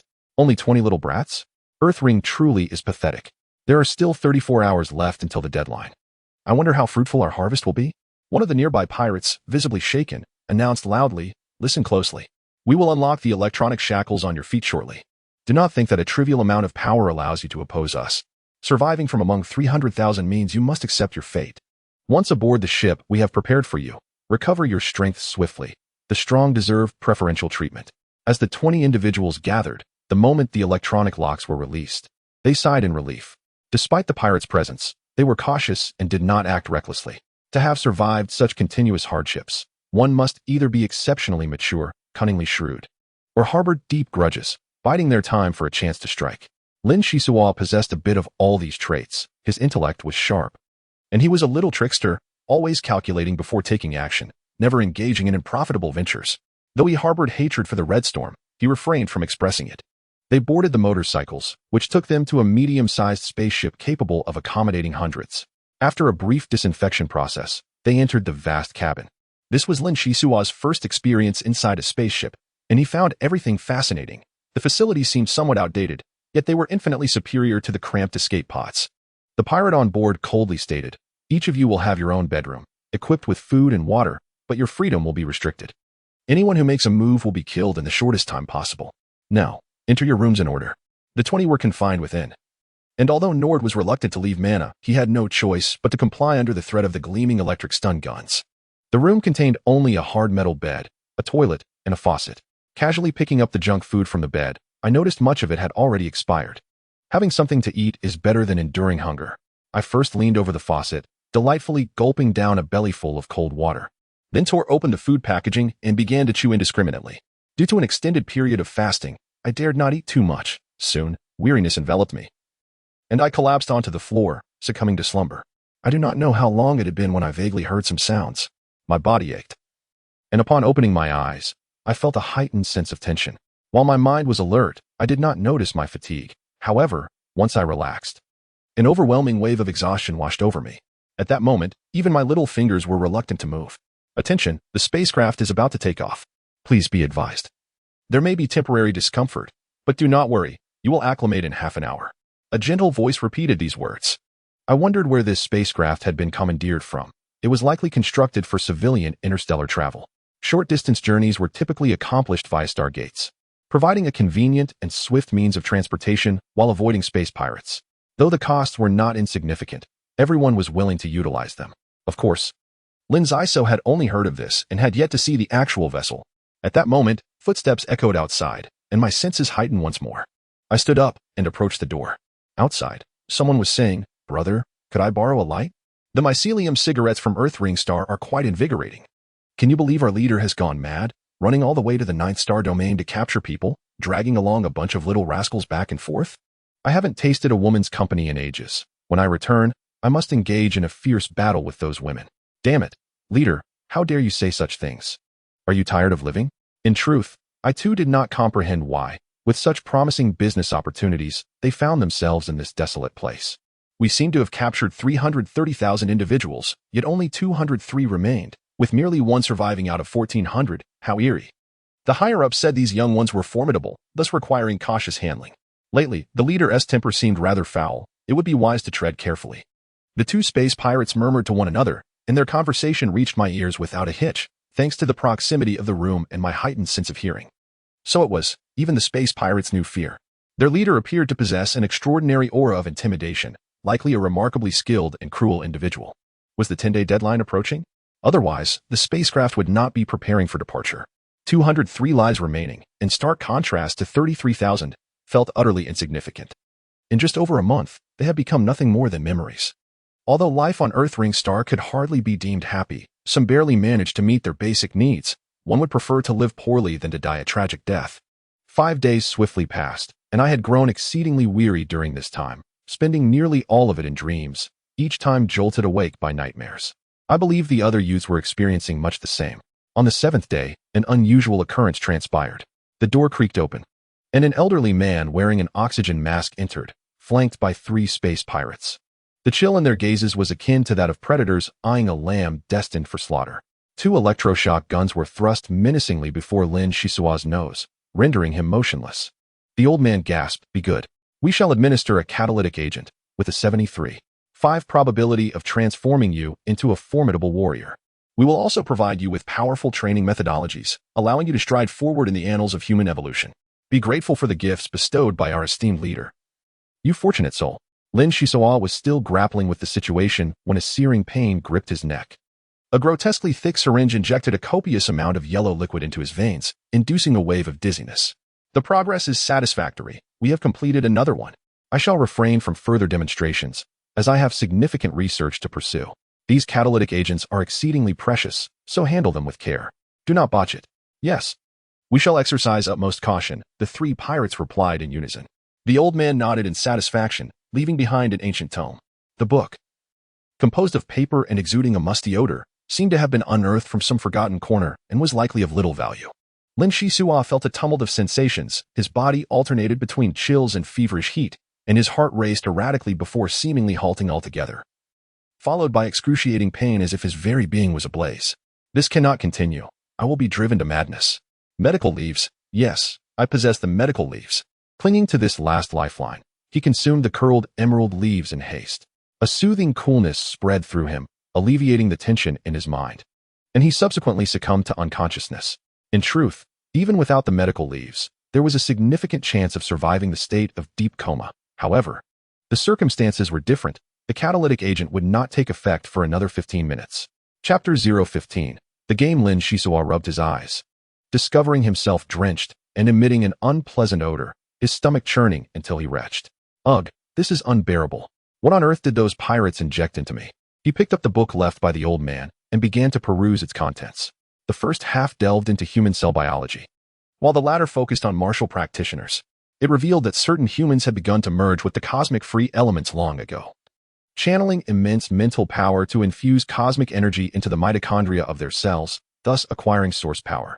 Lin Xisuo mused, mitochondria resemble energy-storing batteries. Only when one's mental power reaches the level of a martial apprentice can one sense cosmic energy.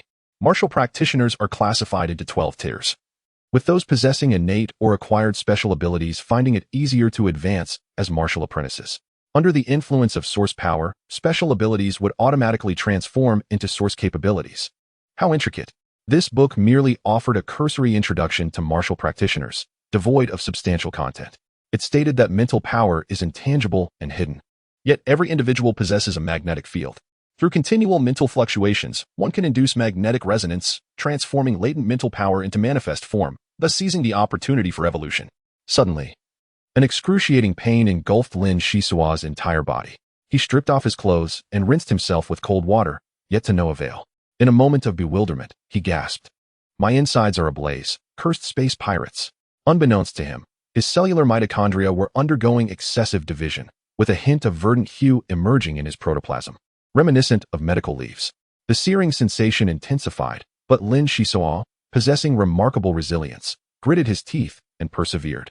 Overwhelmed by pain, he resorted to cold water to soothe his body, though its effect was minimal. His fingers brushed against the peacock talisman on his chest. Its craftsmanship was exquisite, lifelike, and resilient. Shaking his head, he silently prayed for the talisman to bring him fortune. As Lin Xisuo was tending to his wounds with tattered rags, a thunderous roar erupted from outside. "Burn them alive, you scum! What have you done to me?" Boom, boom, boom. A series of thuds struck the wall, accompanied by rapid footsteps, intertwining with the sounds of hammering and crackling, plunging the ship into silence once more. Lin Xisuo sighed, realizing that someone had succumbed to the effects of the catalyst. The aged tome had briefly introduced the martial practitioners, suggesting a connection to the actions of the space pirates. The torment continued for what felt like an eternity. After approximately 72 hours, 17 individuals could endure no longer, culminating in a horrifying crackle before complete silence fell. Even if those 17 survived, the vicious onslaught of the electric guns would leave them in dire straits. To expect mercy from the space pirates was akin to chasing phantoms. Traveling between star systems typically spanned 2 to 3 months. The cosmos harbored numerous wormholes that could fold space from point to point, akin to pinching the ends of a straight line together. Traversing through wormholes significantly reduced travel time. Otherwise, how long would it take to traverse thousands of light years? As time passed, Lin Xisuo's senses sharpened, and he faintly discerned voices from the adjacent space, a peculiar sensation indeed. "Are you there? Lin Xisuo, are you there?" His eyes widened as Mana's voice echoed in his mind, and he couldn't help but exclaim, "I am here. I am." Regrettably, tranquility returned to his mind, leaving Lin Xisuo puzzled. Had he been confined for too long, conjuring illusions? Several hours later, Mana's voice resonated once more. "Xisuo, focus and communicate with me, quickly."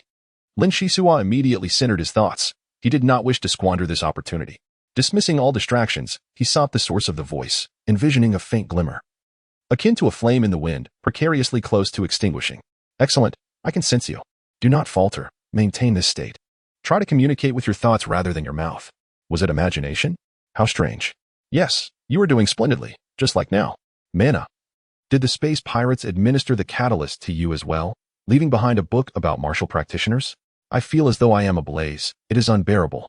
After a moment of silence, a gentle sigh emanated from her voice. "The catalyst acts on the cellular mitochondria, and I estimate its side effects on the body are quite severe. To illustrate, let us suppose that an individual with a lifespan of a century undergoes intense catalysis, reducing their existence to merely 30 years, or perhaps even less. During this period, my mental fortitude has magnified at least 19.5 times, with some survivors experiencing an even greater amplification. Frankly speaking, among the 193 survivors, your mental strength is the feeblest, which is why I am able to connect with you." How could my mental strength be the weakest? Lin Xisuo was taken aback, a sense of unease creeping in. Unclear reasons are not necessarily a harbinger of ill fate. I am capable of sensing cosmic energy, yet I remain a considerable distance from fully harnessing it. The Star Bandits aspire to cultivate us into martial practitioners. Numerous ancient tales seem to hint at the existence of such warriors, which I had previously overlooked. However, reflecting on my life experiences over the past few days has granted me new insights. Regardless, the Star Bandits harbor no ill intentions, hence you must exercise caution." Lin Xisuo forced a smile, pondering the significance of mental strength. Often, the weakest are the first to be eliminated. Mana, feeling sympathetic, offered a kind reminder. Try to concentrate and sense the cosmic energies that drift around. It is challenging to articulate the nature of this energy, yet it is known that the human body can absorb and utilize it. Should your mental power suffice, you may draw it within, resulting in a remarkable increase in strength. I too have only just begun to perceive it, and my limited experience renders me of little assistance. Mana, you are too modest. Conversing with you has been immensely enlightening. How fares Nord? Not well. My strength cannot approach him. He exudes an aura akin to that of a fierce beast. although he often indulges in frivolous banter. His psyche is quite delicate. The revelation of his explosive abilities has profoundly impacted him. In truth, considering Nord's physical prowess, he is indeed extraordinary. Yet, deep down, he believes that only the strongest man deserves to stand by my side, and his stubborn nature fills me with concern. In her consciousness, Mana's emanating glow trembled violently. Lin Xisuo hastily reassured her, fortune favors the worthy. Trust that Nord will prevail. No, don't. Xisuo, someone is forcefully severing our connection. The voice weakened, as if ripples were emanating from a distant place. Lin Xisuo felt a sudden throbbing in his head, receiving a fragment of information. Children of the Earthring Star. Is your heart filled with hatred? To be able to toy with you is quite amusing. Do you seek vengeance? Then strengthen yourselves. Become martial practitioners. The ultimate warriors of humanity. Lin Xisuo's head throbbed painfully, blood streaming from his nose. The mental assault from the other party was overwhelmingly potent, inducing a level of terror that defied description. Another wave of information surged forth, stating, if you possess the capability, you would have already burst forth from your confines and annihilated all the star bandits aboard this vessel. However, your recent performances have been woefully inadequate. I am greatly disappointed. After a brief pause, the voice continued, the ship is on autopilot. With your current abilities, it would be challenging to breach its defenses. Soon, when the door opens, the star bandits, numbering 339, will be fully armed and seasoned in combat. Each star bandit carries several blue coins, with those of higher rank bearing a greater number. By the way, from now on, if you wish to acquire food and water, you must purchase them with blue coins. Therefore, if you aspire to lead a more comfortable life, indulge in the pleasures of the game. The game is about to commence. Lin Xisuo suddenly spat a mouthful of blood, feeling the intentional mental assault from his adversary, compounding his injuries. The sound of alarms blared, and the door began to creak open slowly. Lin Xisuo sensed that his physical condition and intellect had yet to recover, causing a wave of despair to wash over him. The purple-black flames surged chaotically outside, creating utter turmoil. Amon peered in and called out, Xisuo, hurry out and lend a hand. Lin Xisuo braced himself, evading the arcs of electricity. This was no mere game, but rather a miniature battlefield. Several youths unleashed faint ripples of water, but the electric guns struggled to strike true. Their shots deflected slightly. However, the water ripples were fleeting, dissipating after a few shots. Energy surged chaotically like a hail of gunfire, with the star pirates clad in armor methodically countering the youth's attacks, maintaining an overwhelming advantage. One youth shouted, this is untenable. The enemy's equipment is too formidable. We must divide and conquer, or our forces will surely be annihilated. All right, those with defensive capabilities, hold the line. The rest, retreat swiftly. The two older youths spoke, assisting their electrocuted companion back toward the corridor. The spaceship was not small, particularly the cargo hold, cluttered with numerous antiquated items and obstructions, facilitating their escape. Lin Xisuo looked on, utterly astonished. The abilities of these youths had escalated by several magnitudes. Take Amon's flames, for instance, which were intensely heated and exhibited formidable offensive potential.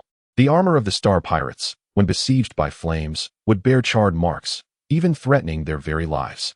The star pirates' ranks surged, and as resistance faltered, chaos ensued, leading to small-scale skirmishes. Amon led Lin Xisuo to a ventilation shaft, panting heavily as he spoke. Xisuo, how about we coordinate our efforts? Let us set an ambush here at this vent. You draw the star pirates, and I will gather strength. We can split the blue coins. Lin Xisuo nodded in agreement. A splendid suggestion. My offensive power is lacking, and my speed is barely adequate, yet the star pirates are not particularly swift either. If luck is on our side, I might procure an electric gun. If not, we can utilize the vent for a hasty retreat. Let us do this. The two exchanged a fist bump, bolstering each other's spirits. Lin Xisuo took a moment to steady himself and activated his abilities. Although the injection of the serum had some effect, it was not as pronounced as it was for others. Nonetheless, it enhanced his capabilities by at least 20 to 30%, coupled with the gravitational pull of Planet 937, which was already excessive. Running felt like a whirlwind, ensuring his self-preservation would not be an issue. Lin Xisuo's figure flickered and appeared near a cluster of star pirates, his expression darkening as he realized the overwhelming numbers. Amon would certainly struggle against such odds, so he hastily shifted positions in search of a solitary star pirate. Before long, he identified a fortunate target, a towering figure exceeding 2 meters in height, standing like a black bear. Perfect, he appears rather clumsy, Lin Xisuo thought, his feet propelling him toward the bear-like figure. Chapter 016. Luring the enemy. Hey, get ready. 3 minutes later, Lin Xisuo raced towards the ventilation shaft like the wind, hurriedly squeezing himself inside. There was no doubt. He was already prepared. Amon blinked his small eyes with excitement, having long been bullied by the Star Thieves, a pent-up frustration swelling within him. How could he possibly let this splendid opportunity slip away? Humph! Where did that little rascal run off to? The towering Star Thief approached, and with a sudden explosive sound, made contact with a fireball. Amon truly did his best, yet the Star Thief was evidently of a high caliber. As a transparent barrier materialized before him, rendering his attack futile, the two stared wide-eyed, and then shouted in unison, "Goodness, run!" They swiftly darted into the depths of the ventilation ducts, and once assured of their safety, Lin Xisuo patted his chest, still shaken, and said apologetically, "My apologies. Attracting such a formidable opponent on our first outing. Thankfully, we're quick on our feet. These Star Thieves, clad in armor and armed, would be quite a challenge to eliminate. Indeed, they are not easily dealt with. We should hasten our departure from this place," Amon timidly suggested. Their first foray ended abruptly in failure. After some deliberation, they resolved to observe their surroundings first. Acting recklessly without a plan would be unwise. Emerging from the vent, they scanned the dimly lit room and discovered it was a Star Thief's lounge, furnished with several pool tables and an array of drinks, with playing cards scattered on the floor, indicating a hasty retreat. Lin Xisuo stealthily approached a table, picked up a bottle of liquor, sniffed it, and casually handed it to Amon. "This potent aroma should stoke your flames." Amon grinned. "What a fine find. Let us collect more bottles to craft firebombs. Just wait and see my prowess." Don't celebrate too soon. While concentrated use of the bottles may prove useful, inflicting significant damage will be quite challenging, Lin Xisuo remarked, glancing toward the refrigerator. Upon opening it, a rush of cold air enveloped him. The contents were not mere expired junk food, but rather a sumptuous assortment. He eagerly grabbed a bunch of grapes and began to feast. "Amon, you should partake as well. With a refrigerator and a water source. Perhaps we should fortify this lounge as a stronghold." "Fortify as a stronghold? How would we do that?" Lin Xisuo replied with a sly smile, "Krobakla."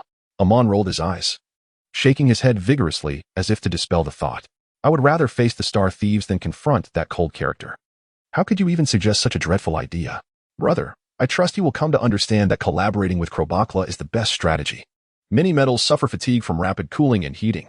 We have survived to this day. What else is there to fear?" "Fine, you go find him, but I will not. Cooperation is fine, but don't expect me to be cordial. Rest assured, I shall return in no time. Be cautious in here, and try to use the tables and chairs to create obstacles." "All right, I understand." The two then parted ways, with Lin Xisuo scaling the vent, using both hands and feet to climb further away. Finding someone amid such chaos aboard the ship would not be easy. Clutching the peacock talisman, he wished for a stroke of luck, however slight.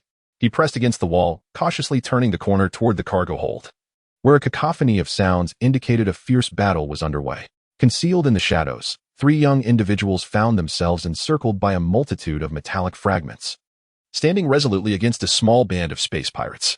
The pirates wielded a uniform arsenal of electroshock weapons, perhaps a deliberate choice by their leader. The trio adeptly utilized the metallic debris to intercept the electric bolts, occasionally launching counterattacks, resulting in a stalemate. However, Lin Xisuo discerned a glimmer of insight amidst the chaos. The space pirates, fierce and brutal, possessed a wealth of combat experience. In this moment, they coordinated their movements and shielded one another. Yet their combat prowess was not as formidable as one might expect. The truly formidable pirates were those who operated solo, serving as bait. Attempting to lure them into isolation for a strike would likely backfire with minimal success. After observing for a brief moment, Lin Xisuo crouched and shifted his gaze in another direction, knowing few dared to confront the pirates directly. Those brave enough were typically individuals whose abilities countered the electroshock weapons. It was paramount to focus on his own endeavors. As he traversed the area in search of mana and Nord, he found no trace after visiting several locations. Time was slipping away, and a sense of urgency crept in as he pondered, "Krobakra, where have you vanished to? You truly make it difficult to locate you." Suddenly, a pirate rose just 5 meters ahead, causing the other to freeze momentarily before shouting, "Come quickly, there's a little brat here."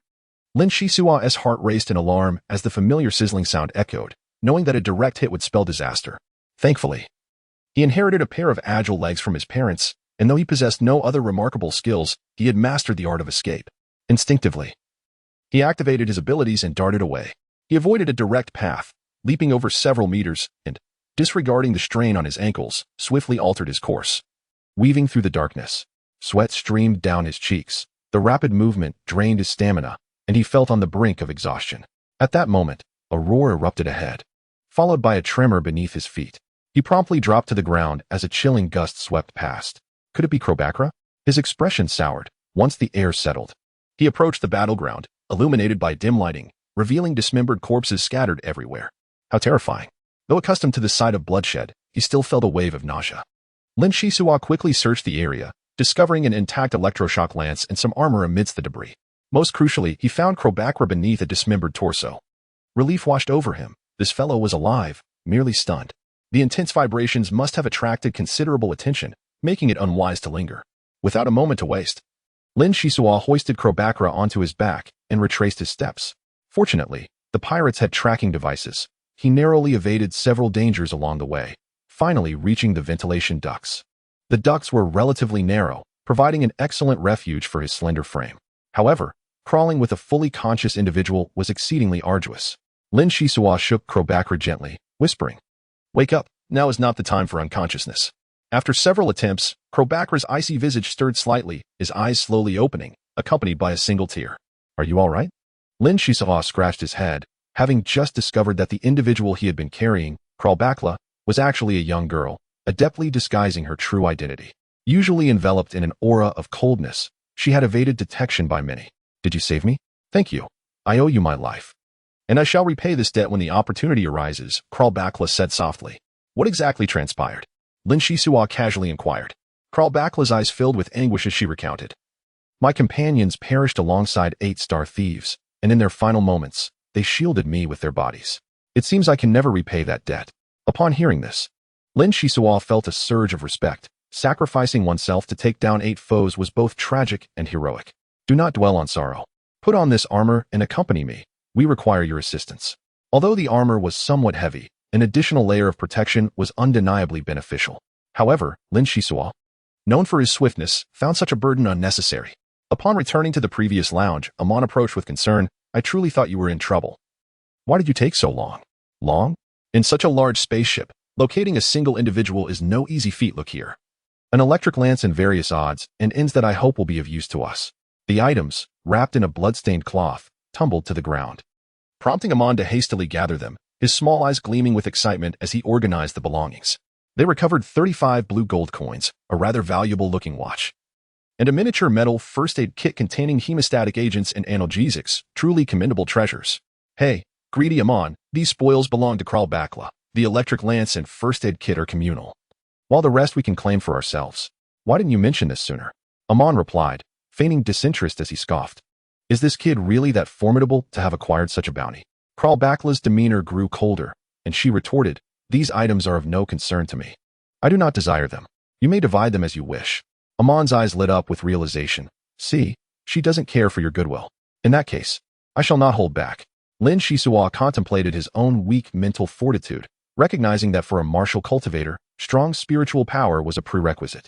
Thus, the gap between him and his companions would only widen. He needed to gather enough blue gold coins through this battle to prepare for future needs. "I have no objections," Lin Xisuo stated earnestly. "Let us allocate the blue gold coins later. Now, we should prepare." Star thieves operating independently, regardless of their equipment or strength, posed a significant challenge. Rather than hunting a lone crocodile wolf, it would be wiser to ambush a herd of man-eating sheep. The lounge was equipped with a refrigerator and a water source. "Krobakra, you must store as much cold energy as possible and create a thin layer of ice on the ground." Amon hastened to accumulate firepower. The coordination of cold and flame is essential for inflicting severe injuries and causing chaos. "I will charge into the enemy ranks with the electric lance and do my utmost to eliminate our foes. Be prepared to provide support." The three quickly set to work. And with the refrigerator's assistance, Krobakra relentlessly stored cold energy, pouring all her resentment into it, her spirits lifting slightly. Ming skillfully manipulated the bottle, striving to compress the flame in his grasp. After approximately 15 minutes, the trio exchanged solemn nods, and Lin Xisuo departed with a grave expression. Perhaps the inherent incompatibility of ice and fire was a fundamental trait. Privately, Kaluo Bakila turned his face away, while Amon exhibited considerable disdain. As for Lin Xisuo, after several turns, he finally located the 7-star bandits, appearing visibly battered and in a state of disarray. It is wise to choose the soft fruit when picking. And with a resolute heart, he darted forward. "Look, it's the Earthring Star Imp. Team 034 calling, Team 034 calling." Our squad is approaching Lounge 3. Personnel in the vicinity, please converge on our position for a decisive strike against the enemy. Lin Xisuo was infuriated. What does it mean to lose the chicken and gain the rice? From the opposite side of the corridor, another squad of star bandits surged forth. How ruthless. 2 squads comprising 15 bandits. Well, life and death are in Fate's hands. It was time to fight. Chapter 017. Final destination with a trail of star bandits behind him, perhaps due to years of dealing with sand rats. Lin Xisuo chose a particularly cunning angle for his escape, slipping away like an eel. In mere moments, he entered the lounge, without needing to remind the other 2. They all held their breath, awaiting the annihilation of their foes. The foremost bandit slipped on the icy ground, and a violent chill immediately enveloped him, frost forming upon his armor, while the 5 or 6 behind him fared little better. Lin Xisuo had not anticipated such a multitude of star bandits, necessitating a slight tactical adjustment. He raised his electric spear, and a brilliant arc of electricity shot forth, rendering the leading bandit unconscious. Finding suitable cover, he prepared to engage the pursuing star bandits. As several arcs of electricity streaked forth, the bandits had already begun to react. Lin Xisuo, moving at high speed, suddenly dropped to his knees, using inertia to slide, while simultaneously cranking the electric gun to its maximum, incapacitating a bandit at close range. Scatter, he's incredibly fast. Although the star bandits, operating in squad mode, were but foot soldiers, they should not be underestimated as mere stationary targets. A fierce determination glimmered in Lin Xisuo's eyes as he shouted, "Now is the time. Do not concern yourselves with me." At that moment, any hint of hesitation would spell doom for all 3. Luobakila raised his hand with a complex expression, summoning all the cold energy stored in the refrigerator, launching it fiercely ahead. So cold. No matter how swiftly Lin Xisuo fled, he could not escape the reach of the chilling aura. Feeling his blood begin to freeze and his movements grow increasingly rigid. Remarkably powerful, it turned out Luobakila's energy was this formidable. In a fleeting thought, Lin Xisuo, just before losing consciousness, directed the electric gun toward Amon. Following the cold was a searing blaze. The sudden juxtaposition of frigid cold and intense heat indeed proved more potent than either element alone, engulfing dozens of star bandits, their armor subjected to severe damage, rendering them temporarily immobile. Amon unleashed flames while seizing the electric gun, leaping forward to strike at close range. Taking advantage of the majority of star bandits wavering between cold and heat, Luobakila also rose, striving to conjure a small ball of cold energy to lend support. In less than 2 minutes, the fates of many were irrevocably altered. Had it not been for Lin Xisuo's intervention, the star pirates would have scattered instantaneously, leaving no room for such fortunate outcomes. You handle the star pirates, I shall attend to him. The spoils belong to us all, so do not entertain any misguided notions. Krobakra declared as he picked up the first aid kit. I am and will not betray my brothers. Were it not for Xisuo, we would all be lost. That is understood. The 2 exchanged a fierce glare before embarking on their respective tasks. As Lin Xisuo was transported to a corner, he trembled uncontrollably. Half of his body charred, and his condition appeared dire. Krobakra carefully elevated him, noting the severe frostbite compounded by burns, both internal and external. He administered pain relief, cleaned the wounds, and applied a coagulating agent, hoping for a modicum of effect. Minutes later, Lin Xisuo stirred slightly, his voice hoarse as he murmured, "Quick. We must leave this place. Our position has been compromised. It is exceedingly unsafe." After uttering those words, he seemed to find solace and lapsed into unconsciousness again. Amon hastened his gathering, delivering a final blow to the star pirate who was still clinging to life, ensuring that nothing worth taking was left behind. He signaled to Krobakra, and they made a swift retreat. As the trio departed the lounge, distant noises reached their ears, prompting them to heighten their vigilance and steer clear of other areas of the spacecraft. Thus, the first day of their confrontation with the star pirates passed amidst turmoil. The survival of the fittest continued, the game persevering. It was not until the 3rd day that Lin Xisuo truly awakened. "Water? Is there any water?" His lips moved slightly, his voice barely a whisper, his throat parched. Soon, he felt liquid trickling near his mouth and eagerly began to sip. Upon opening his eyes, he was momentarily taken aback and asked, "Are Amon and Krobakra all right?" The silver-haired maiden seated beside him, administering water, replied with an air of calm, "You should be more concerned about your own well-being. Amon and Krobakra are fine. Their combat abilities have improved post-battle, and they work in harmony more effectively now. They have gone to confront the star pirates, leaving you in my care." "Oh, I see. Thank you for your concern. Concern is hardly the word. I possess little combat prowess. However, the advantages of these eyes are manifold. Just like now, it is evident what weaknesses the star pirates you mentioned possess. You are quite remarkable, Your mental fortitude is significantly below the average, yet the vitality within you is exceptionally robust. The injuries from this cold and heat are not easily remedied, yet you have endured. The silver-haired maiden maintained an aura of distance.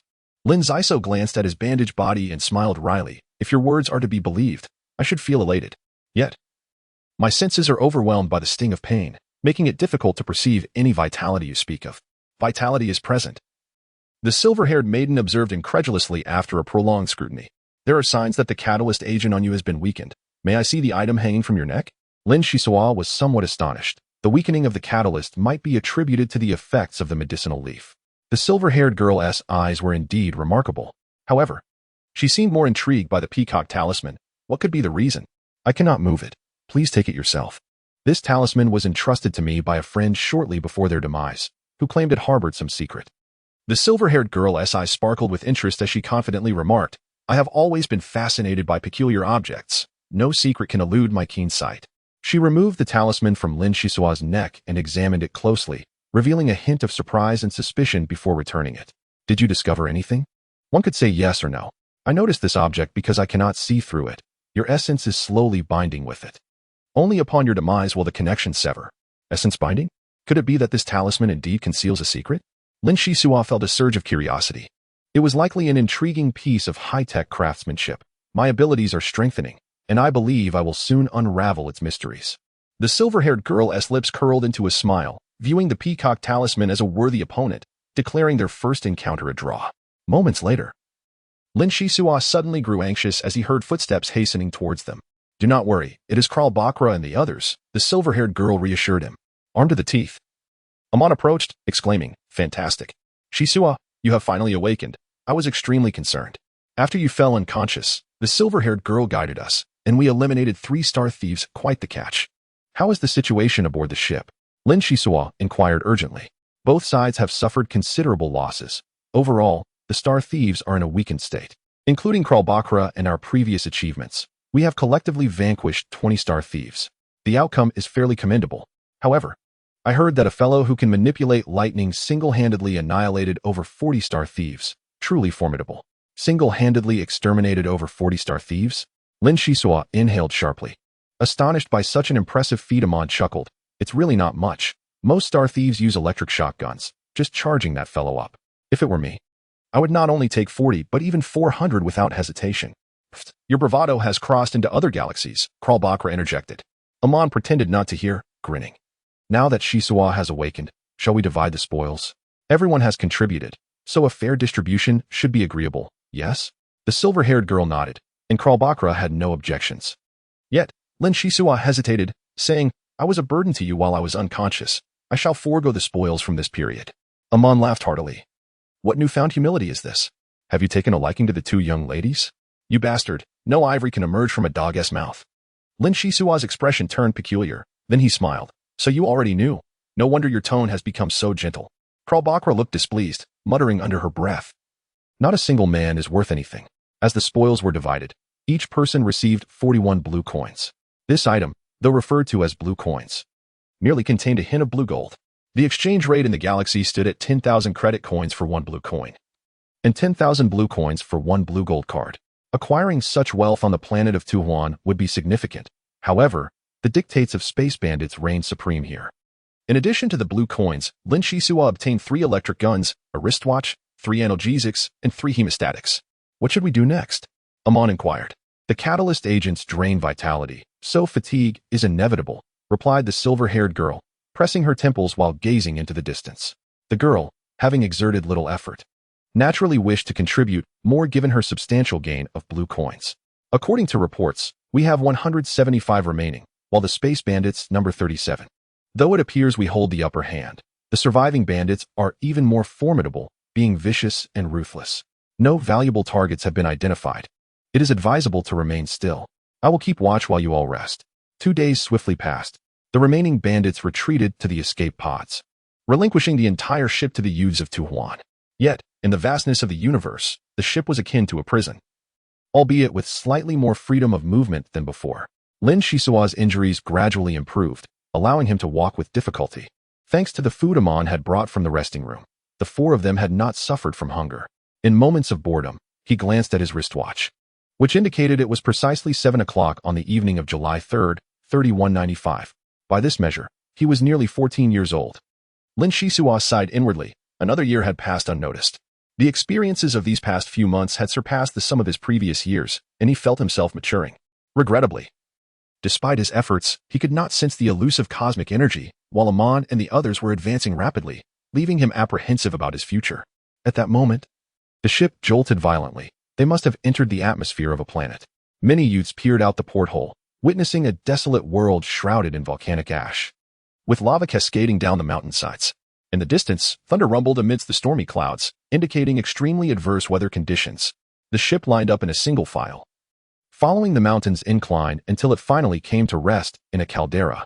A distant voice echoed from the space bandits. You shall spend 5 years here. Each month, I will dispatch a group of bandits to train you. Only by acquiring blue coins will you secure sufficient food, so I hope you do not disappoint me. As the voice faded, only one lonely ship remained within the caldera. Chapter 018. Departure time flew by, and in the blink of an eye, 23 days had passed in the caldera. The climate here had never been normal. It was either thunderous storms or suffocating smog, and occasionally, heavy snowflakes fell like goose feathers. During this period, the bandits had appeared once, and all the collected blue coins together had been exchanged for over a month's worth of food, a few blankets, several changes of clothing, and a high-energy stove. Amidst the pouring rain, a curved ice wall formed between the mountain rocks, where 6 figures sheltered, huddled around the stove for warmth.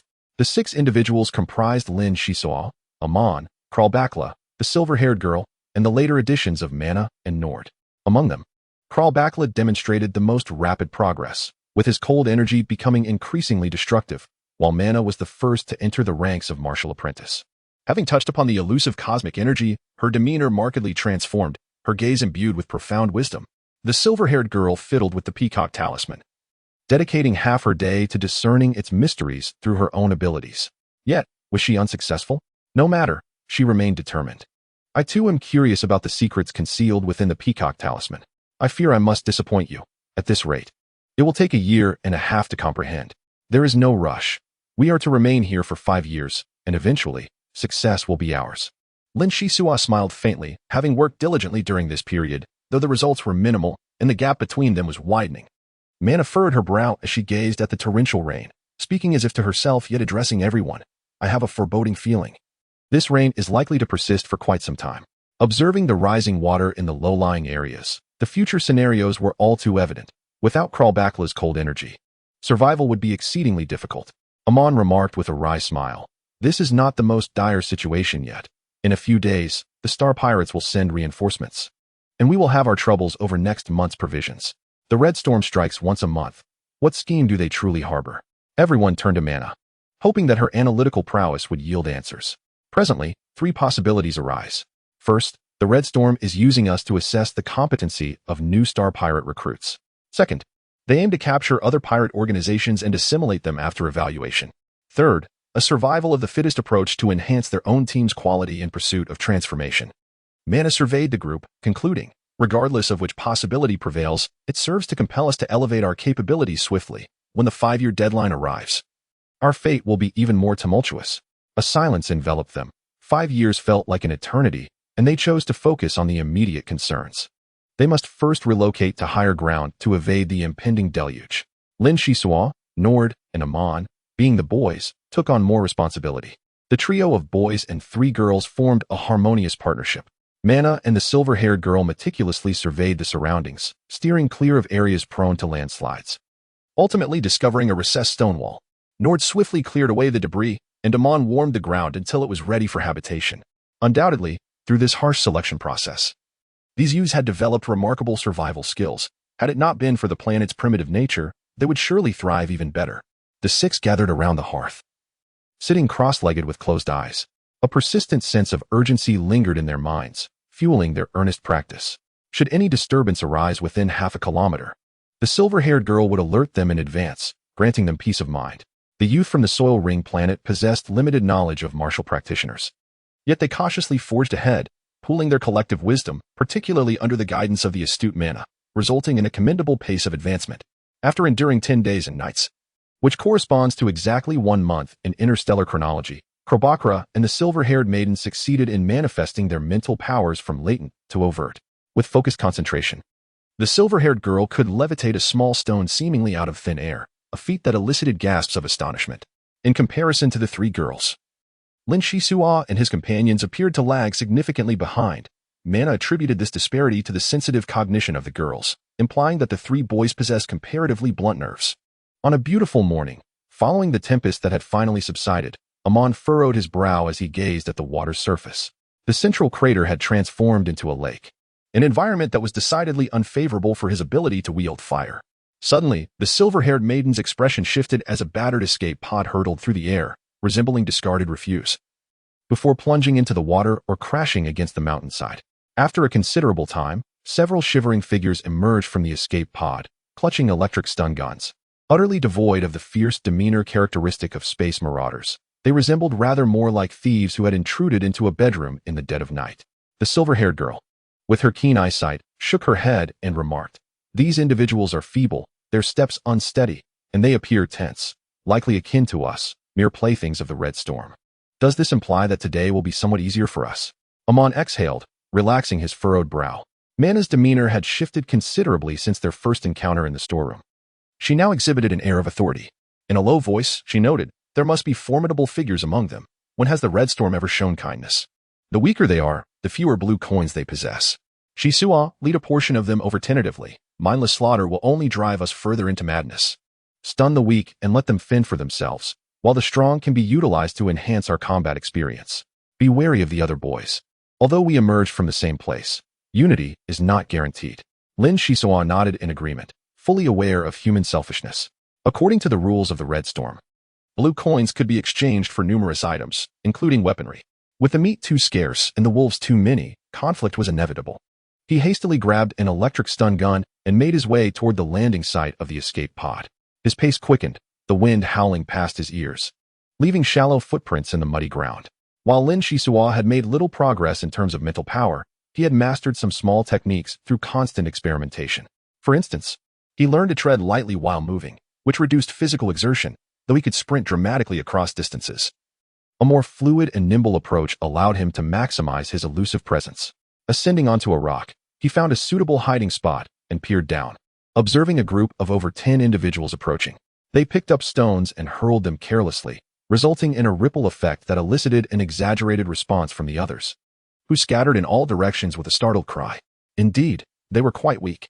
Lin Xisuo darted into view, feigning terror as he turned to flee, even tripping once along the way. "Damn it, that gave me quite a scare. Is this the challenge the Red Storm spoke of? Brothers, grab your weapons." Among the group, a wise individual cautioned, "Boss, the Red Storm warned that these small fry are formidable. We must tread carefully." "Foolish one, no matter how formidable he may be. A dozen of us should not fear him. The little demon's electric stun gun is quite impressive. I shall take it." A group of over a dozen pursued, and Lin Xi was quite in awe of this leader. It seemed truly unfortunate for his subordinates to be under his command, navigating around the rocky terrain with their quarry. The sound of sizzling filled the air as 6 burly adversaries fell to the ground. Nord, with a voice that resonated like thunder, bellowed, "Do not move. Surrender your blue coins." A sudden chill enveloped them, rendering them immobile, their blood nearly congealed. The leading thug pleaded, "It's freezing. Spare my life, young master." Ammon leapt forward to search him, cursing vehemently, "You wretched scoundrel, how dare you? Half a coin, each person receives merely half a blue coin. 13 individuals. That amounts to 6.5 coins. Lin Xi felt somewhat lightheaded and advised, "Let it go. I anticipated this outcome. I had hoped for at least 1 blue coin per person, but Red Storm indeed maintains its notorious reputation for ruthlessness." Mana interrogated these men with a few questions before dismissing them. An ambush yielding only a paltry sum of blue coins per person is exceptionally inefficient. The 6 quickly altered their strategy, descending like tigers towards the area where escape pods were most concentrated. Time was of the essence, although many were weaklings. Over 100 would divide the spoils. It would be a meager portion, risking infighting among their own. By the end of the day, they returned to their dwelling, weary and burdened. This planet had scant oxygen, making prolonged activity taxing. Thanks to their timely responses, their haul was commendable, piecing together. Each obtained around 25 or 26 blue coins, while most of the youths had earned less. Near midnight, the spaceship retrieved the surviving space pirates, captives of the Red Storm, affiliated with another group of space marauders. It was, at best, a case of dogs fighting dogs, yet they treated the crater like a sieve, selecting the best. Among space pirates, strength was revered, and changing masters occurred frequently, unlike the youths from the Earth Ring, who were haunted by deep-seated hatred. Lin Xi found himself reminiscing about the mushroom soup from his homeland, fresh and tender. Regrettably, the list provided by the space pirates did not include any fungal species. Otherwise, planting a patch would at least secure their basic sustenance. The following day, they exchanged supplies with the space pirates, marking the beginning of a monotonous existence. Soon, Ammon and Nord found their rhythm, officially becoming martial arts apprentices as per the book's instructions, while Lin Xi's progress stagnated. Gentlemen, I intend to take a stroll nearby to gather my thoughts. Rest assured, I shall return in time to fight alongside you. Going for a breather, are we? That sounds agreeable. Mana did not deter him, but rather expressed approval. Ammon, however, grew agitated, exclaiming, "This planet's crust is highly active. The crater is relatively safe. But outside is another story. Why venture aimlessly? Is it because of that silver-haired girl?" Immediately, Ammon was met with several piercing glares, prompting him to sheepishly close his mouth. "I shall be cautious. If danger arises, I can simply flee." "The space pirates have not forbidden exploration," Lin Xi replied with a smile. 2 hours later, the ebony-haired youth packed his belongings and departed from this place. Outside the mountains, the sound of thunder rolled ominously, while a distant volcano belched thick smoke into the air. In truth, Lin Xisuo felt a deep sense of discontent. It was unreasonable that others could succeed where he could not. Perhaps the effects of the catalytic agent were mitigated by the medical leaves, or perhaps genetic adjustments accounted for the disparity. In any case, he found himself unable to keep pace with his peers. Lin Xisuo silently encouraged himself. Had he not endured enough hardships since childhood? His mother lay gravely ill, unable to afford treatment, while the village chief's family exploited the mushroom gatherers. The tragic death of the sparrow-faced girl was a bitter reminder. He had hoped that possessing special abilities would improve his situation, yet it only worsened. He owned to no longer bow his head in submission. Since he could not identify the inner cause, he would exert himself more than others, undergoing trials tenfold or even 100-fold. Watching the receding figure, Mana sighed softly. It's for the best. His psychological burden grows heavier among us. Yet, Lin Xisuo's heart brimmed with pride, possessing a spirit that transcended the ordinary. Chapter 019. Strange algae in an unknown realm. On a primordial planet, life forms had yet to emerge universally, and the sky was shrouded in an unusual darkness. Ugh! How dusty, Lin Xisuo muttered, having ventured approximately 30 kilometers. He glanced back. The crater had vanished from sight. Thankfully, the wristwatch's positioning system was reliable, providing him with a general direction to return. He resolved to stay a few more days, beginning with the enhancement of his physical limits through jogging. Lin Xisuo had no choice but to focus on speed. Committing to a direction, he began to run in small strides, and soon he came to a halt. Astonished to find several small worms wriggling in a shallow puddle, his first encounter with life on this planet. It seemed this world was not entirely primitive. Some forms of life had indeed emerged, likely due to rain. What the submerged village's neural processor had asserted was true. Life is not a mere coincidence, but a necessity. As he climbed, he spotted a spring, albeit the water was tinted a dark red, as if mixed with considerable rust. Clearly, clean water sources were scarce. Even rainfall seemed contaminated. He needed to find a place to settle. Just then, dark clouds gathered overhead, causing Lin Xisuo to retract his neck. Feeling disheartened, no need to search any longer. It seems I will have to endure the rain tonight. The downpour drenched him instantly, transforming him into a sodden mess. Seeking refuge beneath a rocky outcrop, he wiped his eyes and murmured, "Is this rain?" It's more akin to a waterfall cascading down. Thunder rumbled as lightning struck the mountaintop. The sound deafening and far more potent than any electric shock. A series of lightning strikes could likely incapacitate a spaceship. Struggling through the night, the rain not only persisted but intensified, making it nearly impossible to discern directions in such weather. Mud and stones cascaded down the mountainside, tightening Lin Xisuo's chest as he thought, surely not. Even this solid mountain is susceptible to mudslides? Small stones, the size of a head, tumbled down, with larger ones even more daunting. His luck seemed to falter. There is an ancient saying that a gentleman does not stand beneath a precarious wall. It would be foolish to remain idle. He needed to move swiftly. With careful steps, illuminated by the flashes of lightning, he ventured 5 or 6 meters away, shouted aloud, and focused intently as he navigated through the curtain of rain. The potential of humanity is boundless. Although Lin Xisuo's escape from the crater was somewhat reckless, his struggle against the formidable forces of nature proved beneficial. At some point, he arrived at a gentle terrain, and propelled by his own momentum, his entire body slid into the mire. Exhaling deeply, he found himself devoid of strength. Lying in the mud felt rather pleasant. Lin Xisuo's consciousness began to fade. The rain continued to fall, the thunder receded swiftly, and a faint light emerged between the heavens and the earth, heralding the dawn. The following day, under the scorching sun, bubbles rose from the swamp, and unpleasant gases wafted upwards before dispersing rapidly. After each storm, the sky often cleared for several days, and today was no exception. Suddenly, there was a movement in the mud. Lin Xisuo sat up and, with a loud retch, expelled the muddy water from his mouth, taking in the fresh air that filled his lungs, which felt considerably revitalizing. What is this place? He wondered. It was unsafe in every direction, and he had stumbled into this location without a moment's thought, even failing to cast a glance ahead, only to discover a lake before him. Lin Xisuo gazed in astonishment. The lake was modest in size, but what truly captured his attention was the abundance of algae floating upon its surface, predominantly of vibrant green, with a few patches exhibiting a faint purple hue. The air by the lakeside appeared remarkably pure, compelling him, despite being covered in mud, to approach with curiosity. Having encountered fungi frequently, he was seeing algae for the first time and pondered if it might be edible. What a considerable amount, Lin Xisuo mused. Yet, he was not naive enough to consider the algae as sustenance. Generally speaking, they are eukaryotic organisms capable of photosynthesis. However, this was merely the norm. Who could ascertain what toxins might lurk in this unfamiliar locale? Although humanity had continuously developed antibodies through interstellar exploration, and despite the significant advancements achieved by countless generations of scientists, the cosmos still harbored many enigmatic creatures and substances that could lead to dire consequences, from being afflicted by unknown viruses to sudden demise. Thus, caution was paramount. The environment was indeed pleasant. He resolved to cultivate his abilities by the lakeside. Bursting with youthful vigor, he felt an abundance of energy, yet his stomach audibly protested, revealing his hunger. Lin Xisuo retrieved some provisions, hastily consuming a few bites. Having traversed the wilderness frequently, his food had undergone proper preservation, remaining unaffected by the rain. As he ate, he began to shed his soiled garments, opting to clean himself in a nearby pristine puddle, unbothered by his nudity in the absence of others. After months, his hair had grown to shoulder length. He picked up a ceramic dagger to carefully trim it, glancing at his reflection in the puddle, confident that his skills had not dulled. After washing his face, he turned around and was startled, exclaiming, "What is happening? What are those things?"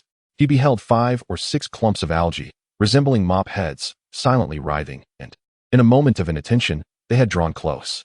Lin Xisuo seized his backpack and retreated several meters away. The algae's movements were not swift. With widened eyes, he observed them seemingly consuming the mud, gradually swelling in size before retreating back into the lake. Such peculiar creatures were not merely simple algae. With this newfound knowledge, he adopted an even more cautious demeanor. It is a rare delight to discover a locale endowed with auspicious feng shui, where one need not fret over the dangers of mountain floods or mudslides, and the air is refreshingly pure, rendering departure a reluctant notion. As I circumnavigate the tranquil lake, I stumble upon a congregation of mud-eating algae, numbering no fewer than 17 clusters, traversing the muddy expanse and leaving behind a trail of impressions. With a surge of courage, I approach these industrious algae. Perhaps due to their lack of natural predators, they exhibit little vigilance, continuing their solitary foraging, oblivious to the peculiar visitor that has intruded upon their realm. It is evident, they possess no eyes. Barefoot, I lift my shoes and prod at the algae, which momentarily halts its movement before redirecting its course, exhibiting no sign of irritation, suggesting a remarkably placid temperament. Emboldened by my audacity, I thrust my shoes forcefully, swiftly flipping the algae onto its back. Perhaps it has never encountered such an experience. Its body writhes vigorously, revealing numerous suction cups the size of bowls on its underside. After a prolonged struggle, it manages to revert to its original position, undeterred by the ordeal, and resumes its diligent consumption of mud. These algae, seemingly oblivious to danger, instill a sense of reassurance within me. I find a rocky outcrop and settle cross-legged upon it. Having endured a harrowing escape the previous night, I feel a modicum of progress and now wish to ascertain whether I can perceive the divine cosmic energies that permeate my surroundings. Closing my eyes, I concentrate, endeavoring to transcend my current state. Yet, as is often the case, all efforts prove futile. Nevertheless, I remain undaunted, striving to maintain my composure and persist in my attempts. After half an hour, I suddenly open my eyes, astonished by my proximity to the algae, exclaiming in disbelief, "Could it be? Am I truly experiencing an urge to consume mud? Have I been assimilated by these Navi creatures?" Refusing to be swayed by superstition, I close my eyes once more. only to feel a cold sweat break out on my forehead as I cry out in alarm. This is it. I have indeed been assimilated. I yearn for the fragrant mud. Shaking my head vigorously, I ponder how such a peculiar inclination could arise. With bare feet, I approach the algae, seeking to unravel the mystery. When my fingers brush against the algae, my skin remains unscathed. No corrosion, no radiation, no poison. All appears normal. Taking a deep breath, I muster my courage and press my palm against the algae, focusing intently. A jolt of surprise courses through me. How intriguing. What do you say? After feasting, one must return to work. Without work, there is no sustenance. I glance towards the lake's surface, where the algae diligently serve the aquatic flora, yet some aspects remain elusive, necessitating further exploration. I wade into the lake, the water rising to my knees, and gather my resolve to venture deeper. In a place like the Earth ring star, where the ground is strewn with yellow sand, my only experience with water has been bathing in hot springs, rendering me a land dweller, incapable of swimming to this day. I settle into the water, striving to grasp as many floating algae as possible, gradually entering a state of receptivity, allowing my thoughts to expand. What a strange sensation. The sky darkens, and the nutrient-rich mud beckons, promising growth through its embrace. The rainy days are approaching once more, and the sunlight is a precious gift. One must strive to stretch their body and absorb its radiance. A stream of information flows through the heart, although faint and primal. It allows for a clear perception of the thoughts of the water plants. This seems to be a newfound ability, a form of communication with primitive flora. I wonder if others share this experience. Lin Xisuo pondered briefly, endeavoring to expand his sensations, his breathing becoming elongated, losing himself in the moment. As the sun dipped below the horizon, the stars began to shift, and after a prolonged communion with the water, he finally stood up, content. Efforts do not betray the diligent. Whether consuming mud algae or lake vegetation, they are part of a singular whole, and one must first master the art of swimming. After dinner, Lin Xisuo glided slowly along the shore, contemplating that to truly connect with the algae, he must dive into the heart of the lake, where the sensations are distinctly profound. A novice swimmer, he only learned to paddle at dawn, managing to submerge his nose just enough to dive. Thanks to the purifying properties of the algae, the lake's water was quite pristine. Lin Xisuo reminded himself to take his time, not to rush, as per swimming skills could lead to entanglement with the algae. At noon, with the sun glaring, Lin Xisuo fastened a dagger to his waist, carefully avoiding obstacles as he ventured towards the center of the lake. Fortunately, after some adjustments and a boost in physical stamina, he swam 3 to 4 kilometers without feeling fatigued, catching his breath as he sensed he was nearing his goal. Soon, he approached a large mass of dark purple algae. Marveling at its grandeur, could this be the main body of the lake's flora? The existence of all things holds its own rationale. Thriving on such a primordial planet must signify a unique strength. As he descended with the current, he observed numerous algae feeding nearby, clinging tightly to massive leaf veins to absorb nutrients. Using both hands and feet, he fully immersed himself, gradually being enveloped by the grass green and dark purple hues, leaving only a trail of bubbles rising to the lake's surface. In that moment, Lin Xisuo felt invigorated, wholeheartedly releasing his essence, unlike before. As if the entire lake came into focus, he sent friendly signals to the algae and soon received a response. They lacked thought, possessing only the instinct to grow and basic self-defense, resembling mere shells, while Lin Xisuo's consciousness effortlessly took the lead. Suddenly, Lin Xisuo noticed a luminous cluster settled at the lake's bottom, the algae's peculiarity stemming from this very light, igniting a flurry of questions within him. Chapter 020. The amulet. Delicate layers of water ripples enveloped the lake's bottom, with a soft, serene, and strangely alluring orb of light suspended at the center. With the passage of time, this marked Lin Xisuo's third descent into the lake.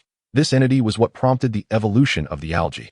Yet, the secrets concealed within the light remained elusive, and as he attempted to draw closer, the ripples thwarted his approach.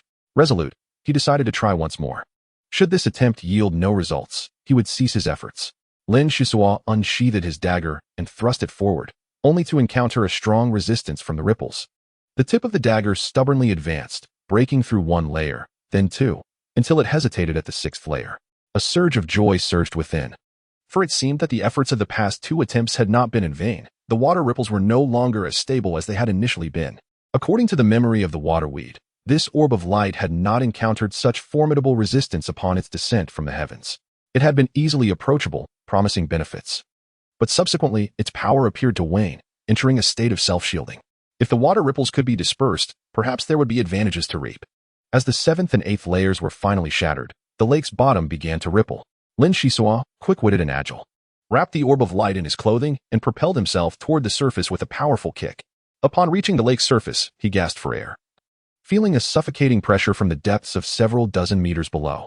Climbing onto a broad leaf of waterweed, he found himself surrounded by a floating island woven overnight, measuring approximately several dozen meters in diameter, ample enough to support him. At last, he had succeeded. It felt weighty in his grasp. Now, let us unveil your true nature. Lin Xisuo opened his clothing, and under the sunlight, the orb of light began to contract continuously. The greater the hope, the greater the disappointment. It was merely a slender piece of black metal, no thicker than a finger, its surface pockmarked and seemingly unremarkable, save for its luminescence beneath the water. At that moment, a screen the size of a palm suddenly projected from his chest, displaying a plethora of dense data.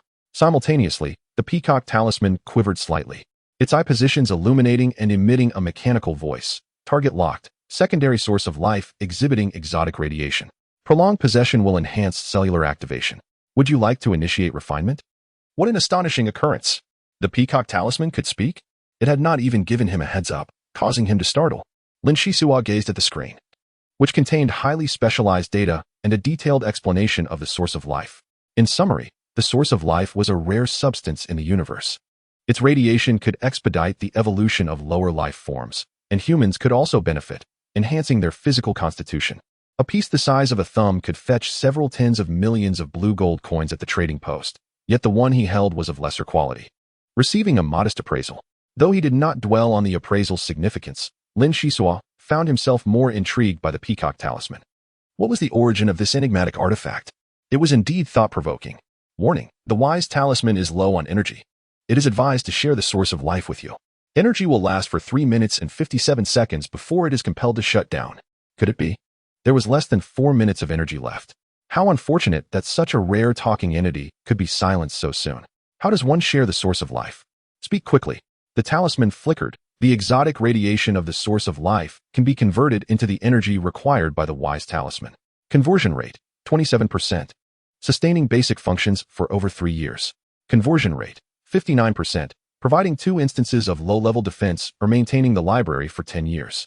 Conversion rate, 87%. Offering 4 instances of low-level defense or sustaining the library for 20 years. Due to the weakness of the binder's strength, it is not recommended to convert at 87%. Some energy should be reserved to enhance your bodily strength. Lin Xisuo reacted swiftly, opting for a 59% exchange for 2 instances of defense or a decade of work from the think tank, which should be the Lightbring. Although the level of defense provided by the talisman remained uncertain, it seemed reasonable to assume that trading energy sufficient to sustain the think tank for 5 years for a single defense would yield satisfactory results.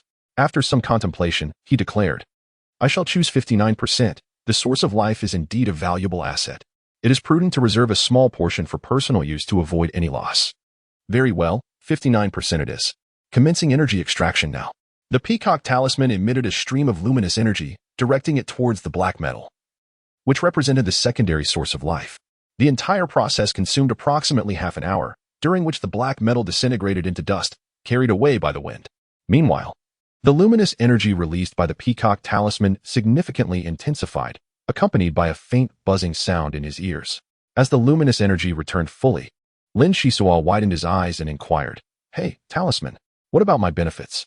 You can take a bit more if you wish, but you must not monopolize it. The extraction of exotic radiation is complete. Your transformation will be finalized within 10 days. May I assist you with any further inquiries?" "So it requires 10 days. Lin Xisuo rubbed his nose, realizing the tone of the entity was rather frigid, indicating a low level of intelligence. He hastily asked, "Please elucidate your origins. I have never heard of a wise talisman before. What is its purpose?" The screen displayed several images, stating, "The wise talisman is a sophisticated exploration equipment sold by the Adventurers Guild of the Light Federation. It possesses a degree of growth potential and primarily serves to collect and analyze information. Furthermore, it houses a powerful database to assist the user in identifying cosmic curiosities and provides a protective mechanism based on the amount of energy available. This talisman is a limited edition, numbered 3971. Limited edition? With a number in the 3000s, are there many of your kind? Not many. Only 20,000 exist, and my number is relatively early." Lin Xisuo felt dizzy and muttered, 20,000 still qualifies as a limited edition? Has the Adventurers Guild lost their wits? This talisman is a professional tool for martial cultivators and an indispensable piece of exploration equipment, designed collaboratively by Level 9 Sage Ulysses and Level 7 Creator Lee Romay. To date, the database of this talisman has not been updated for 1200 years. Please promptly seek similar equipment for information sharing or predatory acquisition, as it will undoubtedly be of greater assistance to you. Goodness, I never imagined you to be a relic of 1200 years, and furthermore, an apparatus for martial cultivators. Pray tell, what constitutes a sage? What is a creator? The more I hear, the more perplexed I become. The talisman's eyes flickered momentarily as it explained. Martial cultivators are classified into 12 levels. However, this is merely a broad categorization. The manifestations of martial prowess vary greatly, with individuals often traversing diverse paths. Over the millennia, numerous professions have emerged. For instance, sages have made significant advancements in mental fortitude, but possess relatively frail physiques. They rely on their exceptional intellect to trace historical events and uncover deeply concealed occurrences. They can also devise specific strategies for interstellar battles, with meticulous calculations being their hallmark. The creator, unlike the sage, is perpetually engrossed in research, striving to produce world-renowned masterpieces. However, their reliance on funding is substantial, with only the vast interstellar conglomerates capable of nurturing such individuals. Lin Xisuo suddenly comprehended. Oh my, the realm of martial practitioners is indeed vast, encompassing an astonishing array of classifications. Apart from sages and creators, what other types exist? There are numerous categories, such as matrix masters, adept in defense, potion masters, skilled in healing, totem masters, proficient in mental assaults, and beast tamers, who relish companionship with cosmic monsters, among others. Furthermore, there are the pure martial practitioners, whose characteristics are not particularly pronounced. They may possess some defensive techniques akin to matrix masters or perhaps a couple of beasts at their side.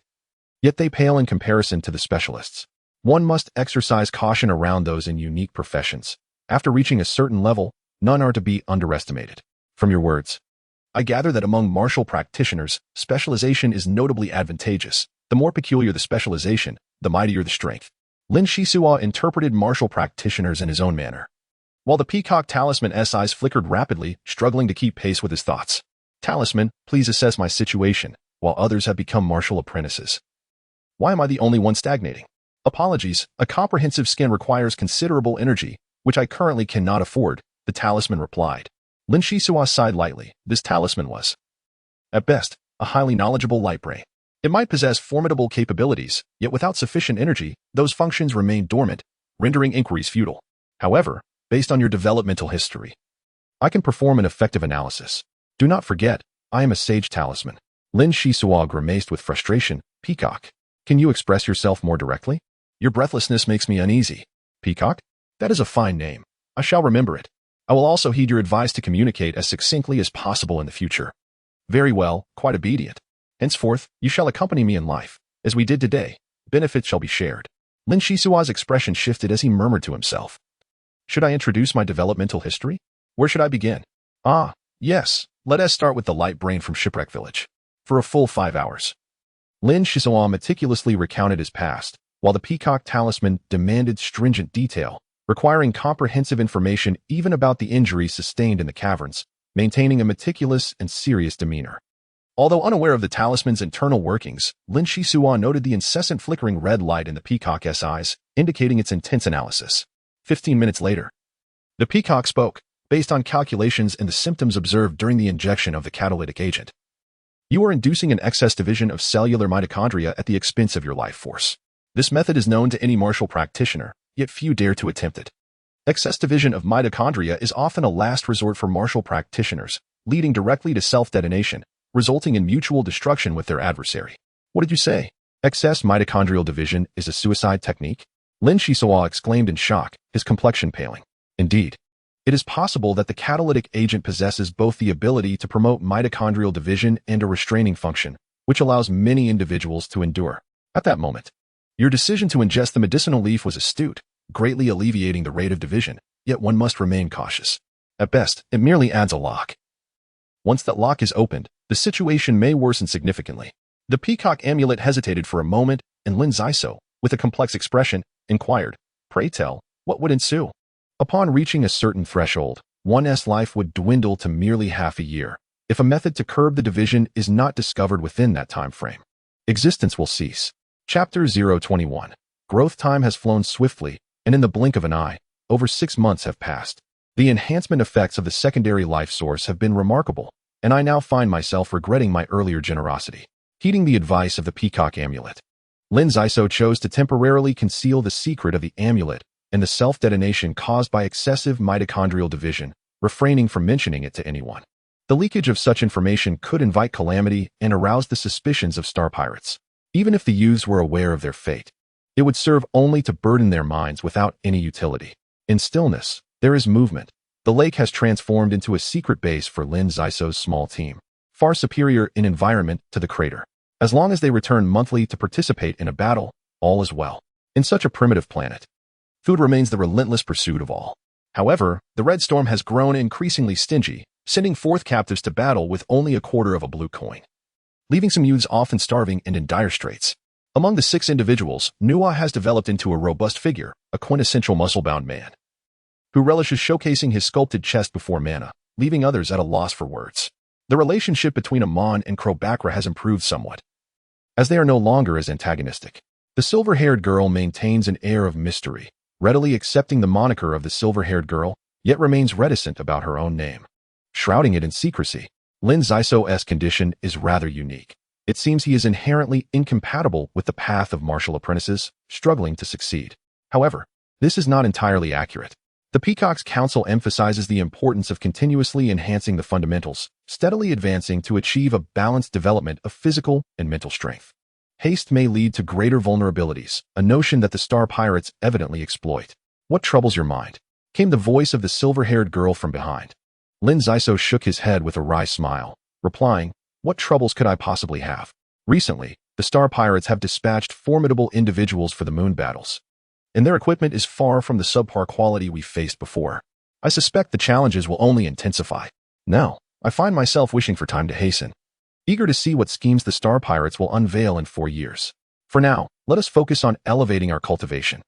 Though I am unaware of the method by which you have achieved such remarkable progress in your physique, the gap between you and true martial apprentices remains substantial.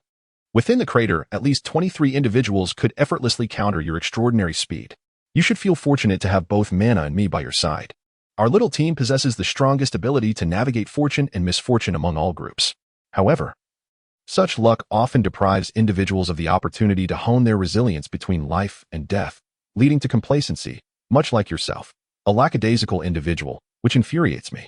The silver-haired girl, unbeknownst to her, felt a rising ire as she reprimanded Lin Xisuo before striding away. Lin Xisuo, perplexed, inquired, "Peacock, what does she mean by that? Am I truly lacking ambition?" With no one around, as everyone was diligently training, Peacock's eye sparkled as she replied, "Based on my calculations, this is typically a manifestation of unfulfilled expectations. It indicates that she cares about your progress. Given your similar ages and frequent companionship, she likely harbors feelings for you." "Impossible. A woman so assertive could have feelings for me? You must be mistaken." Lin Xisuo's lips twitched, and just then, the sound of footsteps reached his ears. The protective talisman around Peacock deactivated as the silver-haired girl unexpectedly returned. "Quickly inform everyone. Something is amiss with Mana, and my eyes cannot discern what it is," she cried. In urgency, Lin Xisuo dashed off, soon summoning Amon and Crowbacra back. Nord had already encircled Mana, utterly at a loss. At that moment, Mana's complexion was pale. Hovering half a meter above the ground, her body contorted, hands clutching her head tightly, and her long hair trembled like waves, as if enduring excruciating pain. In a state of panic, Nord grasped the silver-haired girl, pleading, "What should we do? Tell me quickly. Why does it force us back when we approach?" Lin Xisuo's expression shifted as he subtly reassured, "Do not panic. Mana must be experiencing a breakthrough, ascending to the next level of martial cultivation." "How do you know this?" The silver-haired girl widened her eyes in disbelief. Lin Xisuo shrugged, responding, "It's a conclusion drawn from analysis. We often train alongside Mana and must learn some skills ourselves." Although the book on the Red Storm offers little description of the ascension process, it is clearly stated that each level of martial cultivator corresponds to a significant evolution. You are aware that I have undergone a genetic adjustment. Non-natural evolution inevitably presents its peculiarities. Indeed, trust me. In truth, Lin Xisuo was merely fabricating. He did not possess such prowess. However, over the past 6 months, he had gleaned considerable knowledge about martial cultivators from Peacock, allowing him to understand the current situation. Mana was an ideal candidate for becoming a sage, leaning towards mental prowess, and her ascension required enduring immense pain within her nervous system. Had she been part of a traditional martial lineage, a series of measures would have been taken to mitigate risks, but being under the control of the Red Storm, such conditions were unattainable. Wow, it's happening. Look, Mana has succeeded. Amon exclaimed loudly. Mana's figure gently descended to the ground, her refreshing gaze sweeping across the group, enveloping them in a sense of springtime warmth. Typically, the ascension from apprentice to martial cultivator is relatively smooth, so Lin Xisuo felt no cause for concern. Why are you all surrounding me? Just now, Mana exuded an extraordinary charm as we gathered to witness the festivities, and I extend my heartfelt congratulations on her ascension to the rank of level 1 martial practitioner. Lin Xisuo hurriedly approached to offer his well wishes. Mana responded with a radiant smile. Xisuo, have you also adopted Amon's penchant for banter? Even as a level 1 martial practitioner, my strengths lie predominantly in intellect.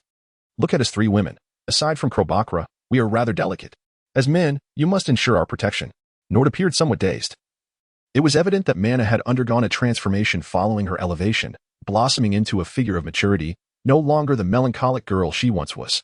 Amon, with a twinkle in his eye, cheerfully suggested, since we have cause for celebration today, let us indulge. Bring forth some of the emergency provisions you typically keep hidden. The lakeside offers a splendid view, perfect for a picnic. Sister Mana is our pride. We must not skimp on her. Ha ha ha, that is indeed a splendid suggestion, Nord exclaimed, joyfully patting Amon on the back, nearly toppling him over. Lin Xisuo found this amusing. The juxtaposition of a muscular man and an intellectually inclined practitioner was a curious pairing, a serendipitous alignment. The 6 of them settled by the lakeside for a picnic, as thick mats of waterweed drifted nearby, diligently absorbing rich minerals from volcanic ash. From the arrival of the Red Storm on the Soil Ring planet, through to 937, and finally arriving at this primordial world, they had endured countless hardships to attain this brief moment of tranquility. Everyone believed that as long as they supported one another, they could weather any storm. Lin Xisuo, however, was preoccupied with other thoughts. The Peacock Talisman had proven immensely helpful, revealing the realm of martial practitioners. Although the excessive division of mitochondria posed a significant challenge, it was not insurmountable. Indeed, numerous remedies existed.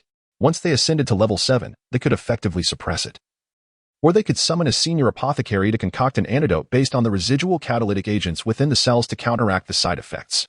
Other methods, such as enlisting the aid of a peak level 12 powerhouse or seeking a fabled cosmic artifact for fusion, were virtually negligible in probability, essentially. One ought not to rely on such hopes.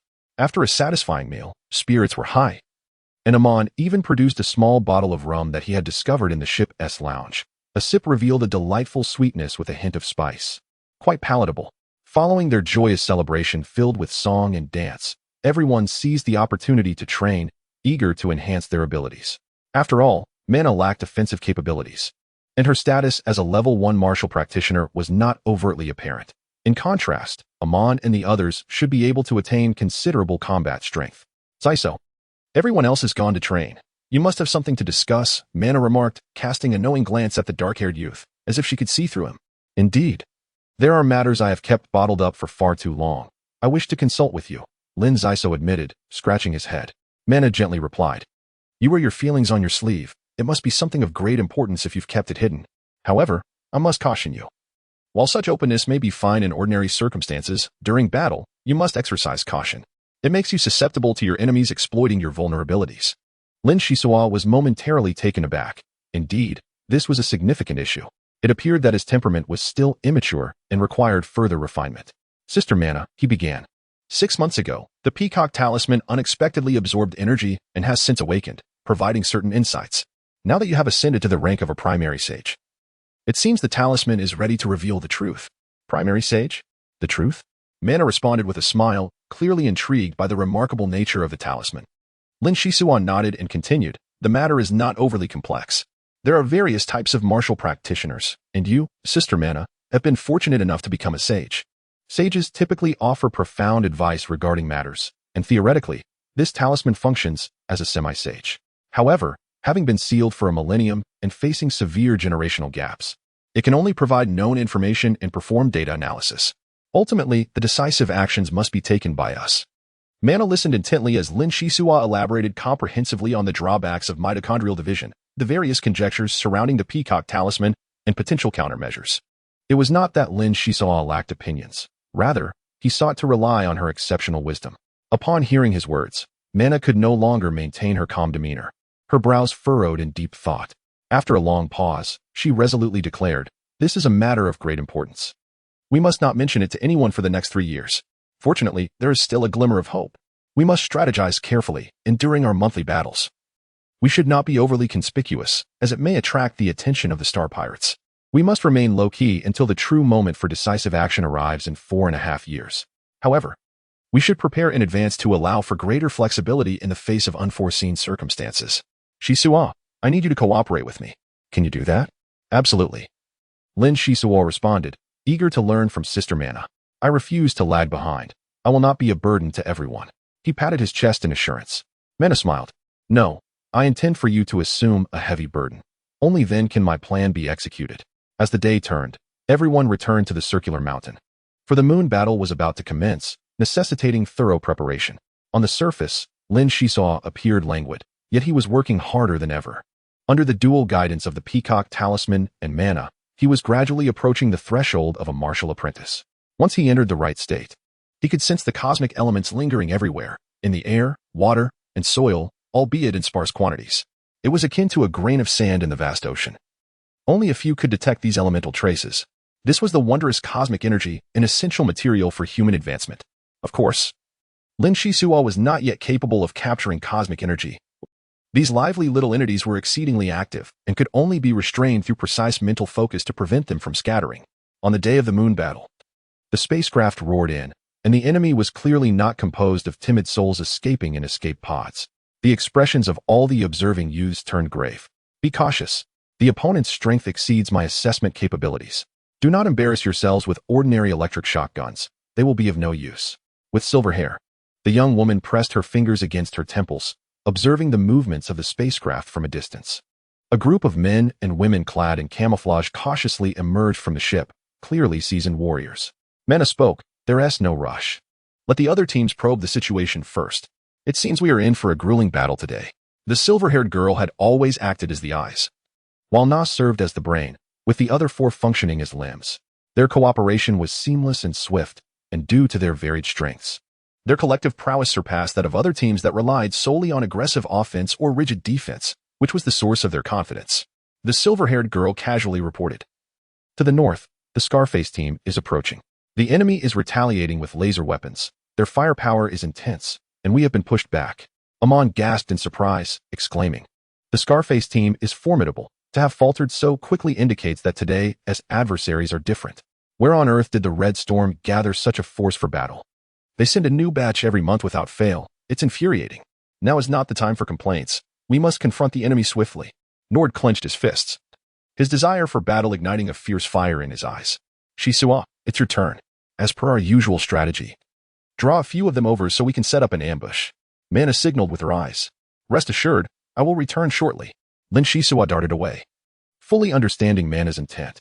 From this moment onward, he would escalate the challenge, selecting the more formidable foes as adversaries, thereby creating complications for the team.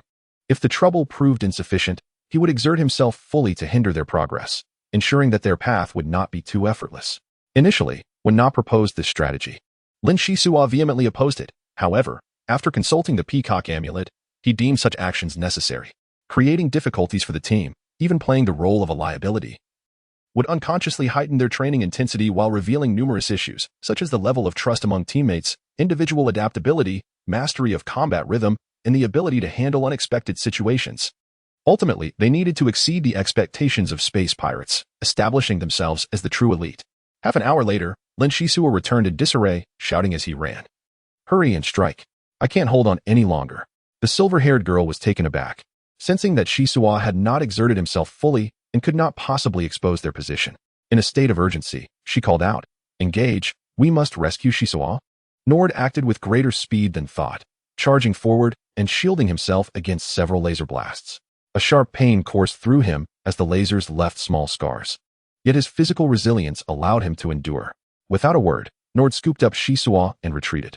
This compelled Amon and Klobakra to take action as well, flames and frost erupting above their heads as they launched their attacks. Unexpectedly, the ambush turned into an encounter, and they found themselves in a precarious position. overwhelmed by the enemy's firepower and struggling to keep their heads above water. Retreat. We must withdraw. There are only 6 of us. And we need to devise a long-term strategy. Despite Amon's usual bravado, he revealed a more timid side when confronted with genuine challenges. Nord, visibly displeased, bellowed, "What on earth are we retreating for? We have been sailing too smoothly for the past 6 months, and we've forgotten the thrill of battle. I say this is a splendid opportunity to step out and clash with them, to awaken the warrior spirit within us." Lin Xisuo privately admired him. Acknowledging the wisdom in his words, he had astutely recognized the issues within the team. Each member possessed a distinct personality, and when these differences were magnified, they could severely disrupt team cohesion. In times of life and death decisions, even a moment's hesitation could prove fatal. On the battlefield, there is no time for strategizing. It is a matter of survival or being left to rot in the wilderness. It seemed that this burden had made the right call. What shall we do, Mana? Shall we fight fiercely or retreat? Please offer some guidance, everyone inquired in unison. Fortunately, the enemies Lin Xisuo had drawn were not numerous. Otherwise, they would have been encircled. Mana, with a grave expression, replied, "Relying on me for every decision is detrimental to your growth. If this continues, it will foster dependency. Today is a test. Contemplate how to confront the enemy. Fight individually. Very well, what harm can mere laser guns inflict upon me? Just wait. Your Mana. I, Nord, am the strongest." Amon displayed a sorrowful visage, casting a pitiful glance at Krobakra. Accustomed to Mana's commands and the synergy with Han, the prospect of fighting independently felt quite disconcerting. He pondered. What should I do? Should I wait until Nord has engaged sufficiently before joining the fray?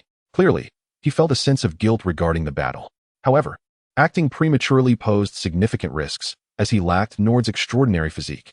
It appeared Mana was correct. A strong dependency had indeed developed, a fact worthy of caution. Nord had already engaged the enemy, with the sounds of battle roaring. To his surprise, the adversaries possessed a particle grenade launcher, leading to significant losses. With his chest mangled and bloodied, Nord staggered back, gritting his teeth in a bitter smile. It's nothing, just a minor injury. A little rest will suffice. I, Nord, am the strongest. Nevertheless, despite his bravado, he soon collapsed, and Mana, feeling a pang of sympathy, decisively ordered, "Cover him. We must retreat." Amon and Krobakra once again joined forces, hastily concluding the skirmish. The enemy, now facing Nord, exhibited some caution, reluctant to waste ammunition prematurely, thus refraining from relentless pursuit. They probed with a couple of half-hearted charges before ultimately giving up. After a full day, the 6-member squad achieved little, amassing fewer than 40 blue coins. To put this in perspective, such an amount was once a mere individual bounty. Morale was low. If today had been a struggle for Xisuo, what would tomorrow hold? What would they do without Mana? Surviving through previous trials was not merely luck. Even Nord began to reflect on his shortcomings. The group convened for a post-battle debrief, determined not to repeat past mistakes. Thus, Mana's first month as a sage passed amid a gloomy atmosphere. The following month would surely bring hunger, but fortunately, they had previously stockpiled some food. Boiling cornmeal and lake water would suffice to stave off starvation, ensuring they would not perish from hunger. As the days pass, Lin Xisuo has not been a source of disruption or hindrance amidst the months of struggle. The silver-haired girl has progressed from mere frustration to a state of vexation that makes her teeth itch, akin to a small kitten that often yearns to pounce and nip at him to alleviate her pent-up ire. Following Mana, the other 4 have also ascended to the rank of first-level martial practitioners, with Lin Xisuo being the conspicuous exception, as he remains merely an apprentice, lacking any martial prowess. His dismal performance is hardly surprising, given the chasm that exists between levels. Thus, it is no wonder that he has consistently underperformed. Crawlback is somewhat forgiving, as Lin Xisuo once saved her life. Nord, with a hearty smile, pays little mind to it, although the silver-haired girl harshly criticizes him. Her sharp tongue belies a tender heart, indicating her genuine concern. Only A has expressed some discontent, yet out of respect for their shared past, he has refrained from any vehement actions or words. Mana observes their every move, biding her time to unveil the mystery at the opportune moment. In truth, Lin Xisuo feels a deep sense of frustration. He is on the verge of becoming an enemy's lackey, unsure of which faction he truly belongs to during battles. He cannot afford to be overtly obvious in his intentions, yet his skills are increasingly refined and beyond reproach. Under Mana's guidance, even the silver-haired girl cannot discern any flaws. His performances during hasty retreats are so convincing that they evoke genuine concern from others, prompting them to assist him. A year has quietly elapsed, and the group has grown accustomed to Lin Xisuo's unpredictable nature. Throughout this time, Mana has deliberately provided guidance, yet everyone's cultivation speed has remained sluggish. Within the crater, several youths have successfully advanced to second-level martial practitioners, while Lin Xisuo's team remains an exception. On this particular day, rain pours heavily, and the lake churns violently. Even the once rampant algae retreating from the tumult. Thunder rumbles, and lightning occasionally strikes distant mountain peaks, imbuing the atmosphere with a sense of desolation. Lin Xisuo conceals himself beneath the lake's surface, sitting cross-legged. Everyone harbors their own little secrets. According to the information from the Peacock Talisman, he is a rare dual ability wielder. Dual ability practitioners are typically those who possess innate or acquired abilities, which tend to multiply several-fold, or even exponentially, upon entering the ranks of martial practitioners, thus forming elemental powers. There exists another method to augment the variety of elemental abilities. Martial practitioners of level 9 or above can pass on one type of their elemental power. But this can only be performed once in a lifetime and entails substantial cost, making it exceedingly precious. Apart from those from illustrious lineages, most martial practitioners devote themselves to honing a single elemental ability, striving for optimal energy efficiency to achieve diverse techniques. In addition to his speed, Lin Xisuo can communicate with plants, a skill deemed essential for becoming an apothecary. Upon entering a new environment, establishing a rapport with local flora can circumvent numerous troubles and facilitate the collection of valuable resources for potion making. At this moment, Lin Xisuo's objective is to harness the algae in the lake to absorb cosmic elements, thereby advancing to the rank of martial apprentice. He has prepared extensively for this day and is confident that he will succeed. Chapter 023. Fleeting moments. A gentle haze of clouds drifted across the sky as the rain subsided, revealing a rare and splendid day. With the sun at its zenith, a figure emerged from the depths of the lake, their skin pale from prolonged immersion, stepping gradually onto the floating island. At last, the monumental task is accomplished.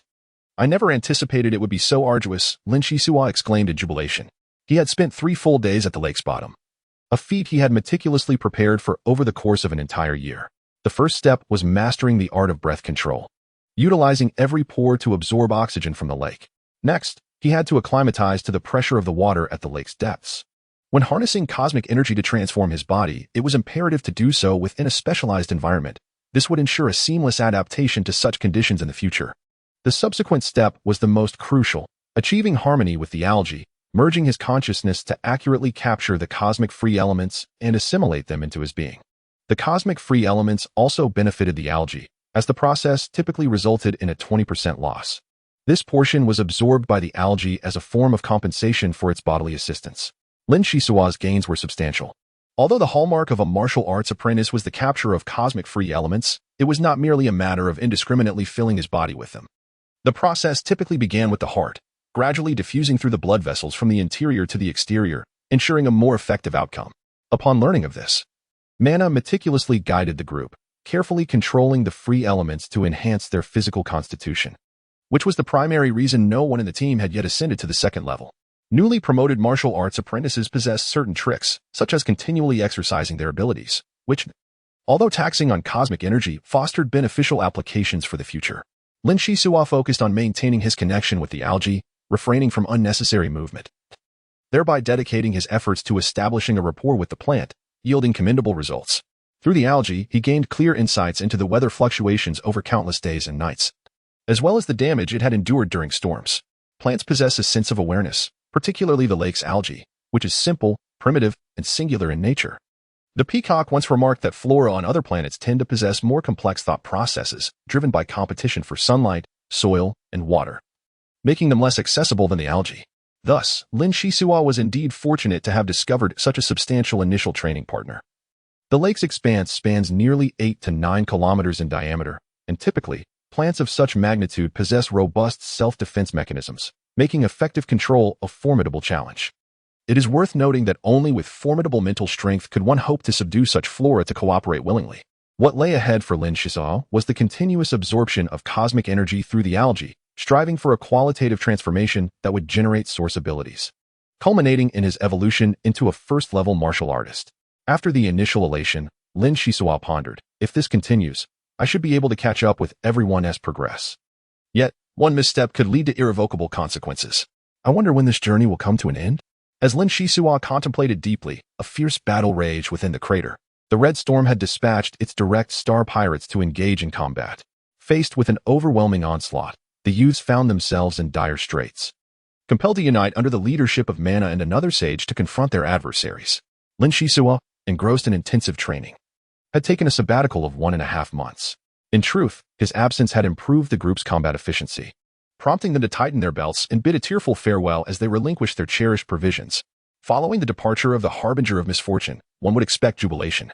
Yet fate proved unkind. The Red Storm suddenly escalated the difficulty of the lunar battle, even incorporating its own forces into the fray. The fierce clash persisted for a day and a night, resulting in the sacrifice of 12 youths, while the Star Pirates suffered losses 30 times that of their adversaries. Both sides fought with relentless determination, employing every possible strategy. The surviving Star Pirates were nearly all elite, including 3 formidable martial practitioners among them, indicating the profound strength of the Red Storm. Upon Lin Xisuo's return, he discovered the crater had been transformed beyond recognition. Nord had sustained grave injuries while protecting Mana and required a period of recuperation. Unable to contain his shock, he exclaimed, wait, is it truly so? How could things become so dire in my absence? I certainly did not impede anyone.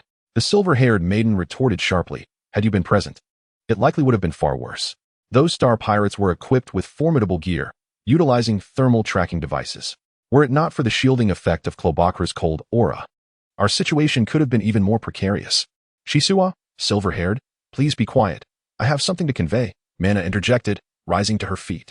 After a moment of contemplation, she addressed the 5 of them. Now that Xisuo has successfully ascended to the rank of martial apprentice, coupled with the Red Storm's unusual intensification of combat, certain matters must be candidly discussed.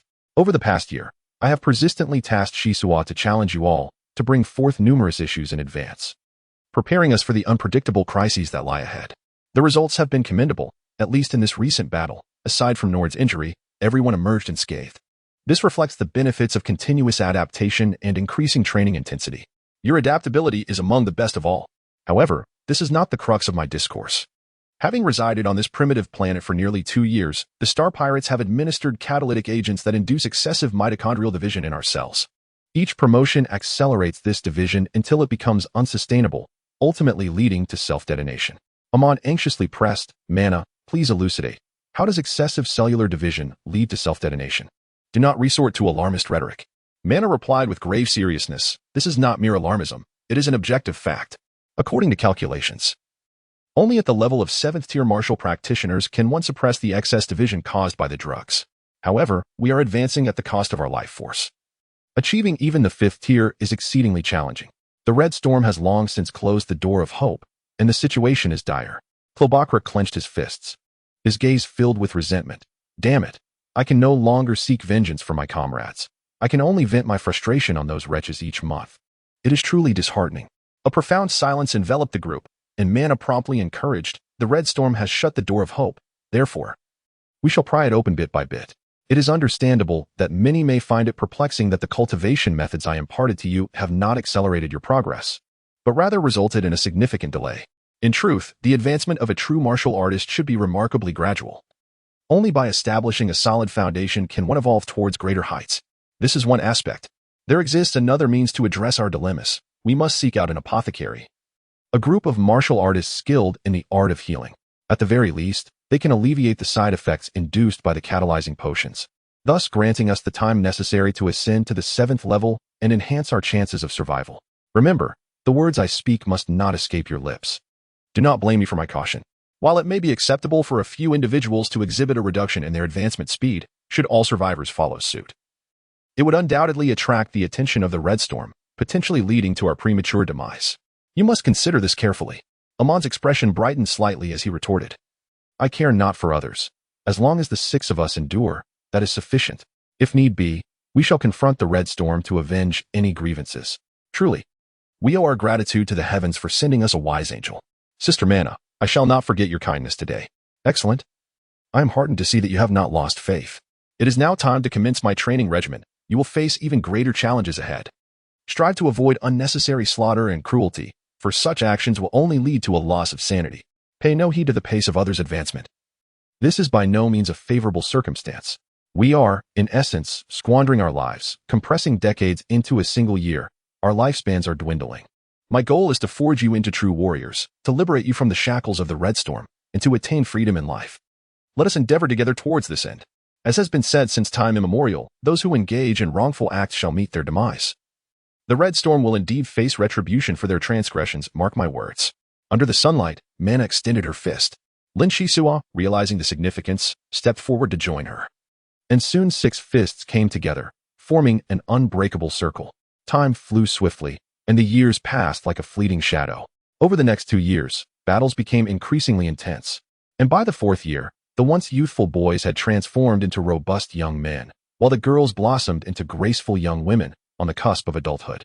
With 11 months remaining until the 5-year deadline, the number of survivors in the circular mountain stabilized at 122, maintaining this figure for half a year without fluctuation. The Star Raiders continued their visits, undeterred by storms or hardships. In truth, they too were filled with trepidation. Yet were equally compelled to come to the circular mountain, where a glimmer of hope still resided. To refrain from coming would mean losing even this slender chance. Most of the youths from the Earth Ring had grown cold and callous, yet Mana remained steadfast, exercising rationality to restrain the 5, preventing them from becoming wild and reckless. As for the captives seized by the Red Storm, she showed them clemency, even dismissing the blue coins, choosing instead to seek out formidable opponents to hone their combat instincts. Aside from Lin Xisuo, all 121 individuals within the crater have attained the 2nd-tier level, with 78 having already ascended to the ranks of 3rd-tier martial practitioners. A stark contrast to their arrival. The Red Storm has dispatched a total of 20 martial warriors, of whom only 2 perished in the mountains, while the remaining 18 departed unscathed. Thanks to the auxiliary function of water algae, Lin Xisuo was poised to enter the 2nd tier. However, he deliberately suppressed this advancement, channeling his thoughts and cosmic energy into refining his source abilities. The Peacock Talisman indicated that the source ability is merely a nascent product. Upon reaching a certain threshold, a source space would emerge between the flow of consciousness and its primal state, commonly referred to as the realm of the mind. The source space functions akin to software, capable of steady evolution through continuous development, and is an indispensable process on the path to becoming a master martial artist. The unlocking of source space varies from individual to individual. Some may encounter it around the 3rd tier, while others may struggle until the 6th or 7th tier, with success not guaranteed. Moreover, differences in equipment often lead to unexpected challenges across tiers. While levels do not encompass everything, lacking a level is utterly untenable. The higher the martial artist's tier, the greater the cosmic energy stored within, leading to enhanced endurance in battle and a formidable support system during training, which yields numerous advantages. Chapter 024. A turn of events. Xisuo, are you there? A graceful figure emerged through layers of mist, drawing closer. The newcomer bore a stunning mane of silver hair and a dagger at her waist, a birthday gift from Xisuo that she never parted with. Can your keen eyesight not perceive me yet? What brings you here? The young man with dark hair sat upon a rock, his gaze imbued with a subtle green hue, exuding a unique composure. On the surface, he appeared amiable and approachable, yet an indomitable will lay hidden within. Is it forbidden to seek you out without a purpose? Shouldn't you be striving to elevate your tier? According to accounts from the participating space pirates, the Red Storm lurked on another continent of this planet, with frequent ship movements recently actively reducing their ranks. A bit more strength is always advantageous. Oh, you 2 lovebirds are hiding away together again. How enviable. A figure suddenly appeared, short in stature and entirely bald, his eyes reflecting an indescribable animosity. The voice belonged to Amon. Dimwit. What use is it to envy others when you cannot even manage Krobakra? The silver-haired woman's expression grew slightly frosty. Lin Xisuo chuckled and teased, Amon, do you know how many women there are in the entire crater? Let me enlighten you. 9, which is just over 15% of the total population. Among us 3 men, we are fortunate enough to have 3 women by our side. Can you fathom how many people yearn for that? Just half a year of speaking to a woman would drive them to madness with joy. Thus, receiving a disdainful glance from Krobakra is, in fact, a delightful affair. Wouldn't you agree? Amon's face flushed crimson as he bellowed. You little brat, I will definitely get even with you this time. A wall of fire surged forward. Yet Lin Xisuo had already vanished without a trace. In the distance, a voice echoed, Fool, practice for a few more years before you attempt to show off. Live a little longer, I shall await your return.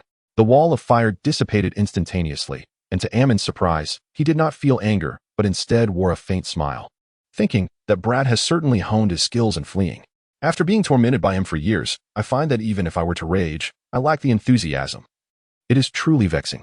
From the depths of the mist, a voice remarked, I truly cannot comprehend how one grows older yet retains the demeanor of a child. If there is something concerning you, come forth. Before long, the 6 gathered together. Nord, with a robust physique, had matured into a stalwart man. Krobakra was tall, even surpassing Ammon by a head, which indeed seemed somewhat mismatched. Mana wore a serene expression, resembling the girl next door. Her true wisdom, shaped by hardship, remained concealed. Upon their assembly, Mana declared, "Over the past 6 months, through careful rationing, I have accumulated a portion of food sufficient for a month and a half. Therefore, I have decided that this month, barring any extraordinary circumstances, we shall refrain from battle and merely present a fade at the periphery, allowing ourselves to recuperate and prepare for unforeseen events." Lin Xisuo, perplexed, inquired, "Prepare for unforeseen events? Sister Mana, have you sensed something? You wouldn't be this cautious otherwise." She replied, "It is difficult to articulate. The information is scant, yet I harbor an unsettling premonition. As you all are aware, my instincts have always been reliable. It is prudent to exercise caution. Before we act, gather all weapons and equipment, conserve our energy, and adapt to any situation, unless absolutely necessary. Do not reveal our true capabilities, understood?" Nord laughed heartily. "Fear not. With the mightiest Nord by your side, no foe shall dare approach. Those star pirates ought to be grateful that I refrained from engaging. They face considerably less threat. And as for our brother teams, without anyone to contest their prey, they must find their endeavors rather dull." A shiver ran through the group. Nord's self-proclamation of being the strongest did not refer to offense or defense, but rather to his reckless audacity. He often charged headlong into gunfire, returning with injuries, utilizing the first aid kits he had intercepted, spending half the year recuperating. While others might not understand, Lin Xisuo had some insight into the truth. Nord lacked Mana's intelligence, exceptional speed, foresight, and the combat prowess of Ammon and Krobakra. He possessed little beyond a strong physique. However, he had one commendable trait. He obeyed Mana's directives.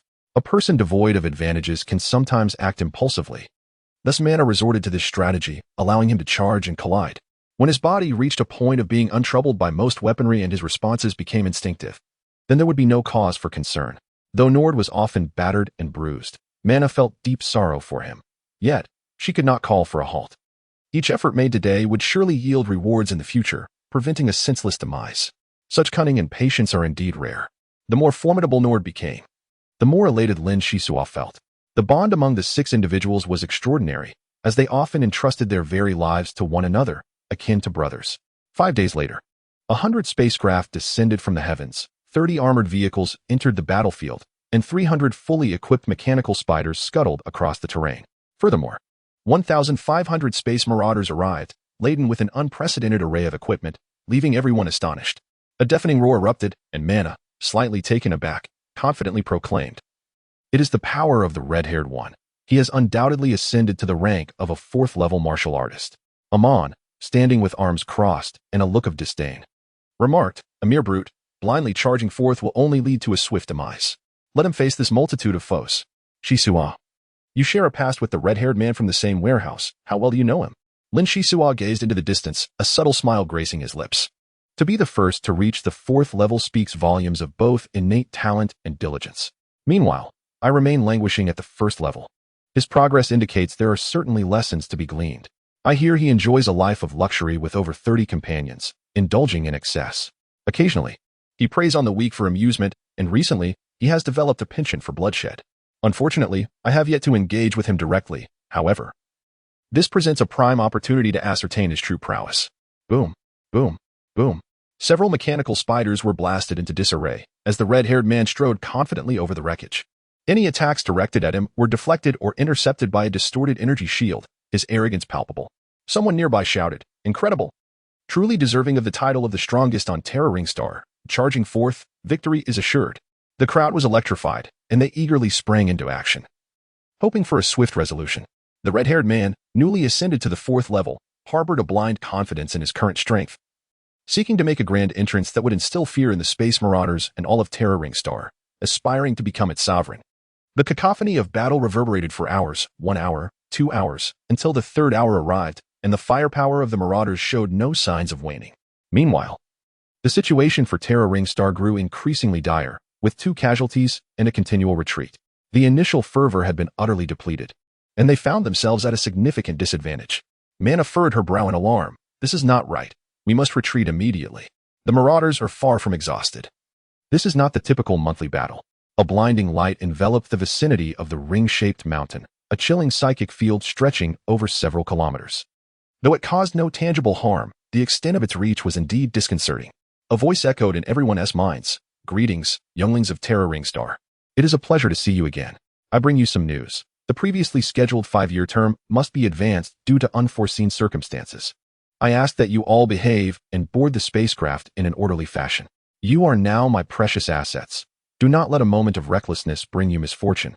Upon hearing these words, the crowd was left bewildered, each person clamoring with questions. What is happening? What should we do?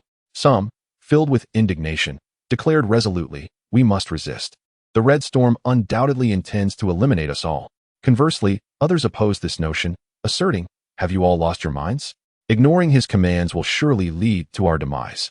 Following them may afford us a chance to survive. I choose to comply. There are those who are bewildered, those who harbor resentment, and a minority who willingly submit. Lin Xisuo turned back to his companions and spoke first. I never imagined this day would arrive 11 months ahead of schedule.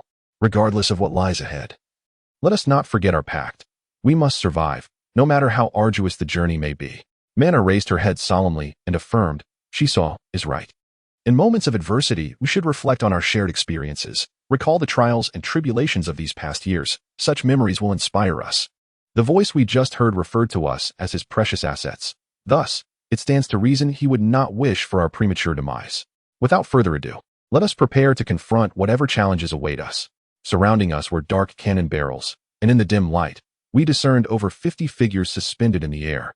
Igniting a sense of awe among us, martial practitioners, far superior to anyone present, Lin Xisuo cast a glance at them. Contemplating the theoretical notion that once spiritual power reaches a certain threshold, one could alter the magnetic field, thereby creating a state of weightlessness or even flight. However, practical application proved far more complex.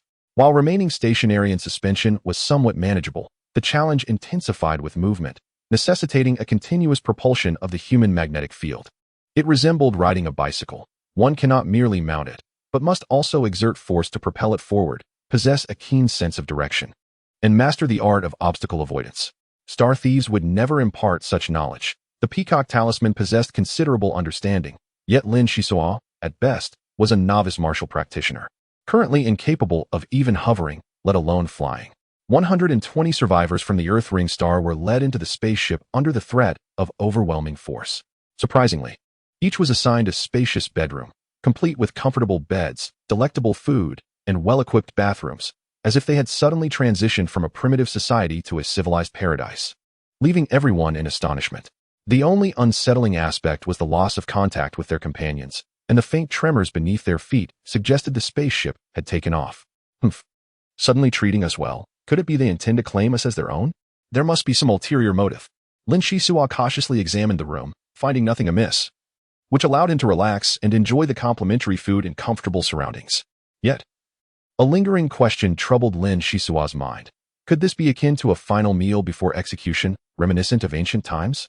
Chapter 025, Fate Peacock. Do you have a way to infiltrate the spaceship's light brain terminal? I wish to ascertain the situation outside, Lin Xisuo whispered, his mind racing. Please do not forget that this talisman has been dormant for over 1,000 years. Even if it was meticulously designed back then, facing a light brain from a millennium later presents insurmountable challenges. We must first upgrade from lower-end products or equipment, gradually refining our system before acquiring the functionalities you seek. Attempting to breach the luxurious travel spaceship's light brain terminal in one fell swoop has a success rate of merely 0.005%, the peacock replied matter-of-factly. Lin Xisuo sighed. Alas, even if I hadn't said it, you might as well remain inactive. The red glow of the talisman slowly faded, and Lin Xisuo found himself reminiscing about the colossal algae of the primitive planet. Suddenly, a red storm struck, catching everyone off guard. It seemed unlikely they would ever see the great algae again. After years of companionship, the prospect of parting was undeniably sorrowful. Suddenly, a virtual light screen materialized in the room, and the ship's AI spoke. Please fill out the form. We will conduct a comprehensive scan of your body. We hope you will not resist. Thank you for your cooperation. Lin Xisuo furrowed his brows and inquired, a form? What is it for? To record some basic information for a better understanding of you, the AI replied in a cold tone. The form was exceedingly simple. Yet the prospect of a body scan left Lin Xisuo indecisive. Taking advantage of the time spent filling out the form, he whispered, Hey, Peacock. Stop playing dead and analyze how we should proceed. There will surely be complications after they scan us. The red storm is cunning. The talisman remained silent, vibrating slightly before returning to stillness. At this juncture, Lin Xisuo could only rely on the wise talisman for protection. He hesitated to elevate his abilities for a purpose. He had painstakingly gathered cosmic energy solely for the study of source abilities. This was understandable, yet the extent of consumption seemed excessive for a first-level martial artist. Initially, he believed the emergence of a second source ability was due to the medical leaf's influence, but after the talisman explained, it became clear that without the requisite genes, such a source ability could not manifest spontaneously. It was not the merit of external factors, but rather Lin Xisuo's inherent potential. Long-term companionship with the large water algae yielded new discoveries. The cellular vitality had not diminished. On the contrary, it was gradually recovering. If this continued, could it not counteract the drawbacks brought by excessive mitochondrial division? Lin Xisuo was greatly intrigued. After countless attempts, he concluded that the source ability to communicate with plants had inadvertently shared the vitality of the large water algae. Although it was merely a minuscule amount, over time, it could accumulate enough to foster vitality. As long as the speed of mitochondrial division did not accelerate further, living another 10 to 20 years should pose no problem. Once the virtual form was completed, it read, Lin Xisuo, male, 18 years old, first-level martial artist, adept at fleeing. Alas, how embarrassing. The source abilities of others are increasingly impressive, while I, aside from a slight edge in speed, my offensive capability is dismal. I cannot fathom which ancestor I inherited this from. It seems I have only inherited skills for survival. If only I could become an apothecary. Find a way to heal Sister Mana and the others, thus freeing ourselves to live joyfully, that would be splendid. Lost in such fanciful thoughts, dozens of azure lights suddenly appeared in the room, scanning Lin Xisuo repeatedly. As the azure light brushed against his skin, it imparted an unusual burning sensation, which persisted for half an hour before ceasing. Thank you for your cooperation. The ship will arrive at the ancient battlefield market in 3 days. Please prepare accordingly. 3 days to reach where? Don't leave. Clarify. The light screen vanished, and no matter how Lin Xisuo shouted, there was no response. After a while, the peacock talisman finally spoke. Do not worry. This talisman has subtly adjusted the assessment of cellular vitality. The comprehensive scan demands a substantial amount of energy, particularly for martial practitioners. Due to the transformation of the human body's magnetic field, a natural shield is formed, hindering external detection. The longer the duration of the scan, the greater the strength displayed. First-level martial practitioners are somewhat tolerable, with a staggering 97.34% remaining unnoticed. However, the situation is less favorable for individuals like Mana, who, despite being merely of second-level caliber, possess abilities comparable to those of a third-level martial artist, rendering them quite exceptional. Lin Xisuo was taken aback and hastily inquired, Is there truly no way for you to assist them? I regret to inform you that I cannot provide assistance. Upon analysis, the circumstances of the 5 individuals vary slightly. Mana, being the wise one, should possess the means to resolve the predicament.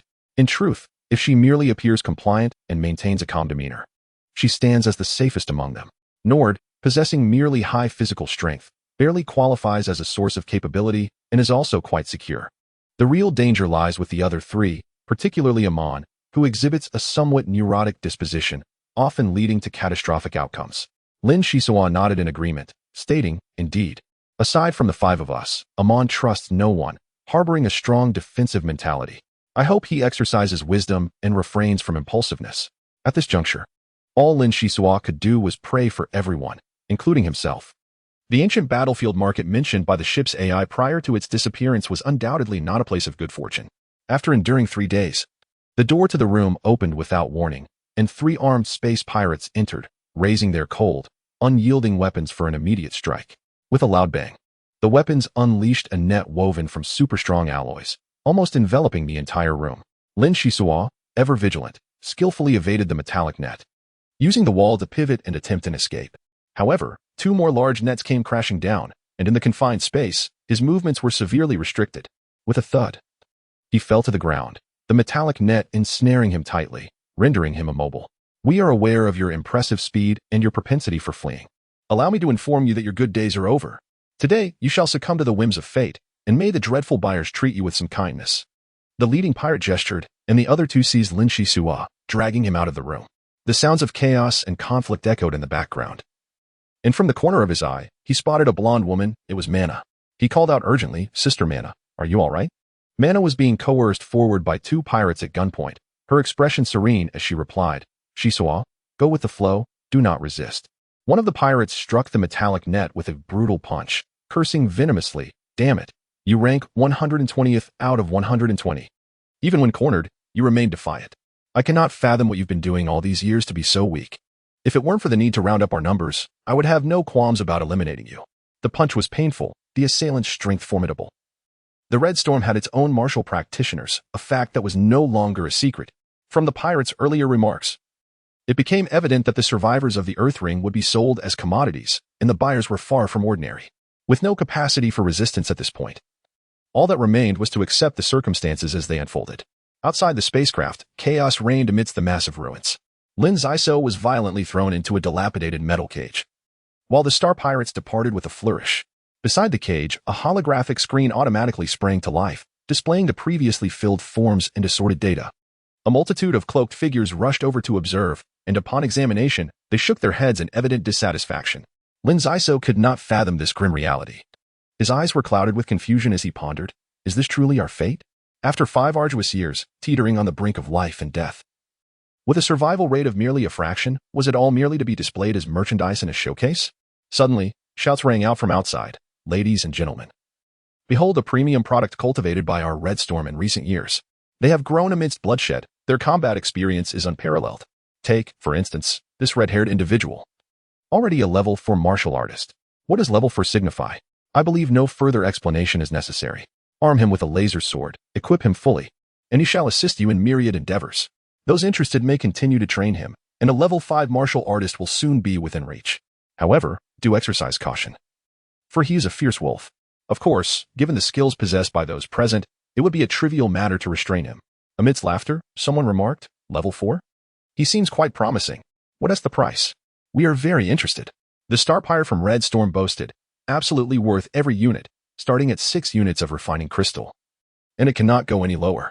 This lad possesses exceptional talent. It is quite likely he could become a level 6 martial artist in a few more years.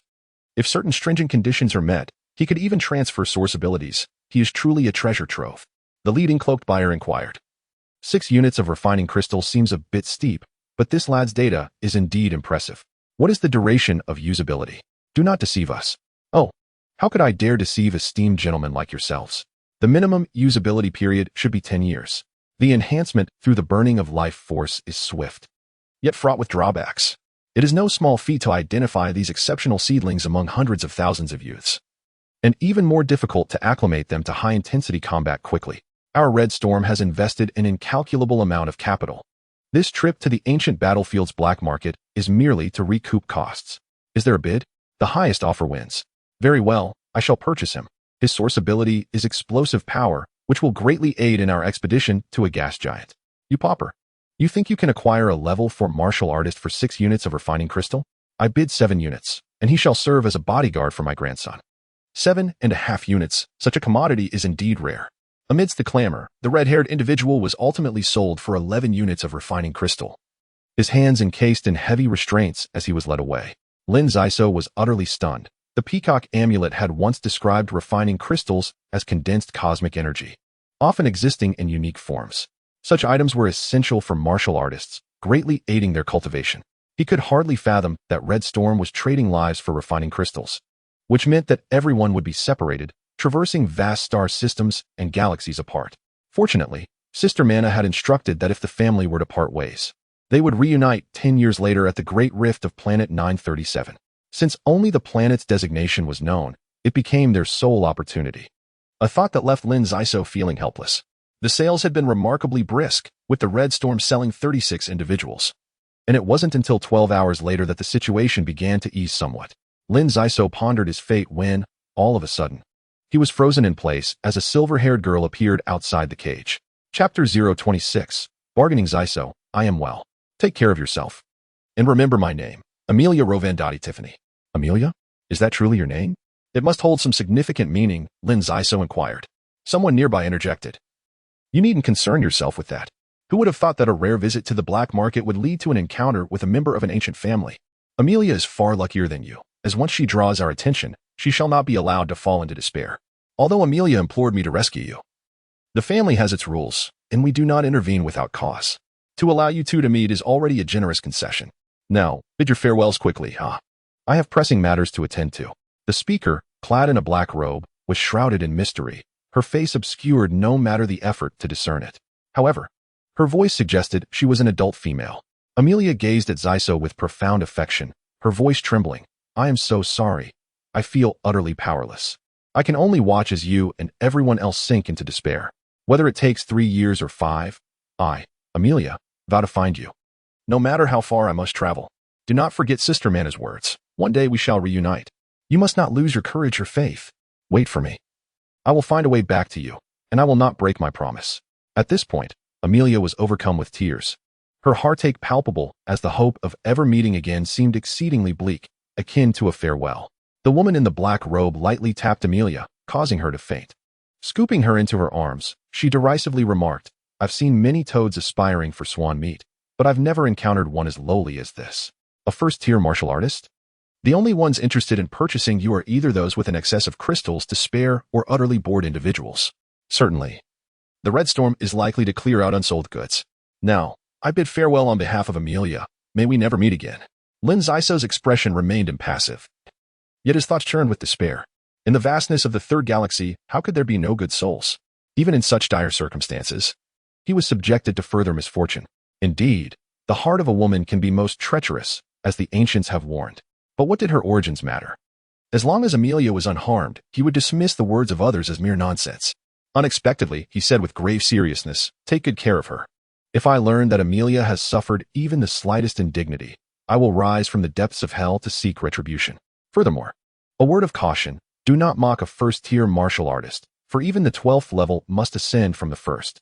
While our paths may diverge indefinitely, my bond with Amelia shall endure. Depart from this place swiftly, lest Amelia awakens and witnesses your vile countenance. Humph, you have no idea whom you're dealing with. Savor the atmosphere here. I wish you a prosperous sail. The woman in black, accompanied by the silver-haired girl, Amelia, departed, leaving Lin Xisuo with a slight sense of relief. 1 out of 6 had managed to escape so swiftly, a cause for celebration.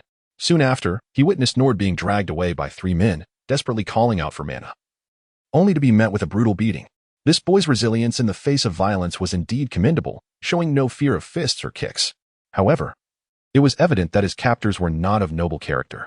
The leader, a burly man, conjured a bright orb in his hands and struck Nord on the head, subsequently dragging him away like a ragged dog. Blood streamed from his mouth and nostrils, a sight too harrowing to behold. Lin Xisuo's vision blurred as tears silently fell. A man may shed tears, but only when truly grieved. Would they ever reunite after this, scattered across distant lands? Would he survive to see that day? The answer remained shrouded in uncertainty, a profound and disorienting unknown. Clenching his fists, Lin Xisuo felt the weight of his own weakness.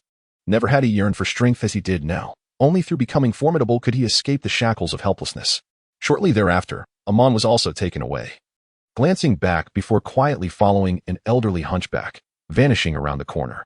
After all they had endured, Amon no longer radiated vigor. His gaze had dimmed, evoking deep sympathy in those who beheld him. To Lin Xisuo's astonishment, Mana had somehow persuaded the buyer to also take Krobakla along. The two of them together offered some solace. Now, Lin Xisuo was the sole one remaining in this place, anxiously watching for a glimmer of hope. The cage was emptied, leaving fewer than 50 goods behind. Buyers, having just heard the news, rushed in, igniting a frenzy of purchases.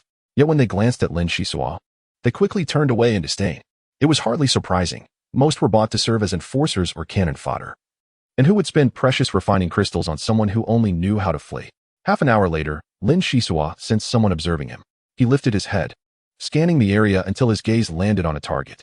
It was a middle-aged man of average build and appearance, slightly balding, wearing a cunning smile tinged with self-satisfaction.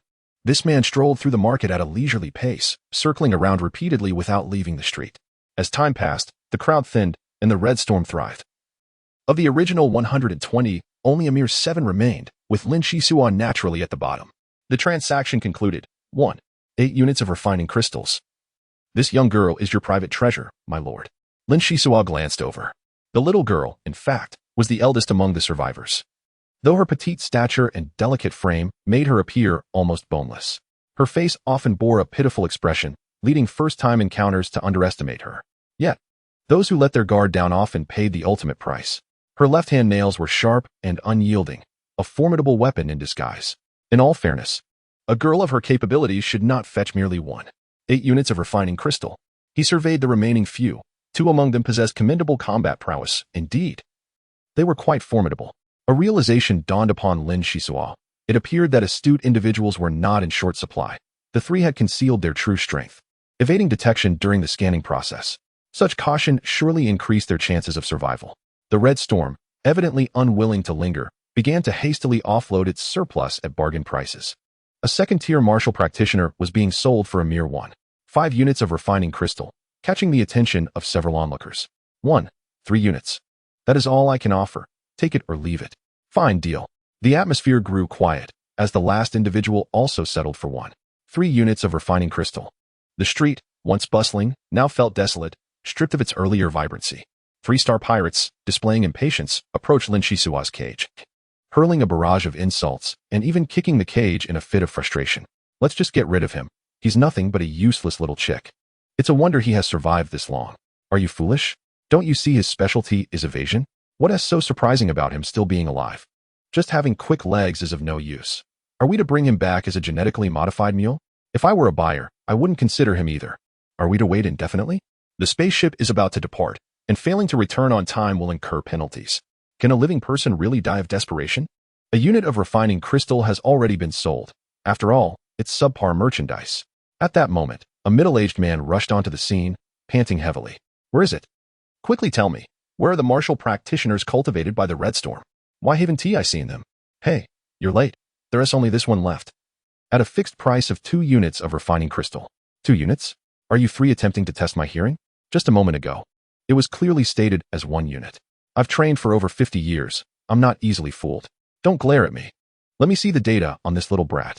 If it's useful, 2 units are not exorbitant. The middle-aged man chuckled.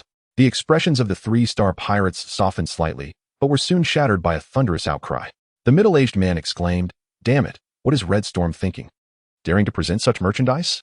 Hey, are you truly Red Storm? Surely, you aren't imposters? After Red Storm sells out, you just toss anyone into the cage to deceive us latecomers. That is sheer treachery. You mustn't speak so recklessly. Who would dare impersonate Red Storm? Do they possess the courage of a bear and the gall of a leopard? Are they not afraid of our retribution? The star pirates retorted, their eyes wide with indignation. The middle-aged man paused for a moment, then nodded vigorously, saying, Indeed, the Red Storm is the most formidable of adversaries, and few dare to offend them. So, are you truly affiliated with the Red Storm? Without a doubt, as genuine as pearls themselves. Very well, I shall regard you as pearls. A first-tier martial artist, yet only capable of fleeing? Shall I take you home merely to serve as a genetically modified mule? He sighed, never mind. I shall wait for a more promising opportunity next time. As the man prepared to leave, he cast a fleeting glance at Lin Xisuo, only to suddenly halt. Well, since I've made the effort to come to the ancient battlefield's black market, I cannot return empty-handed. Consider it a toy for my child. Do you sell 1 units of refining crystal? He raised an eyebrow, looking at the star pirate before him. 1 units? You do claim to be a first-tier martial artist. The star pirate seethed with indignation but then recalled the impending departure time, suppressing his fury. 8 units of refining crystal, that is already my utmost concession. Are you star pirates devoid of reason? If I buy him, I must provide food and shelter. The return fare is not minimal either. Thus, the costs upon reaching home will significantly increase. It's refining crystal, not blue coins. Each 1 unit is enough for you to last 3 months. And you still aren't satisfied? 5 units, do not test our limits. Who fears whom? Recent news suggests that the Red Storm has encountered difficulties. Instead of eliminating this little brat, wouldn't it be wiser to sell him to me for a tidy profit? You have already earned enough. Why be so miserly? What the devil? How do you know our affairs? 3 units. If not, I would rather destroy him. 3? Very well. We have a deal. Lin Xisuo felt a bit dizzy. The red-haired one was sold for 11 units, yet he was only worth 3 units. The uncle before him was haggling without even batting an eye. Such stinginess foretold a difficult future. Chapter 027. Setting sail as the cage door opened, the middle-aged man smiled. You're not dead, are you? If you're alive, hurry and come with me. You'll certainly fare better as my little assistant than with the Red Storm. Lin Xisuo stepped out of the cage. Compared to the ruthless buyers, this middle-aged uncle appeared much more benevolent. Thank you for rescuing me. But it seems I cannot be of much help. The man grinned slyly. Do not mistake me for those ignorant star pirates. I sense a natural essence within you. While others are steeped in a strong stench of blood, I wouldn't take them even for free. That 0.3 units of refining crystal is indeed worth it. A first-tier martial artist serving as a mere errand boy is truly a windfall. Faced with such a buyer, Xisuo was utterly speechless. In this unfamiliar territory, could he dare to resist or escape? If he ventured too far, he would be captured again. Moreover, he had no knowledge of this uncle's strength. What if he were a formidable master? That would be courting death. Young man, I know you possess considerable speed, but here in the depths of the universe, most who come to the black market are nefarious cultivators. Thus, abandon any unrealistic notions. Following me isn't so bad. As I am a captain and I possess a star cruiser, life encompasses far more than mere conflict. It is replete with intriguing pursuits awaiting our exploration. For instance, we could embark on adventures or enhance the grandeur of cruise ships, which serve as a potent source of martial prowess. Even the prospect of exacting revenge upon the Red Storm is not beyond the realm of possibility. Are you suggesting I seek vengeance? That I may depart? Lin Xisuo's eyes widened, invigorated by the notion. No, you misunderstand. What is revenge? If your existence is solely anchored to such a goal, it is lamentably superficial. Lift your gaze and behold the vastness of the star-studded sky. How many mysteries await discovery? Do not let a challenging path dissuade you into believing that peril lurks at every turn. There will surely come a day when light breaks through the darkness. Venture forth. Explore, and when you broaden your horizons, you will look back upon your past tribulations with a smile. The bounty from the black market has been fruitful. I shall escort you from this place. The middle-aged man possessed a keen understanding of human psychology, striking a chord with his words. Rekindling Lin Xisuo's spirit as hope flickered anew. Wait for me, sir. Why do you walk so swiftly? Fool, the docking fees for cruise ships are exorbitantly high. You squandered precious time in pursuit of a bargain. Henceforth, I am your creditor, and you shall serve as my laborer. As they proceeded, the middle-aged man continued. To acquire you, I expended 0.3 refining crystals, in addition to docking fees, counseling fees, and future costs for lodging and provisions. It amounts to a single unit of refining crystals. It seems you shall not be free for a decade or more, so you must commit to working diligently with me. The expectations are simple, loyalty without treachery. In our line of work, that is paramount.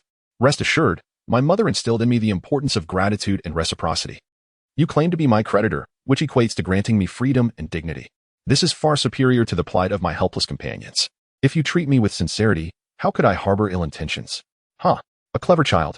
By the way, you may call me Captain John, full name John Klinsman. A baron of the Golden Prosperity Empire in the Third Galaxy, possessing vast territories on a barren planet, albeit uninhabited. Captain John displayed his signature smile. One that was both sly and somewhat self-satisfied. Captain John, you mentioned dark cultivators and interstellar cruise ships. Could you enlighten me on the matter? John slowed his pace and explained, dark cultivators are those among martial practitioners who have succumbed to malevolence. They are cruel, selfish, and malicious, their hearts corroded by darkness. Your companions likely embody such traits, as they consistently witness the depravity of humanity. Thus, I am curious, how do you maintain your composure in the face of the Red Storm's various tactics? Your exceptional nature warrants your rescue, as an ancient adage describes the lotus. It rises from the mud untainted. Perhaps you are that lotus. Lin Xisuo shyly scratched his head, acknowledging that without the aid of the peacock talisman, the guidance of Sister Mana, the companionship of the great waterweed, and the ability to share life with plants, he might not have preserved such a positive mindset. Blinking, he inquired, and what of the interstellar cruise ship? It sounds formidable. Is it an exploration vessel? Indeed, perhaps not. You shall soon comprehend. Navigating through the chaotic streets, John disregarded the enthusiastic calls of the street vendors and ushered Lin Xisuo into the elevator, which ascended steadily amidst the flickering lights, overlooking the entirety of the black market. It became evident that it was a space city constructed from the remnants of hundreds of sunken ships. Rather than a city, it resembled a dilapidated ruin, albeit one shielded by an energy barrier. This was undeniably a place shrouded in secrecy, where countless sordid transactions transpired each day, instilling a sense of dread. Here we are. Behold our future abode, she exclaimed, her tone trailing off. It's so. So John prolonged his words, and Lin Xisuo gaped in disbelief. Is this even a spaceship? Perhaps it surpassed the escape pod of the Red Storm, yet it was far from impressive. Before her lay an interstellar cruiser, a tattered space sailboat with an antiquated mast draped in sun sails. The sun sails bore evident patches, stitched upon one another, enough to beguile the eye. At the bow stood a lamentably antiquated particle cannon. The sole commendable feature was the two wheels at the rear of the sailboat. These wheels were plasma vibration source thrusters, polished to a brilliant sheen, meticulously maintained, far beyond what an ordinary spacecraft could hope to achieve. John's expression darkened as he barked, Hey, What else with that face? A child does not scorn his mother's appearance, nor does a dog disdain a humble home. A dilapidated house can still be worth a fortune. You must learn to perceive the essence beneath the facade. Regardless of its shabby exterior, it remains an interstellar cruiser. However, we are currently in a state of financial distress. Thus we must strive diligently to escape our predicament.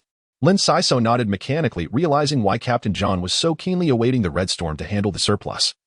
He would likely turn away from any offer made by the space pirate regarding the crystal trade, as he was simply too impoverished. It puzzled her at the time when his hands trembled during the crystal delivery. Now it was clear, it was a pang of reluctance. Nonetheless, John's words held merit. A child does not scorn his mother's appearance, nor does a dog disdain a humble home. Hadn't she, Lin Xisuo, once been akin to a small beggar in the sunken ship village? After languishing in the depths for 4 or 5 years, things had only begun to improve. Liberation from the clutches of the Red Storm would signify true happiness. Her complexion instantly brightened, a gentle smile gracing her lips.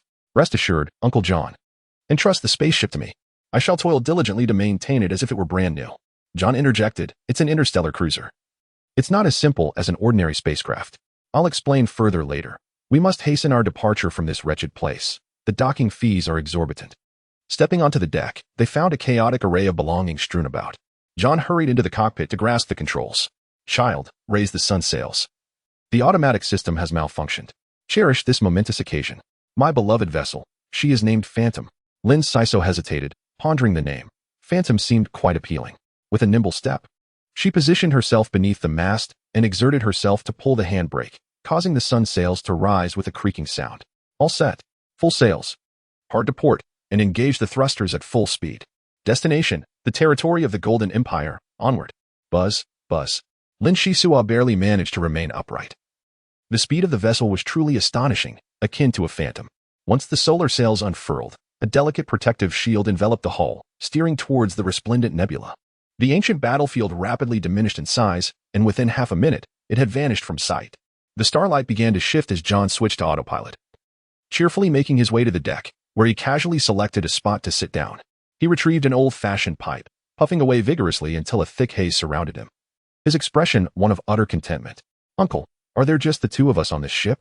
Indeed, I was alone when I arrived, but now I have a companion. The ship's AI is rather primitive, and after over a decade of solitude, I felt increasingly isolated, so I sought out company. Ah, I see. In that case, I shall begin tidying up.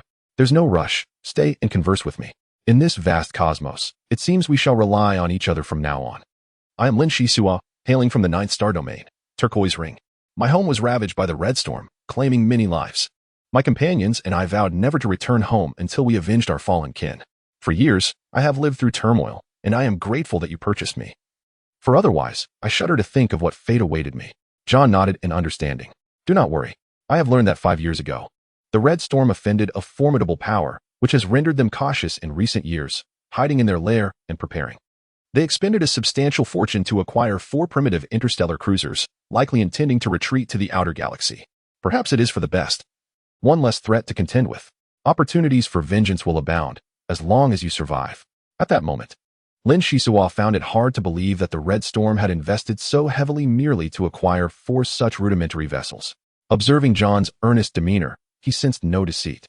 Yet, the outer galaxy typically referred to perilous, uncharted regions of space, untouched by humanity, with heavily guarded entrances to hyperspace wormholes. Surely, it would not be an easy journey. John exhaled a plume of smoke, chuckling. The value of an interstellar cruiser lies in its ability to traverse the outer galaxy unimpeded for exploration purposes. Of course, we have agreements with the military. In critical moments, we must assist in combat. In truth, interstellar cruisers serve as a covert front line for martial practitioners. Having repelled countless invasions from foreign races over the millennia, they are also prime assets for various factions, frequently clashing in the outer galaxy, where the strength of their cruisers determines the outcome, thereby influencing the division of resources within the inner galaxy. You see, empires discreetly allocate resource-rich planets while, in reality, they have engaged in countless skirmishes in the outer galaxy. I must admit, this is a clever strategy. At least it reduces the number of displaced individuals and devastated worlds. The Red Storm, if they wish to enter the outer galaxy, must tread carefully, or else they will be eliminated within a few years. With that, John put away his pipe and, with curiosity gleaming in his eyes, gestured towards the cabin. Now, you must have many questions. Allow me to give you a tour and clarify everything. Chapter 028. Constant Wave. This is the cockpit. If one possesses exceptional piloting skills, navigating through the asteroid belt can be as effortless as child's play. In combat, there are many unpredictable factors due to the AI's rigid avoidance of obstacles. It is easily outmaneuvered by foes, hence manual control is preferred most of the time. However, we lack the spare energy for practice, for the short term. You will not have the opportunity to touch the helm, John remarked as he walked. Lin Xisuo wore a gloomy expression. Did this not equate to saying nothing at all? Yet, he was indeed somewhat envious of the role of a helmsman. Descending the spiral staircase, John continued his introduction. This is the artillery area. Our budget is limited, so we cannot afford formidable weapons. Aside from placing a particle cannon at the bow for show, this area serves merely as a storage for miscellaneous items. If I find the time, I shall clean it up. I am not particularly diligent and would rather hide in the captain's quarters playing interstellar chess than engage in labor. Do not expect a cleaning robot. Perhaps selling my territory could fund one, but retaining it is far more useful. You will be astonished when you see my territory. Astounded? Is there not a soul on Uncle John's territory? Could it be that there are rare minerals? Lin Xisuo looked at the captain with suspicion. Foolish. If there were rare minerals, would I be in such dire straits? My primary business is transporting goods, saving funds to seek fortune in remote areas every 3 years. You see, those nobles are always intrigued by peculiar items, and who knows, I might strike it rich. Sometimes I must go to the Adventurers Guild Tavern to pick up quests. After all, I am a level 4 martial artist. Over the years, I have endured countless hardships, accomplishing many great tasks. Were it not for my meager beginnings, I would have embarked on adventures beyond the outer galaxy long ago. Lin Xisuo's eyes brightened with interest as he inquired, So, Uncle John, you are a level 4 martial artist. What kind of tasks have you completed? They must be exhilarating and perilous, right? John laughed heartily. Need I even say? I once assisted a beast tamer. Do you know what a beast tamer is? Indeed, they are martial artists who deal with cosmic beasts. I have heard they are particularly formidable, Lin Xisuo replied casually. Impressive that you know this. That particular mission was fraught with peril. I assisted a powerful beast tamer in locating a juvenile battle beast, a terrifying and exceptionally clingy star cat. Lin Xisuo blinked and suddenly asked, Uncle, are you referring to the star cat? I have heard that it is a remarkably gentle battle beast, with minimal aggression aside from being obedient. John's proud demeanor abruptly faltered as he bellowed. Who told you that? Was it the Red Storm? You will understand its terror once you encounter a star cat. That creature left me with 18 claw marks. 18, mind you. The little girl refused to raise the price. Children from affluent families truly lack conscience. Wait a moment. The powerful beast tamer was merely a little girl? Lin Xisuo looked at him peculiarly. John's face turned awkward, and he cleared his throat. Where were we? Ah, yes. Allow me to formally introduce you to the medical room, the position of ship's doctor. Lin Xisuo's attention was instantly diverted. He aspired to become a pharmacist. Thus his interest in the medical room intensified. As the door swung open, a musty odor assaulted their senses, and cobwebs adorned every corner. Curiously, many ecological tanks were arrayed in the corner, but due to the passage of time, they had become breeding grounds for fungal growth. At that moment, a moth had just landed on the spider's web, fluttering its wings vigorously in a desperate attempt to escape. Suddenly, a fist-sized spider descended from above, swiftly enveloping the moth. Lin Xisuo glanced at John with suspicion, wondering if this was indeed a medical room. It resembled more of an ecological laboratory. Ah, my apologies. It is indeed a bit chaotic here. Once, while transporting a batch of experimental creatures, many little beings clandestinely smuggled themselves aboard without the captain's consent, an exceedingly deplorable act. The task of cleaning up now falls upon you. Lin Xisuo surveyed the medical room and suddenly made a request. Uncle John, may I reside here? Look how spacious the medical room is. With a little tidying up, it would make a splendid abode. There are better rooms, though they are indeed smaller compared to this one. After all, I hardly visit the medical room for a decade or so. Feel free to make yourself at home. Thank you, Uncle. John chuckled. It's nothing. Who among the orthodox martial practitioners would wish to work on my ship? Each journey takes at least 2 months. Having another companion is quite welcome. Let me show you the core control room. That is the pivotal part of the interstellar cruiser and the foundation of its growth. The two made their way to the ship's lower level, where, beneath layers of protection, lay a mysterious chamber. The artificial intelligence warned, unauthorized personnel entering the cruiser's core area. Captain, do you authorize? John's expression suddenly turned fierce as he glanced at Xisuo. After a moment of contemplation, he commanded, All right, grant authorization. The AI responded, recording life signatures, iris patterns, heart rate. Please provide a blood sample for the authorizing individual. A slender needle descended, and John gestured for Lin Xisuo to remain still. A sharp prick on his neck was followed by the AI's notification, blood sample collection complete. Captain, what is the authorization level? John smacked his forehead, exclaiming, in my moment of excitement, I forgot about this. Alas, you are fortunate. AI, I hereby grant authorization. Appointing Lin Xisuo as the position of vice officer, bestowing upon him the highest privileges aside from the captain. Yes, privileges are being bound. Vice officer access to the core chamber granted. Welcome, Vice Officer Lin.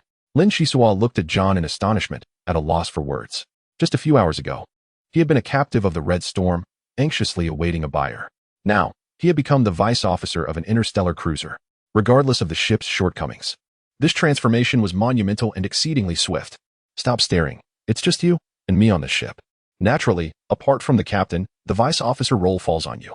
But don't get too ahead of yourself. You are also the gunner, the maintenance technician, the cleaner, and the chef. In the future, learn more, become a strategist. A pilot. You will be quite busy. I'm not afraid. I fear no hardship. Uncle John is a good man, and I, Lin Xisuo, will risk my life to protect the Phantom.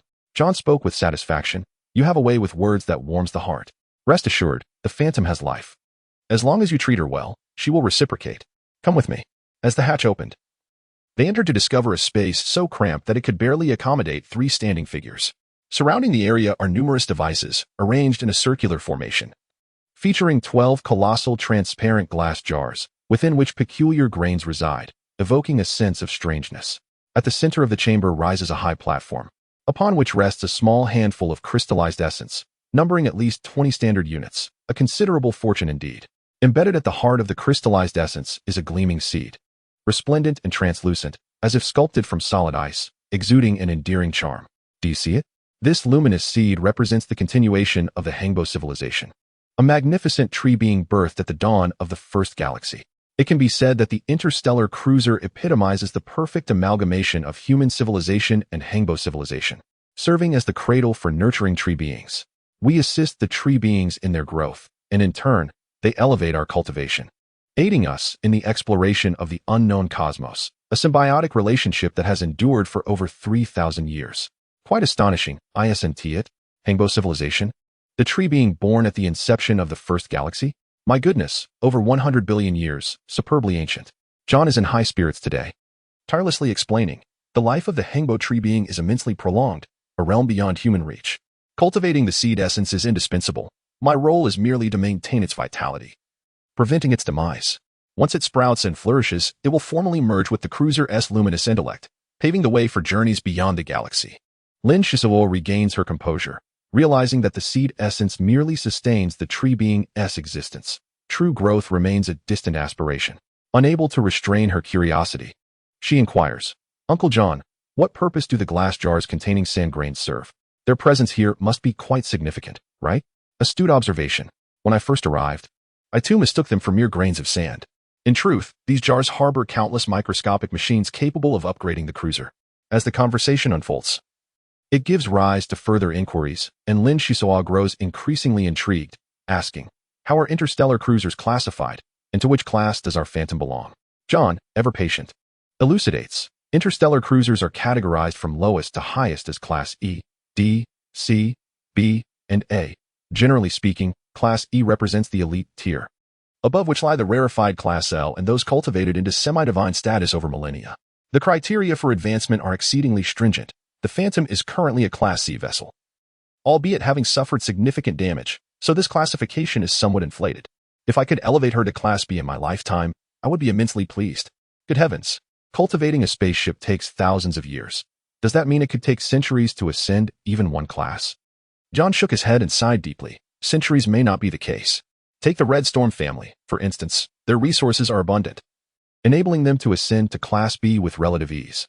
Most interstellar cruisers remain at this classification, though disparities exist among them, contingent upon the materials utilized during upgrades. The varying properties of these materials create a myriad of differences, and if they possess beneficial effects for martial cultivators, the implications are even more profound. Upgrading necessitates the fusion of special materials? How intriguing, Lin Xisuo remarked, her interest piqued. Oh, the colossal cruise ship must devour another of its kind to evolve into a higher tier, a reflection of the harsh realities of the martial world. The outer galaxy is merciless. Those unable to confront fierce competition would fare better within the inner galaxy, lest they inadvertently become sustenance for alien species. Only upon achieving a higher rank does one gain the privilege to venture into the outer galaxy, which itself is divided into numerous regions. It is advisable for those of an elevated rank to operate within public zones, as they can then roam freely in most areas and even unite to exterminate the insectoid nests, reaping substantial rewards. A brand new world unfolds before Lin Xisuo. The prospect of traversing the cosmos is undeniably thrilling, filling him with yearning and anticipation. John paused momentarily, recalling a time when he too, like the young man with dark hair, was entranced by such dreams, yet now, he finds himself in decline. Regaining his composure, he encouraged, "Let me tell you. Once we reach a higher rank, we can regularly transport martial practitioners who wish to explore the outer galaxy but lack the means. We shall sell tickets for 5 units of refining crystal each, excluding meals. Those would need to be purchased separately. It would truly be a lucrative venture." Many interstellar cruise lines operate in this manner. Outside the cabin, the Phantom ship approached a star, its solar sails eagerly absorbing energy, marking the official commencement of Lin Xisuo's interstellar journey. Chapter 029. Clean up. The vacuum cleaner buzzed as the medical room emerged revitalized. Lin Xisuo wiped the sweat from his brow, revealing a broad smile adorned with gleaming white teeth. "Wonderful. At last, it resembles a home," letting out a sigh of relief. He thought, perseverance pays off.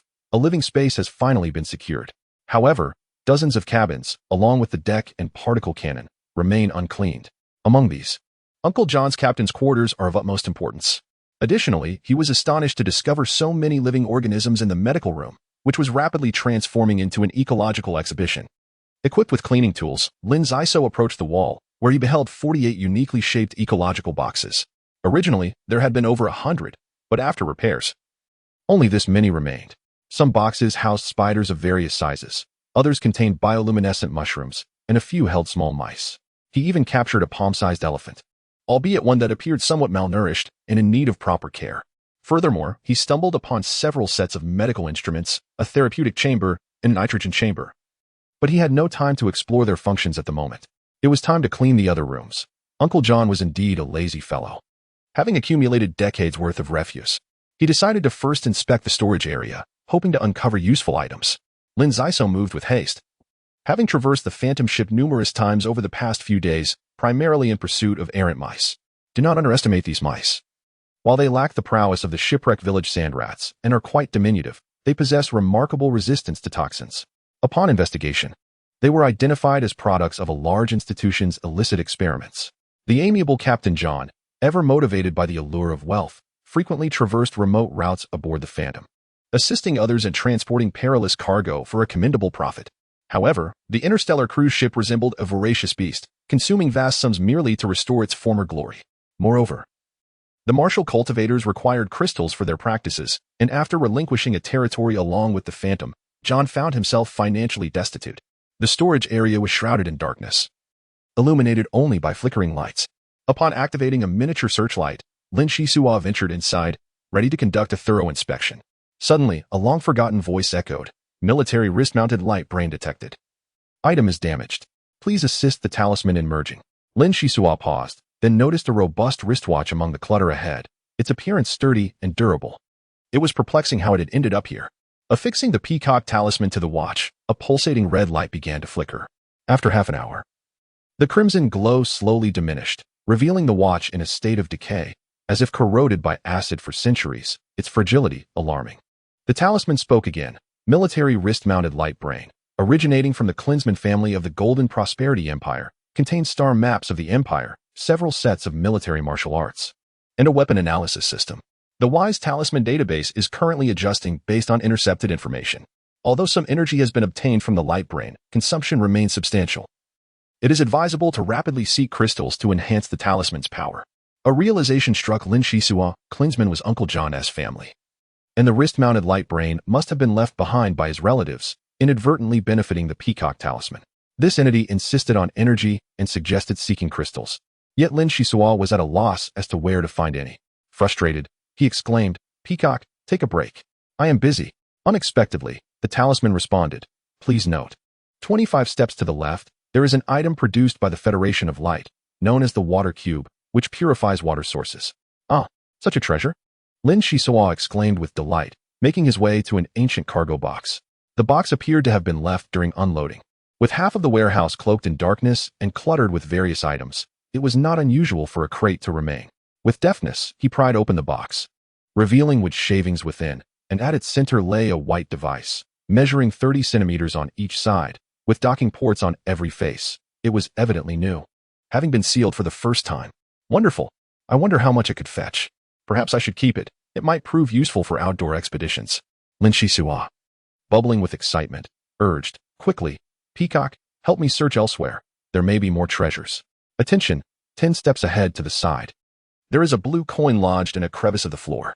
No other useful items have been detected. A blue coin? Just one? Lin Xisuo inquired, eager to investigate. He dashed to the crevice pointed out by the talisman, using a crowbar to lift the metallic strip, revealing a cobalt blue coin before his eyes. This particular blue coin seemed unique, heavier than those from the Star Pirates, with a deeper hue.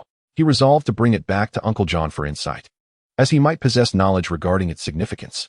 Lin Xisuo carefully stored the blue coins and continued his cleaning. After sweeping away the dust, he activated his speed source ability, significantly accelerating his progress. A few hours later, Lin Xisuo replaced energy lamps from some inconsequential areas to the storage zone, finally concluding the dimly lit journey of this space. After diligently toiling for a month, the phantom appeared somewhat respectable both inside and out, causing John to beam with delight. What a splendid assistant and cleaner you are. Having dealt with an immense amount of refuse, tirelessly bustling about each day, the once dreary starship now brimmed with vitality. I must say, Xisuo, you are truly remarkable. Your culinary skills have also improved over these past few days. Fetch a bottle of rum, let us celebrate in style. Besides the somewhat tattered solar sail, the ship is now immaculate. John praised enthusiastically. Uncle, are you truly forgetful? The rum was consumed a few days ago, and numerous areas require maintenance. We should procure some repair tools when we have the chance. And we need space paint. It ought to be repainted to look presentable. Lin Xisuo's eyes sparkled with optimism. John, having no heirs and having invested all his funds into the Phantom, regarded the ship as his beloved. Shaking his head with a smile, he said, Silly child. Maintaining the current state is already commendable. Why should I replace the solar sail or hire someone to repaint? It is to feign weakness to our adversaries. Never forget. Starships can only transcend their limitations through mutual consumption, thereby achieving a higher tier. There are subtleties involved. Generally speaking, the stronger the ship consumed, the faster the subsequent enhancement. I do not wish for the Phantom to become prey, hence my actions. Adorning her too beautifully would attract the attention of those with ill intentions. Now, let us eat. Lin Xisuo found John's words to be quite sagacious. Maintaining a low profile was indeed a survival principle. A flashy exterior served no purpose and would only incite the envy of formidable foes. Truly not worth the risk. Haha, all right, let us eat. Suddenly, Lin Xisuo recalled something and said while eating, Uncle, while tidying the storage area, I discovered a water cube, a device capable of purifying water sources. It appears quite promising. John exhibited none of the airs of nobility, eating in a manner that was even less refined than Lin Xisuo. Sucking on his fingers, he remarked, Water cube? It seems to be a relic from long ago. Since no one has come to claim it, it belongs to us now. Xisuo, you are truly capable. Once we return to our territory, we shall rest for a while, and then I will take you to the Adventure Guild Tavern, where many tasks await. Each task earns points, and with sufficient points, one can exchange them for refining crystals and weapons. Blue coins are not of much use in the guild. Everything is based on points. Upon hearing the mention of blue coins, Lin Xisuo hurriedly searched his person. Retrieving the blue coin he had pried from the floor's crevice and placing it on the table with a faint smile. Spartacus? No way. This is a blue coin issued during the Spartacus era of the Jin Feng Empire, rumored to have a limited release. Xisuo, you have truly astonished me. This piece is worth at least 5,000 blue coins, a splendid collectible. Lin Xisuo was taken aback, his mouth agape as he finally managed to utter. 5,000 blue coins? How valuable. Hee, I never imagined you to be a little tycoon. It would fetch a higher price at the auction house. So be sure to keep it safe. No, this blue coin was discovered in the warehouse. It must be a relic dropped by Klinsmann's ancestors and ought to be entrusted to Uncle John for handling. John weighed the blue coin in his hand and remarked, This blue coin is quite substantial.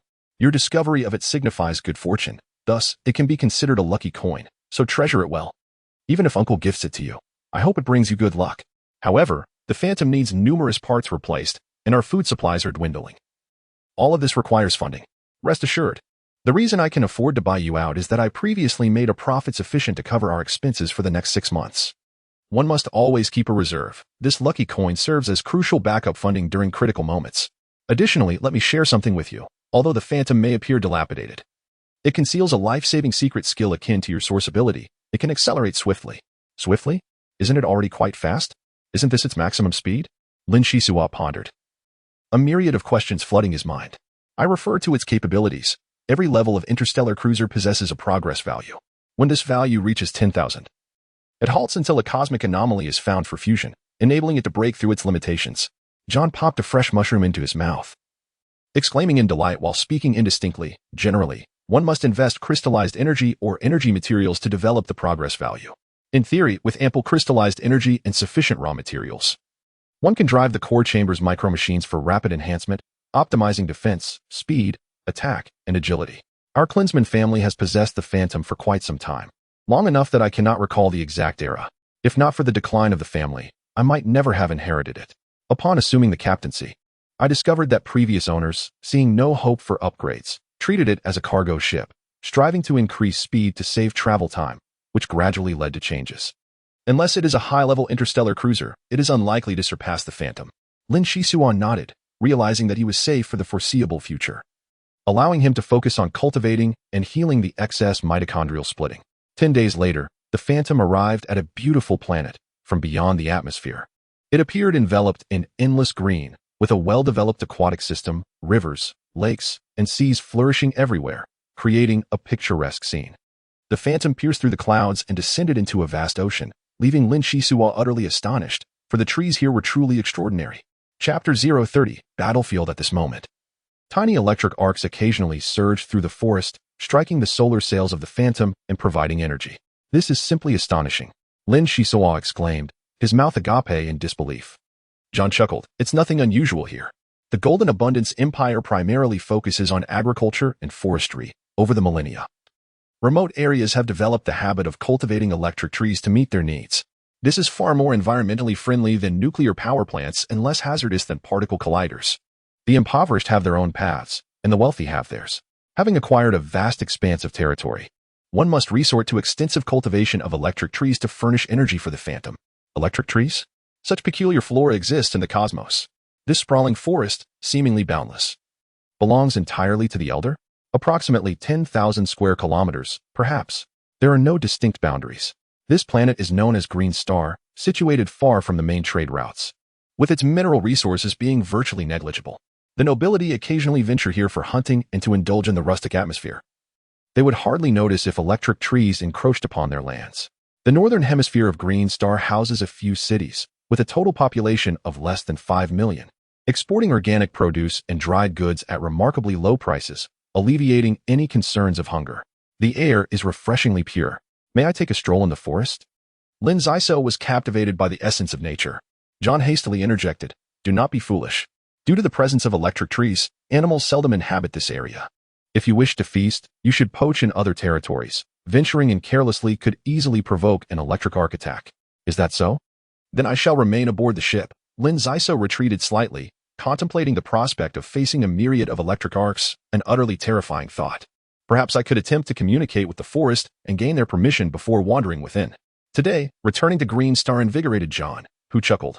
Xisuo, go to the captain's quarters and fetch my hunting rifle. Let us hunt together for a feast tonight.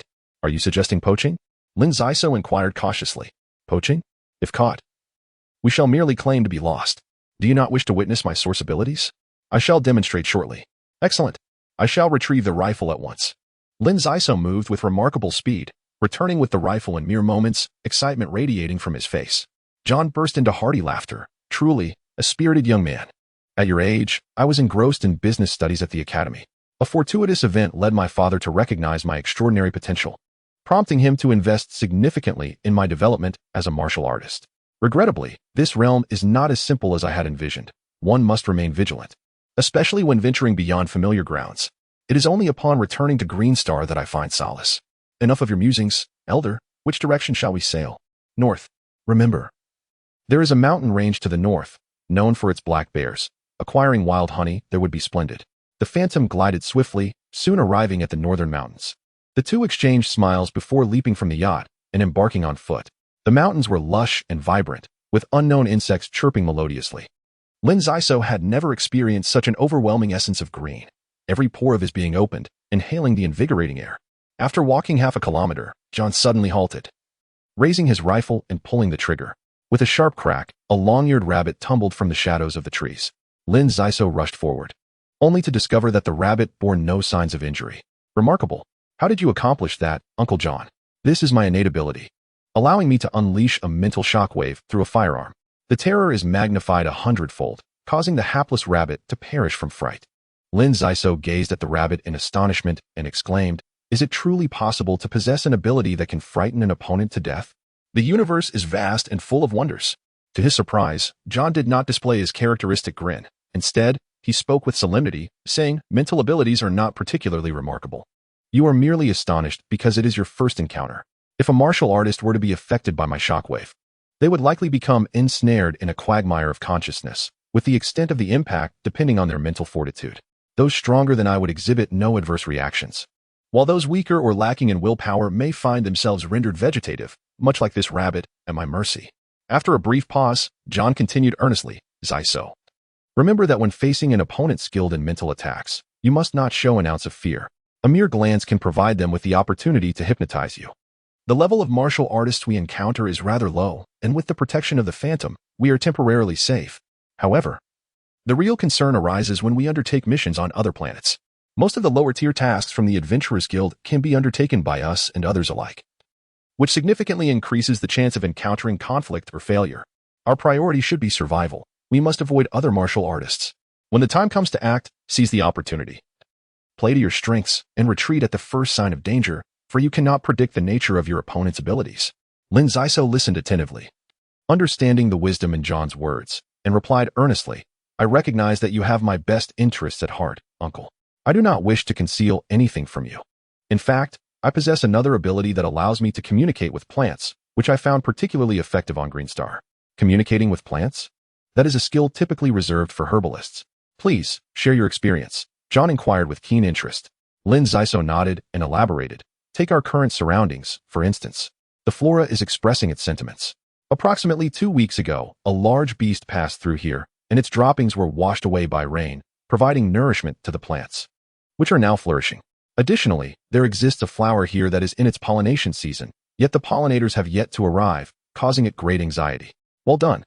While it is true that advanced mental prowess can achieve similar feats, they are distinctly different matters. The coexistence of these two abilities is indeed rare. You have struck gold with your 0.3 refinement crystal. After a moment of joy, John expressed a hint of regret. "Child, it pains me to see you squandered by my side. The Red Storm has employed underhanded tactics to accelerate your growth, but at the cost of a decade of your lifespan, which is far too brief. Fear not, for I, Captain John, will devise a means for you to endure. If necessary, I shall place you in stasis, delaying your journey for a decade or two, and with the speed of the Phantom, we shall reach the first galaxy, where medical expertise abounds, ensuring your safety." Though John was known for his frugality, cunning, and occasional miserliness, once he considered someone to be his own, he would care for them devotedly. Lin Xisuo, feeling somewhat embarrassed, replied, "Uncle, my situation is somewhat different from others. Living an additional decade or two should pose no problem. If the level increases, it can still suppress the catalytic agents. Thus, working a few more years is of little consequence." "Is that true? You are not deceiving me, are you?" "Indeed, more genuine than pearls." "Young man, why did you not mention this earlier?" "I have been hesitant to discuss this topic. Let us renew our contract after you complete 10 years of short labor." 30 years? No, 50 years would be preferable, ideally. A lifetime serving as a deputy on the Phantom. John purchased Lin Xisuo not to engage him in perilous battles, but rather to alleviate boredom during long voyages. However, 10 years feels excessively brief for a cultivator, which has rendered him somewhat despondent of late. Upon hearing that Lin Xisuo might have the opportunity to break free from constraints, he was instantly relieved and burst into laughter. "Come, let us return to confront the black bears. These creatures were brought from the first galaxy during the interstellar migration. Their native counterparts are no match for them. Thus, they reign supreme in the mountains of Greenstar. Tonight, we shall feast on bear paws." The two ventured into the dense forest, where Lin Xisuo communicated with the flora at every turn. The flowers and grasses were quite accommodating, simply yearning for growth. The towering trees, however, posed a challenge. Their responses were sluggish, necessitating a patient establishment of rapport to extract information. After searching for some time, they found nothing but the initial dolphin rabbits. Unable to contain himself, John exclaimed, "Usually, the mountains are teeming with black bears. What is going on today?" Do these creatures know I intend to eat bare paws and are deliberately evading me? How eerie. Do not fret, my friend. Let me sense the surroundings, Lin Xisuo replied. Selecting a towering tree, he sat beneath it, placing his palm against the roots. 10 minutes passed before he suddenly opened his eyes, gasping in astonishment. Is there something amiss? About 20 days ago, a group passed through, traversing the treetops. A strong shock wave emanated from a distant location, and by the time it reached here, it had weakened significantly. Yet, there is still radiation leakage, which has left a profound impression on the trees. As radiation affects both flora and fauna, most animals have fled this area. Should we proceed further to investigate? John pondered for a moment and nodded. If that is the case, it appears someone is making a commotion in the mountains.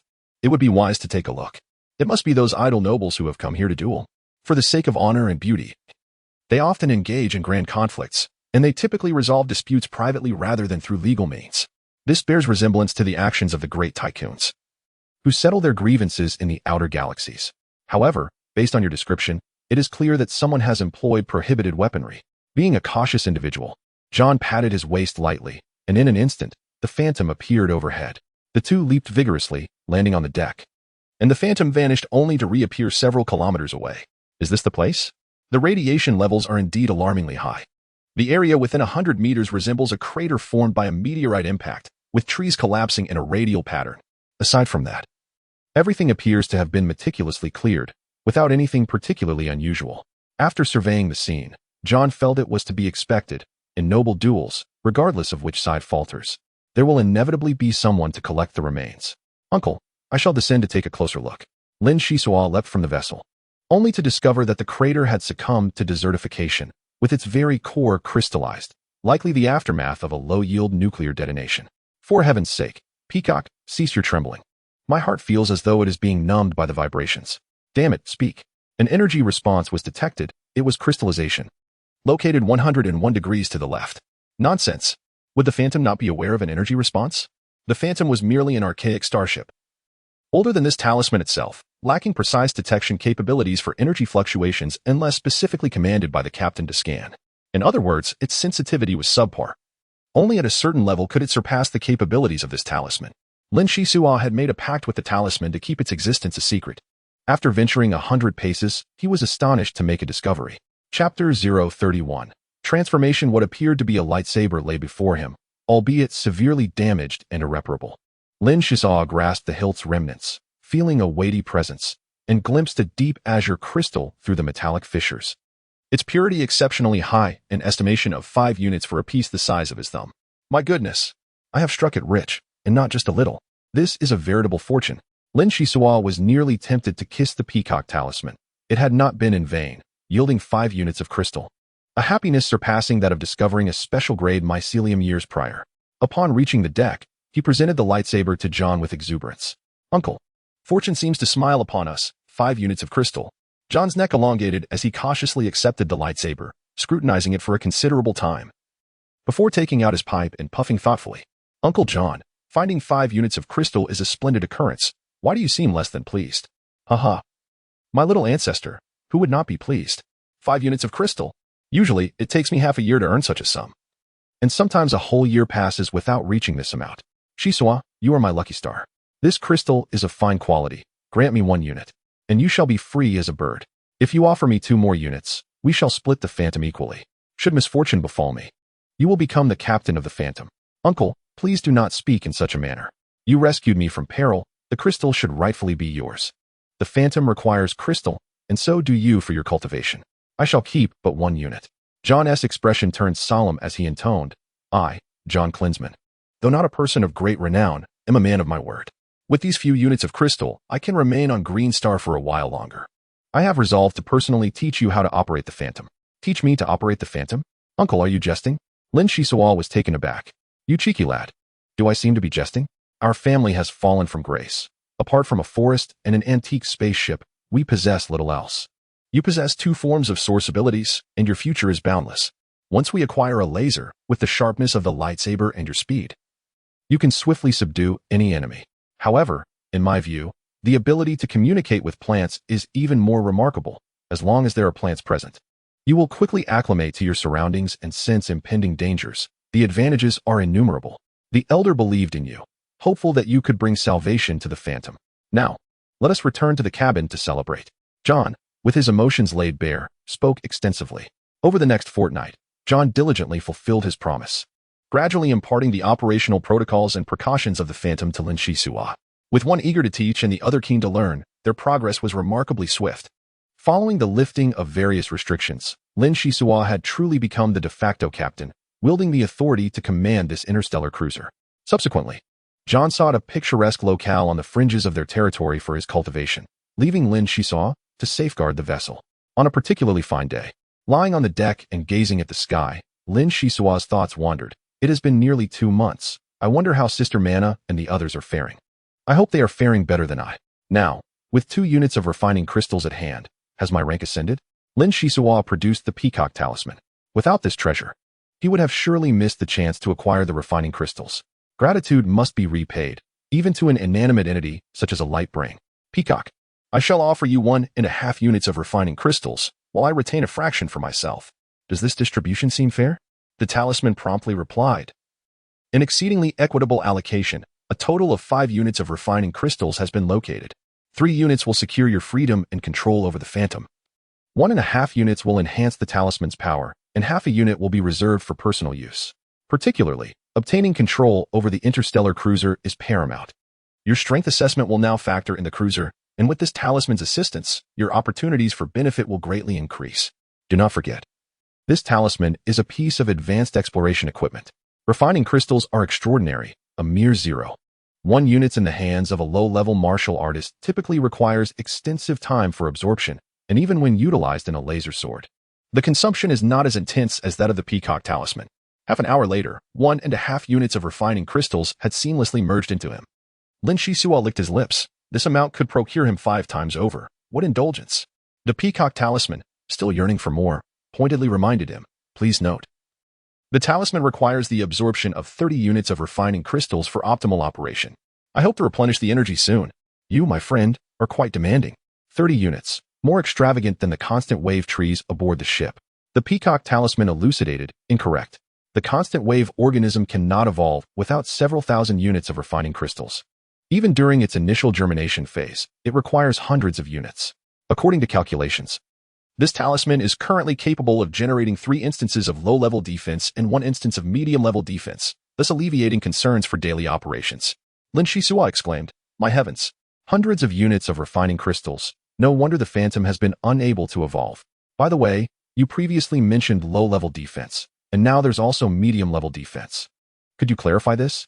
The Peacock Talisman promptly responded, low-level defense refers to the shielding against attacks from martial artists below the 3rd rank, including psychic assaults. Medium-level defense pertains to protection against attacks from martial artists below the 6th rank, yet excludes psychic assaults. This distinction arises due to the unique nature of psychic attacks, which are sometimes unrestrained by space or distance. While low-level defense can mitigate them, exceeding the response range can lead to significant complications. Thus, please exercise due diligence. Acknowledged. In due time, I shall venture forth into the world. Remaining at a low level is ultimately unsustainable. With a half unit of refining crystal at hand, it is prudent to elevate my rank. Resolutely, Lin Xi sat cross-legged on the deck, accelerating the division of mitochondria within. Enduring excruciating pain, he absorbed the cosmic energy from the refining crystal. In this moment, his mental prowess was outwardly projected, receiving a plethora of feedback from the surroundings. The Phantom ship traversed the skies above the Lin Sea, emanating a vibrant aura of life. Lin Xi's focus was drawn, merging his consciousness with the Lin Sea, gradually dissolving his self-awareness. This state was induced by his innate ability. During his advancement, his mental strength surged beyond usual levels, establishing a tenuous connection with the electric tree, leading to a subtle enlightenment. It was not until half of the refining crystal was consumed that Lin Xi withdrew his consciousness, unaware of how much time had elapsed. His complexion pale and fatigue evident. John had long returned to the Phantom ship, and upon noticing Lin Xi awaken, reproached him. You are too reckless, child. How could you commence your advancement on the deck? Do not forget that you are unlike others. The catalyst from the red storm still exerts its influence. Even if its effects are not as potent on you, the risks are immense. It is imperative to have someone by your side for protection. Next time, exercise caution and do not act hastily. Hasty? My companions advance wherever they please, attending to their own matters without anyone suggesting the need for a guardian, Lin Xi replied. Perplexed, John was thoroughly exasperated. The process of ascension in orthodox martial cultivation is taken with utmost seriousness. Preparation is essential, and having friends nearby to assist is crucial. The moment one senses a change, immediate aid may be the difference between life and death, thus one must not be careless. Aware of Lin Xi's unconventional path, John patiently elucidated, "Now that you are the vice officer of the Phantom ship, advancing from level 1 to 2 is relatively straightforward. However, with each subsequent level, besides the gradual energy transformation of your cells, external aids become increasingly necessary. After all, we are not living in a time thousands of years ago. Refining crystals are becoming scarce, and advancement is seldom a seamless process, often fraught with peril. Hence, one must deliberate carefully and avoid impulsiveness." "Indeed, uncle. I am aware of your insights. Have you reached level 5 in your cultivation this time?" John shook his head.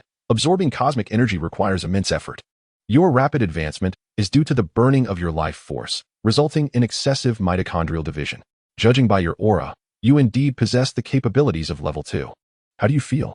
Lin Xi smiled slightly. The accelerated division of mitochondria is manageable. Thankfully, it is not a runaway stallion.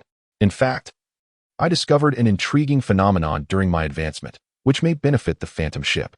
Upon hearing that it could aid the Phantom ship, John immediately perked up, eagerly inquiring about the details. Lin Xi, with a smile, called out to the chamber, "Phantom ship, please transition to evolution mode and prepare to receive energy." Hey, Vice Officer Lin, what on earth are you up to?" "Uncle, you shall find out shortly." Lin Xisuo's fingers danced in the air, summoning a luminous screen that materialized before him. The evolutionary value displayed a meager 539 points, languishing at its lowest state. To comprehend the significance of 539 points, one must consider that the maximum threshold is 10,000 points, beyond which lies an arduous bottleneck. It is truly uncertain how long it would take to elevate the value. Nevertheless, Lin Xisuo remained resolute. The Phantom was his home, a shared destiny, for which he would toil throughout his life. Crackling sounds filled the air as arcs of electricity surged, leaves rustled gently in response, and more electric arcs struck the solar sail, causing the vessel to sway. What was happening? Had the electric trees been stimulated in some manner? They had inexplicably increased their power supply. John was taken aback. "It is my doing," Lin Xisuo admitted. "Each electric tree harbors a portion of energy. Only by vigorously utilizing this power can we amplify their energy reserves and enhance their vitality, thereby fostering robust growth. The trees themselves are unaware of this principle. It took considerable persuasion for me to convey it successfully. This time, the Phantom shall surely be well fed." John, however, did not share in his excitement. Instead, he calmly cautioned, "Xisuo, your idea is commendable, yet the Phantom's energy conversion rate is painfully slow. Elevating it to a mere 4 to 5 times the norm is already the limit. Any further increase would leave us vulnerable to attacks, rendering our efforts counterproductive." In response to John's words, Lin Xisuo continued unabated, inputting commands with determination. "Rest assured, uncle, I have accounted for that scenario. I will ensure that every nanometer of the solar sail is utilized. I just calculated through the optical brain that we can withstand up to 17 times the usual energy. However, I intend to add an additional 30% to activate the core compartment's miniature robots. These robots only need to be activated with half a tank of energy to assist in repairing the ship's hull. This is our singular opportunity to enhance the interstellar cruise ship's evolutionary value in the short term, and the likelihood of success is substantial, definitely worth pursuing." John's mind raced as he calculated. 17 times the energy with an additional 30% equated to an hour's worth of power being equal to a day in normal circumstances. Remarkable. The Phantom had hope after all. Chapter 032, Number 3A spectacle unfolded above the Lin Hai, as billions of electric arcs converged upon the Phantom, illuminating the solar sail with resplendent brilliance. Within the ship, a soft rustling sound emerged as fine grains of sand gradually swept over, rejuvenating aging components to their original splendor. At that moment, John was overwhelmed with joy, his exuberance surpassing that of a festive occasion. Since inheriting the interstellar cruise ship, he had faced constant financial strain, at times confronting dire circumstances, and the thought of purchasing energy to enhance the Phantom had seemed utterly unattainable. Now, however, the electric trees were willingly providing energy. With countless electric trees spanning an area of 10,000 square kilometers, the accumulated power over the years represented an immense fortune. It would not take long. In just half a month, they could amass the equivalent of a year's worth of energy. Crucially, this surplus energy would activate the miniature robots, enabling them to repair long-standing issues and facilitate upgrades. John's grin stretched from ear to ear, and even during sleep, he kept the screen illuminated. The first thing he did upon waking was to check the evolutionary value and see how much it had increased. He fervently prayed in his heart. May the Lin Hai endure a few more days. Then the phantom shall feast abundantly. Meanwhile, Lin Xisuo sat on the deck, acutely aware that the speed and intensity of the electric tree's arc release required careful human control. A moment's negligence could obliterate the solar sail, necessitating great diligence. A virtual light screen emerged from the air, and the evolution value surged from 539 to 798, a significant advancement indeed. Although the rate of increase had begun to slow, the value continued to grow steadfastly, with hopes of surpassing the monumental threshold of 1,000. The Phantom, while not the swiftest among interstellar cruisers, was now understood by Lin Xisuo to have been seen by John no more than 5 times. Observing others from a distance and swiftly avoiding them confirmed their impressive speed. In the early stages of interstellar cruiser development, prioritizing survival was crucial. To ensure that the Phantom lived up to its name, Lin Xisuo resolutely decided to allocate all available energy towards enhancing speed and depth of detection, temporarily relinquishing other aspects for future consideration. The maintenance of the hull was a considerable drain on resources, requiring microrobots to recharge every half hour on average. This was related to the type of energy used. Directly employing refined crystals would exponentially increase both operational efficiency and maintenance standards. However, achieving such levels by utilizing the electric trees within their territory was already an extraordinary feat, significantly aided by Lin Xisuo's source abilities. Presently, the Phantom thrived, rejuvenated inside and out, no longer resembling the pitiful wreck it once was. On the 10th day, the solar sail glimmered brightly, almost as if aflame, with the frequency of energy absorption accelerating, prompting John to urgently seek Lin Xisuo. Before John could even exit the cockpit, he shouted, "Xisuo, come quickly. What on earth is happening? The rate at which the solar sail absorbs energy has suddenly increased. I fear the hull may not withstand it." Lin Xisuo lifted his gaze, squinting at the sail, and indeed recognized there was an issue. He quickly activated the light screen for a search, and after a moment, his face brightened with delight. "Uncle, this is a good thing. The micro-robots have enhanced the energy conversion rate among the crew during the hull repairs. Next, I intend to refurbish the solar sail in stages, which will triple the speed of energy absorption. The electric trees have accumulated substantial energy, but absorbing it all may take half a year. Yet, refurbishing the solar sail will significantly save time, provided we remove the patches. No more making do. Little brat, what are you saying? Do you think your uncle is eager to look like a beggar? To put it nicely, it's a show of weakness. To put it bluntly, it's poverty ringing loud. You must bring over the energy stored in the electric trees. That is the real skill. Hurry, I can hardly wait to witness the rebirth of the solar sail." Lin Xisuo smiled slightly, tapping the light screen, ultimately deciding to start with the triangular sail, leaving the main sail for last. Thus, the evolution value of the Phantom soared continuously, breaking through the 1,000 mark to reach 1,800 points, an impressive achievement. The duo was quite pleased, however. A disheartening incident soon transpired. No matter how much power was loaded, the evolution value stubbornly remained stagnant at 1,800 points, jolting them from their bliss. After observing for several days, they concluded that the impact of the electric energy had become negligible. The current energy capacity of the Phantom had reached astonishing levels, and any significant enhancement would necessitate the discovery of new energy sources, an endeavor that would have to await future fortune. The current strategy is to deplete the energy reserves as much as possible, for every bit of stored energy is vital for unforeseen circumstances. The upgraded Phantom has undergone significant alterations. In its relentless pursuit of speed, the hull has been elongated, the mast slightly lowered, and the solar sail streamlined. Compared to its predecessor, the new Phantom possesses an added touch of elegance, particularly with the ion vibration source thruster, which has been optimized 7 times. Lin Xisuo, somewhat obsessive in nature, was not satisfied until after conducting numerous tests to adjust the thruster to its optimal state. Ultimately, the energy tree ceased to emit arcs of electricity. The solar sail billowed in the wind, and the deck gleamed with cleanliness.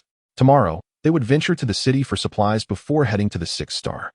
The 3rd galaxy comprises 72 star regions filled with numerous small nations. With the Emperor far removed, the Luminary Federation holds little sway here, resulting in a disordered landscape. Perhaps due to the majority of conflicts being redirected to the outer galaxies, peace has prevailed for 3 millennia, with minor skirmishes occurring intermittently, while large-scale battles are a rarity. The sole drawback is the scarcity of resources and a low level of development. In contrast, the 1st galaxy has reached astonishing levels of technological proliferation over its millennia of advancement. In truth, when compared to the affluent capital worlds of the 1st galaxy, the human planets of the 3rd galaxy could be likened to impoverished backwaters. Lin Xisuo, though not destitute, found himself in a similarly precarious situation, as everything relied on his own efforts. As the two departed from Green Star, they were filled with ambition, for the Phantom was their source of wealth. As long as they possessed an interstellar cruiser, a bright future was assured. The optimized thruster indeed proved exceptional, arriving in the 6-star region in just 23 days. A remarkable improvement from John's previous record of 39 days. The exhilaration of such an advancement lingered in their spirits, infusing them with newfound vigor. Before long, the Phantom had reached its destination, a small asteroid belt near a red giant star. The terrain here was varied, and its proximity to the main trade routes made it a fitting location for the Adventurers Guild Tavern. After docking the Phantom in a concealed spot, John donned an old-fashioned spacesuit. The ultra-low temperatures of space could only be navigated by those of high martial prowess, and the distance between them and such elite was unfathomable. Lin Xisuo, once we enter, listen intently, remember well, and speak little. The individuals here seeking tasks vary greatly, including the most sinister among them. Fortunately, the martialists present are not of an alarming caliber, and I can manage them with my abilities. I understand. You can rest assured, Lin Xisuo replied. Stepping outside the Phantom's protective shield in their spacesuits, they immediately lost the sensation of gravity. John pointed to the left, and Lin Xisuo nodded. Using a jetpack to propel himself in the opposite direction, flying in a straight line. It seemed that the Adventurers Guild Tavern paid little heed to environmental concerns. As space debris floated like long ribbons, obstructing their path, the two were disoriented, finally emerging from the river of refuse only to encounter a ship, its rear emitting a dazzling light as it roared past, nearly sweeping them aside. The dangers of visiting the tavern left Lin Xisuo questioning whether the tasks assigned by the Adventurers Guild might lead directly to peril. The two individuals entered the energy shield, which was not designed for customers but rather to protect against meteorites. Humanoid entities could freely enter and exit. Before them lay a long street flanked by buildings, resembling a quaint space town more than mere taverns, characterized by antiquated neon lights and the pervasive scent of alcohol. After shedding their spacesuits and carelessly tossing them onto a nearby rock, John led Lin Xisuo to a small establishment at the street's edge.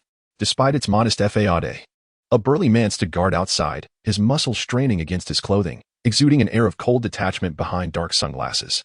How many patrons are inside? 3? John casually inquired. The muscular figure, with an impassive expression, replied in a voice akin to gold. Few indeed. Everyone is preparing for the year ahead. The owner incessantly complains about poor business, even failing to supply energy blocks on time. At this rate, I might as well change careers. Is that true? It's not easy for a half-cybernetic being to find employment. Why not work for me for a few years? 3 stepped back, exclaiming, on that dilapidated heap of a ship? No thanks, I'll pretend I never complained.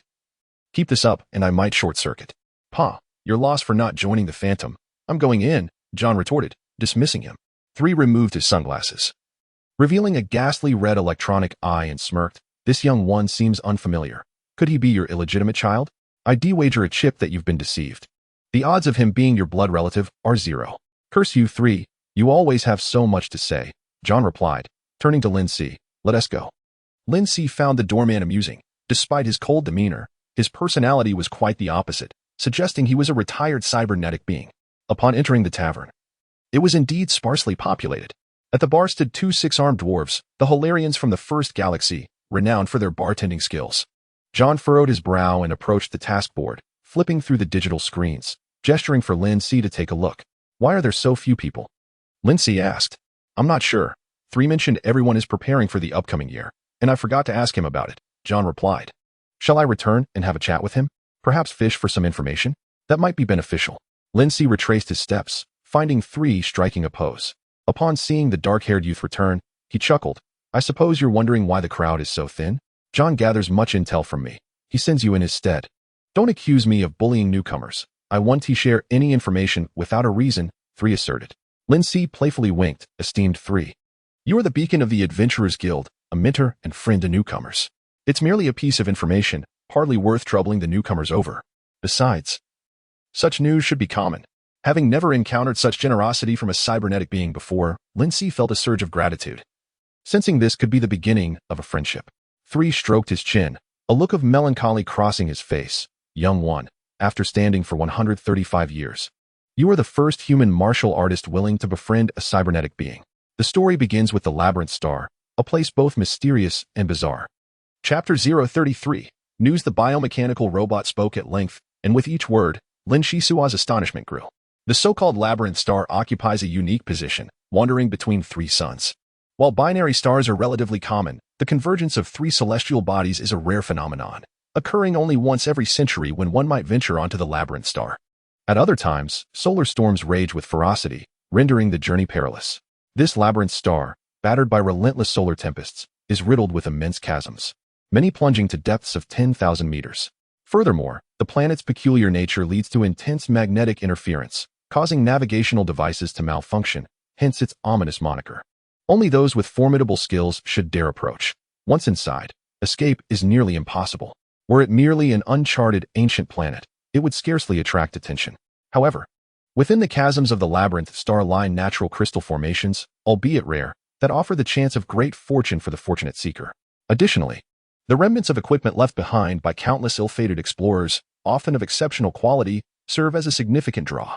At this juncture, the robot, known as Number 3, lowered its voice and remarked, "While the crystals and equipment are noteworthy, remember that on the last expedition to the labyrinth star, less than a quarter of the participants returned.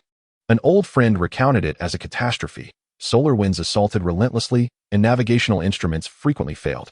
Most astonishingly, deep within the chasms, a stone tablet was discovered. Its inscriptions remain a mystery, but many martial practitioners fought over it. Ultimately, the martial artists were obliterated by the solar storms, with none returning. My old friend, being far removed, suffered less impact, yet his biomechanical skin and organs were nearly destroyed. He barely escaped with his bones intact and sought my assistance for repairs. Imagine, I am so impoverished that I can scarcely afford my own meals. How could I lend him money? So, I can find him in the wine cellar. If you're interested, you may take him with you, his chip and memory intact. He would make an excellent guide." Lin Xisuo felt a stirring within and produced 0.1 units of crystal, placing it in Number 3's hand, awkwardly stating, "I am not well off at the moment, but please accept this 0.1 unit of crystal. Should I uncover anything of value on Labyrinth Star, I promise to repay you. Moreover, I shall treat your friend with kindness." Number 3's electronic eyes flickered with excitement as it exclaimed, 0.1 units of crystal, quite substantial. That old scoundrel occupies space in the wine cellar. It would be splendid if you could take him away. After a brief contemplation, it continued, "Child, I delight in our conversation. I possess a wealth of insider information. Feel free to inquire about matters that pique your interest. It may prove beneficial." "Excellent, thank you, Uncle 3. Lin Xisuo responded with great enthusiasm. His offer of 0.1 units of crystal was not a mere whim. A biomechanical robot with 135 years of experience in an adventure guild's tavern would undoubtedly be acutely aware of various tidings. Do not underestimate Number 3's playful banter. After the evolution of the Phantom, John's entire demeanor transformed, subtly revealing itself to astute observers. A starship of such caliber must navigate the treacherous tides of fate with utmost caution. It is precisely for this reason that Lin Xisuo took the initiative to engage with Number 3, forging a closer relationship to avert unnecessary troubles. During his time in the sunken village, Lin Xisuo had already experienced the vicissitudes of life, and in recent years, he had endured the pressures of a turbulent political storm, rife with deceit and treachery. In terms of cunning and adaptability, John was no match for him. Upon entering the wine cellar, amidst the racks of bottles lay various sundries.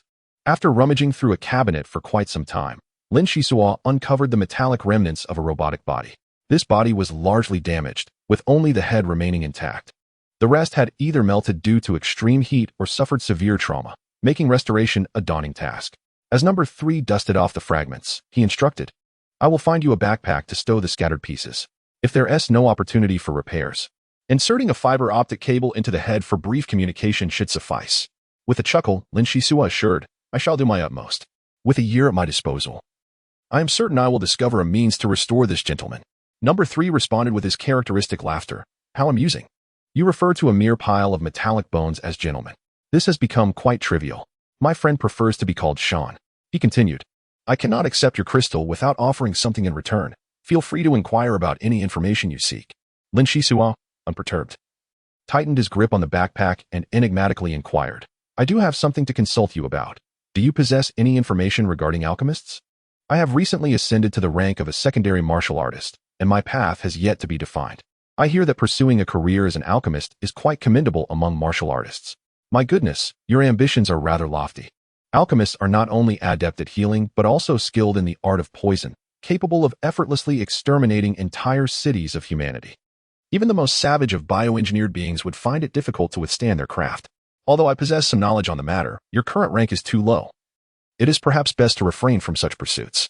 Dear sir, are you not tormenting me with your words? Rest assured, I shall not embark on reckless ventures. After some contemplation, number 3 nodded. Young minds are prone to fervor, often leading to impulsive actions.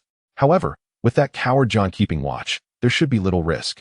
56 years ago, a senior martial artist casually mentioned a planet, designated as 305, located at the edge of the 6-star region. A lucrative task was issued, calling for the exploration of an ancient alchemist's castle. This endeavor cost many lives, as the alchemist's abode was perpetually shrouded in toxic mists. The senior martial artist and his companions paid a hefty price to breach the castle, yet most perished under mysterious circumstances, prompting the survivors to hastily retreat, too frightened to proceed further. Despite several attempts to increase the bounty, no one dared to take the risk, and the matter faded into obscurity over the years. Once you elevate your strength, you may wish to test your fortune. Perhaps it will yield rewards. 305? I did not expect to find a target so swiftly. You truly are a fountain of knowledge. Fountain of knowledge? That title suits me well, far more illustrious than number 3. Lin Xisuo proceeded to pose several additional inquiries regarding recent adventurous tasks at the local tavern, carefully noting the details to discuss with John upon his return. Upon reaching John, he was savoring a martini concocted by the hall dwarfs, seated next to a plump woman whose ample figure caused the chair to creak incessantly. Xisuo, come meet my old friend, Lady Elizabeth, John introduced with a smile. Hearing this, Lin Xisuo hurried over to pay his respects, bowing slightly and greeting her with elegance. Good day, my lady. The stout woman regarded the dark-haired youth with appreciation, remarking, Ah, this lad is quite well-mannered. He must have received a fine noble education. John, is he your nephew? John scrutinized Lin Xisuo anew, suddenly realizing, indeed, I have always sensed something familiar about Xisuo. Only now do I recognize that it is his demeanor that carries a hint of traditional nobility. This child surprises at every turn, though not of my blood. He is my heir. Lin Xisuo was taken aback, but soon comprehended, smiling as he explained, You may not know, but I was born near an ancient sunken ship. That vessel was the exploratory craft of the First Galactic Noble Academy, and in my youth, I inadvertently activated its AI. Those years were filled with joy as I learned from the AI. Perhaps its influence subtly shaped me, leading to the noble traits you perceive, Lady Elizabeth. The plump woman raised her glass in a toast to John. Congratulations on having such an exceptional heir. You finally have someone to rely on in your old age. You are too kind. Now let us discuss the delivery matters, John replied, shifting to business with a serious tone. This shipment is too conspicuous. If we take the regular route, it will surely be intercepted. Even the Phantom cannot easily escape traps set along the lanes. Therefore, we must traverse the ancient routes, even crossing through black hole siphoning zones. 50 units of refined crystal for a box of goods seems a fair and reasonable price. Elizabeth, her face glistening, rolled her eyes and scoffed. That's outrageous. You're trying to extort me. I still have 300 points from the Adventurers Guild. How about I trade them all for you? Points are far more valuable than refined crystal, allowing for the low-cost exchange of much equipment. I can even throw in half a box of goods. So it won't seem like I'm at a loss, wouldn't you agree? John shook his head. 300 points would redeem at most 30 units of refined crystal. After fees, it would be less than 30. I don't wish to haggle too much. How about we each make a concession? 350 points plus a box of goods. No, 330 points and 3/4 of a box of goods. Old friend, only the Phantom can handle this. And it is fraught with danger. 300 points for a box of goods. As you wish, it's a deal. John then spoke in a negotiating tone. Elizabeth, this is a substantial transaction, and I believe many are watching your ship from the shadows. Otherwise, you wouldn't be so eager to shift the cargo. Could you perhaps grant me half the points up front? It would allow us to purchase equipment and prepare adequately.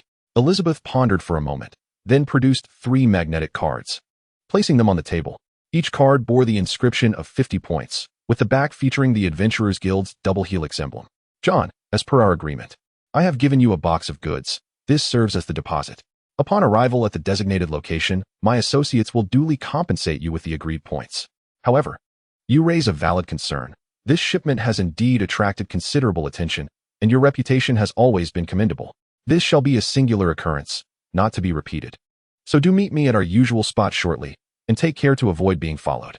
Rest assured, I am quite capable of handling matters. This is not our first collaboration, John assured. Elizabeth nodded, downing her martini in one swift motion before bidding farewell to Lin Xisuo and departing. This lady drank with abandon. A woman of decisive action. Uncle, What kind of goods are we discussing? Lin Xisuo inquired softly, having ordered a modest rum and seated himself beside John. John lowered his voice. There are too many eyes and ears here. Conversing with Elizabeth for so long has surely drawn attention. Nevertheless, it's of no concern. The phantom is no longer what it once was, and I possess confidence. Moreover, that rotund woman has no intention of truly entrusting us with the goods. She merely seeks to divert her competitor's focus. The 150 points are already secured. Follow me to the small counter behind the bar. That is where the Adventure Guild operates, and I assure you, the selections will dazzle you. Chapter 034. Rare Goods. The two approached the counter, and John tapped the surface, prompting a metallic sphere to swiftly emerge, greeting them. Greetings, I am Service Station 103. How may I assist you?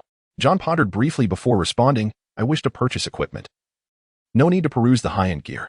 Do you have any second-hand laser swords?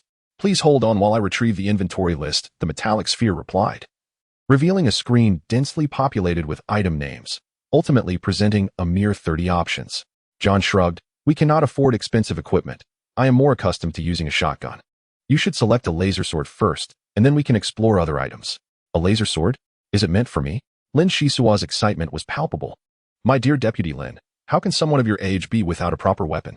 As captain, it is my duty to consider my subordinates. One cannot expect the ox to toil without offering it fodder. Do you not agree?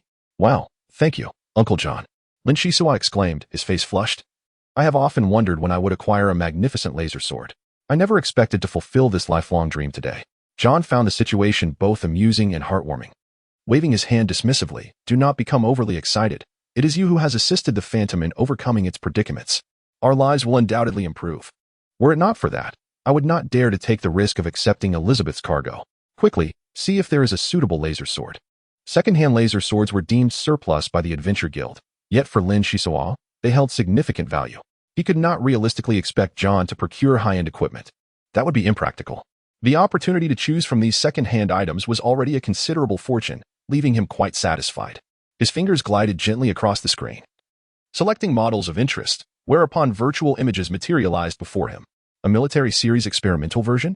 No, that would be highly unstable. A female version of the Blade series? What a jest. I am no woman. Ah, this one looks promising. An Annihilation short sword.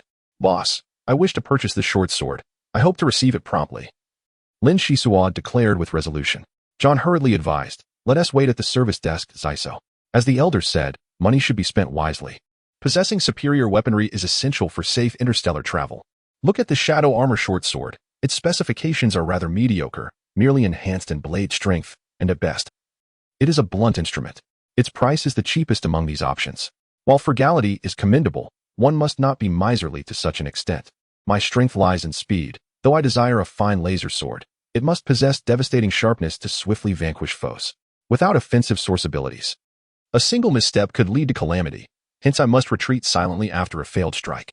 In this scenario, the Shadow Armor short sword can withstand enemy weaponry, serving as both shield and weapon, and is easier to wield during high-speed maneuvers without risking self-injury.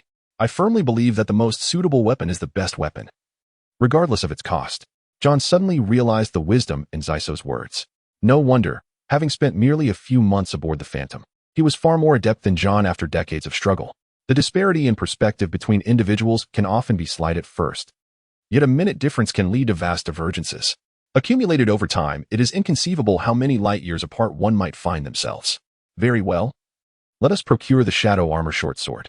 Subsequently, Xisuo did not hold back, purchasing a plethora of miscellaneous equipment, all neatly packed before they exited the tavern.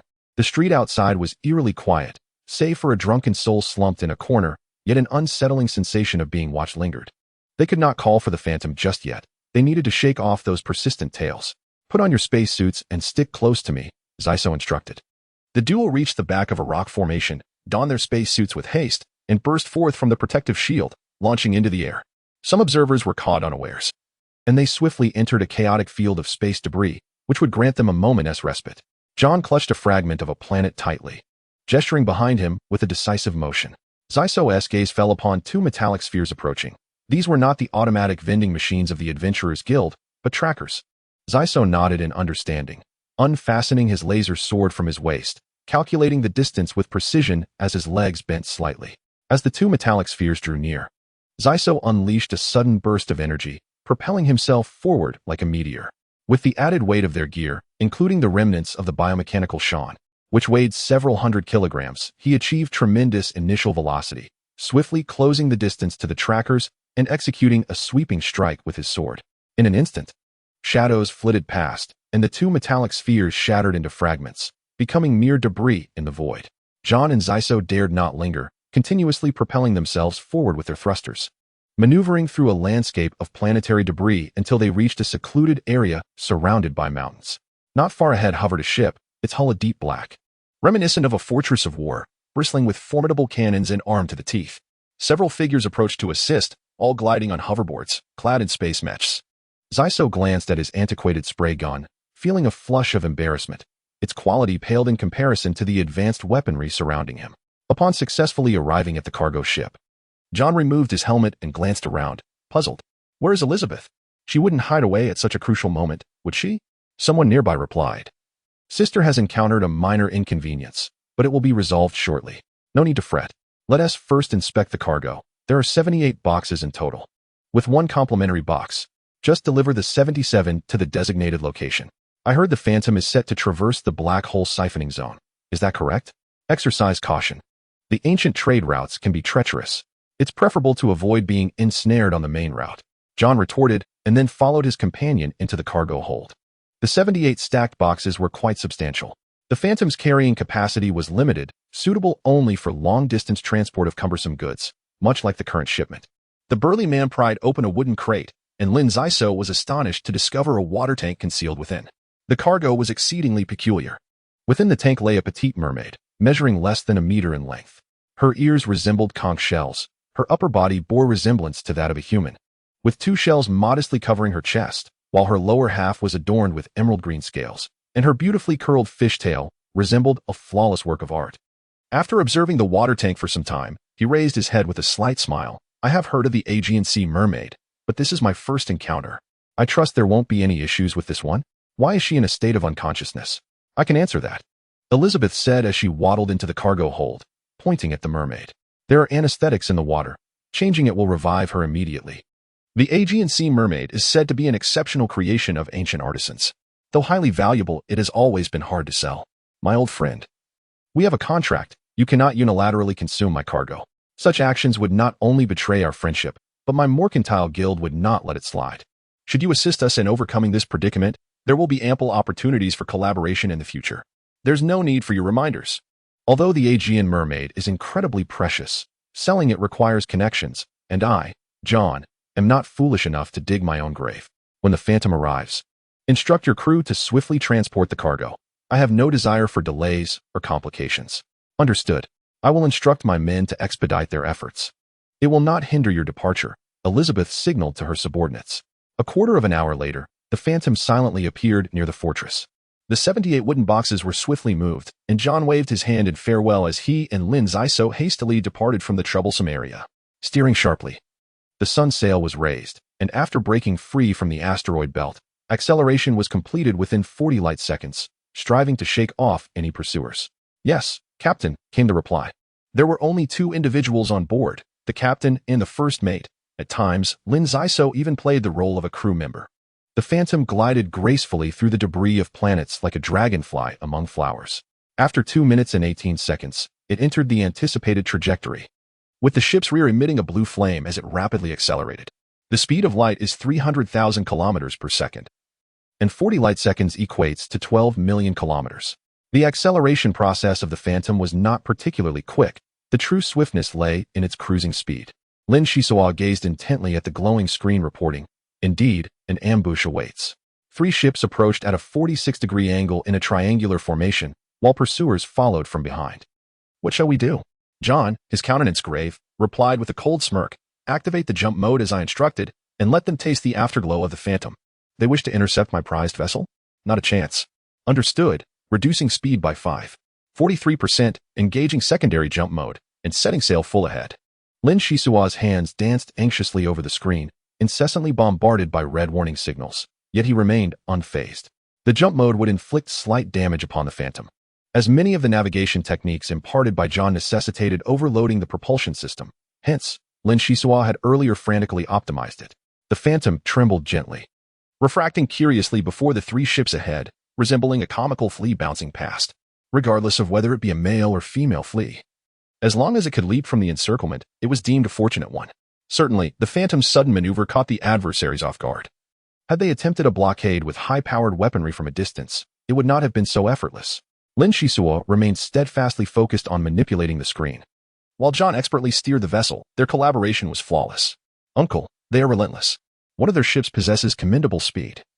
They seem to have discerned the Phantom's advantage and are likely pushing their limits, for it is improbable they could catch up otherwise. Indeed, they were quite formidable. After 15 minutes, they entered the ancient navigation route, a territory I am well acquainted with. Should they attempt to cling to us with sheer tenacity, they would surely suffer greatly. Let us maintain standard speed and see who prevails. Very well. Lin Xisuo complied with the command, while John, seasoned and accustomed to the current predicament, remained remarkably composed. 20 minutes later, the pursuing ships began to falter one by one, their overexertion coupled with the threat of the neutron star compelling them to retreat. They could only watch helplessly as the Phantom sailed away, seething with frustration. In good spirits, John retrieved a bottle of martini from his pack and poured himself a drink. Lin Xisuo, also a lover of spirits, watched longingly as the captain savored his drink, silently wishing for a taste. Hey, what s with that expression? Am I tormenting you? John teased, shaking his glass with a mischievous grin. Rather than sharing drinks with a middle-aged man, wouldn't it be better to seek out a mermaid? Indeed. The mermaid is yours. She holds benefits for your cultivation, but the specifics you must explore for yourself.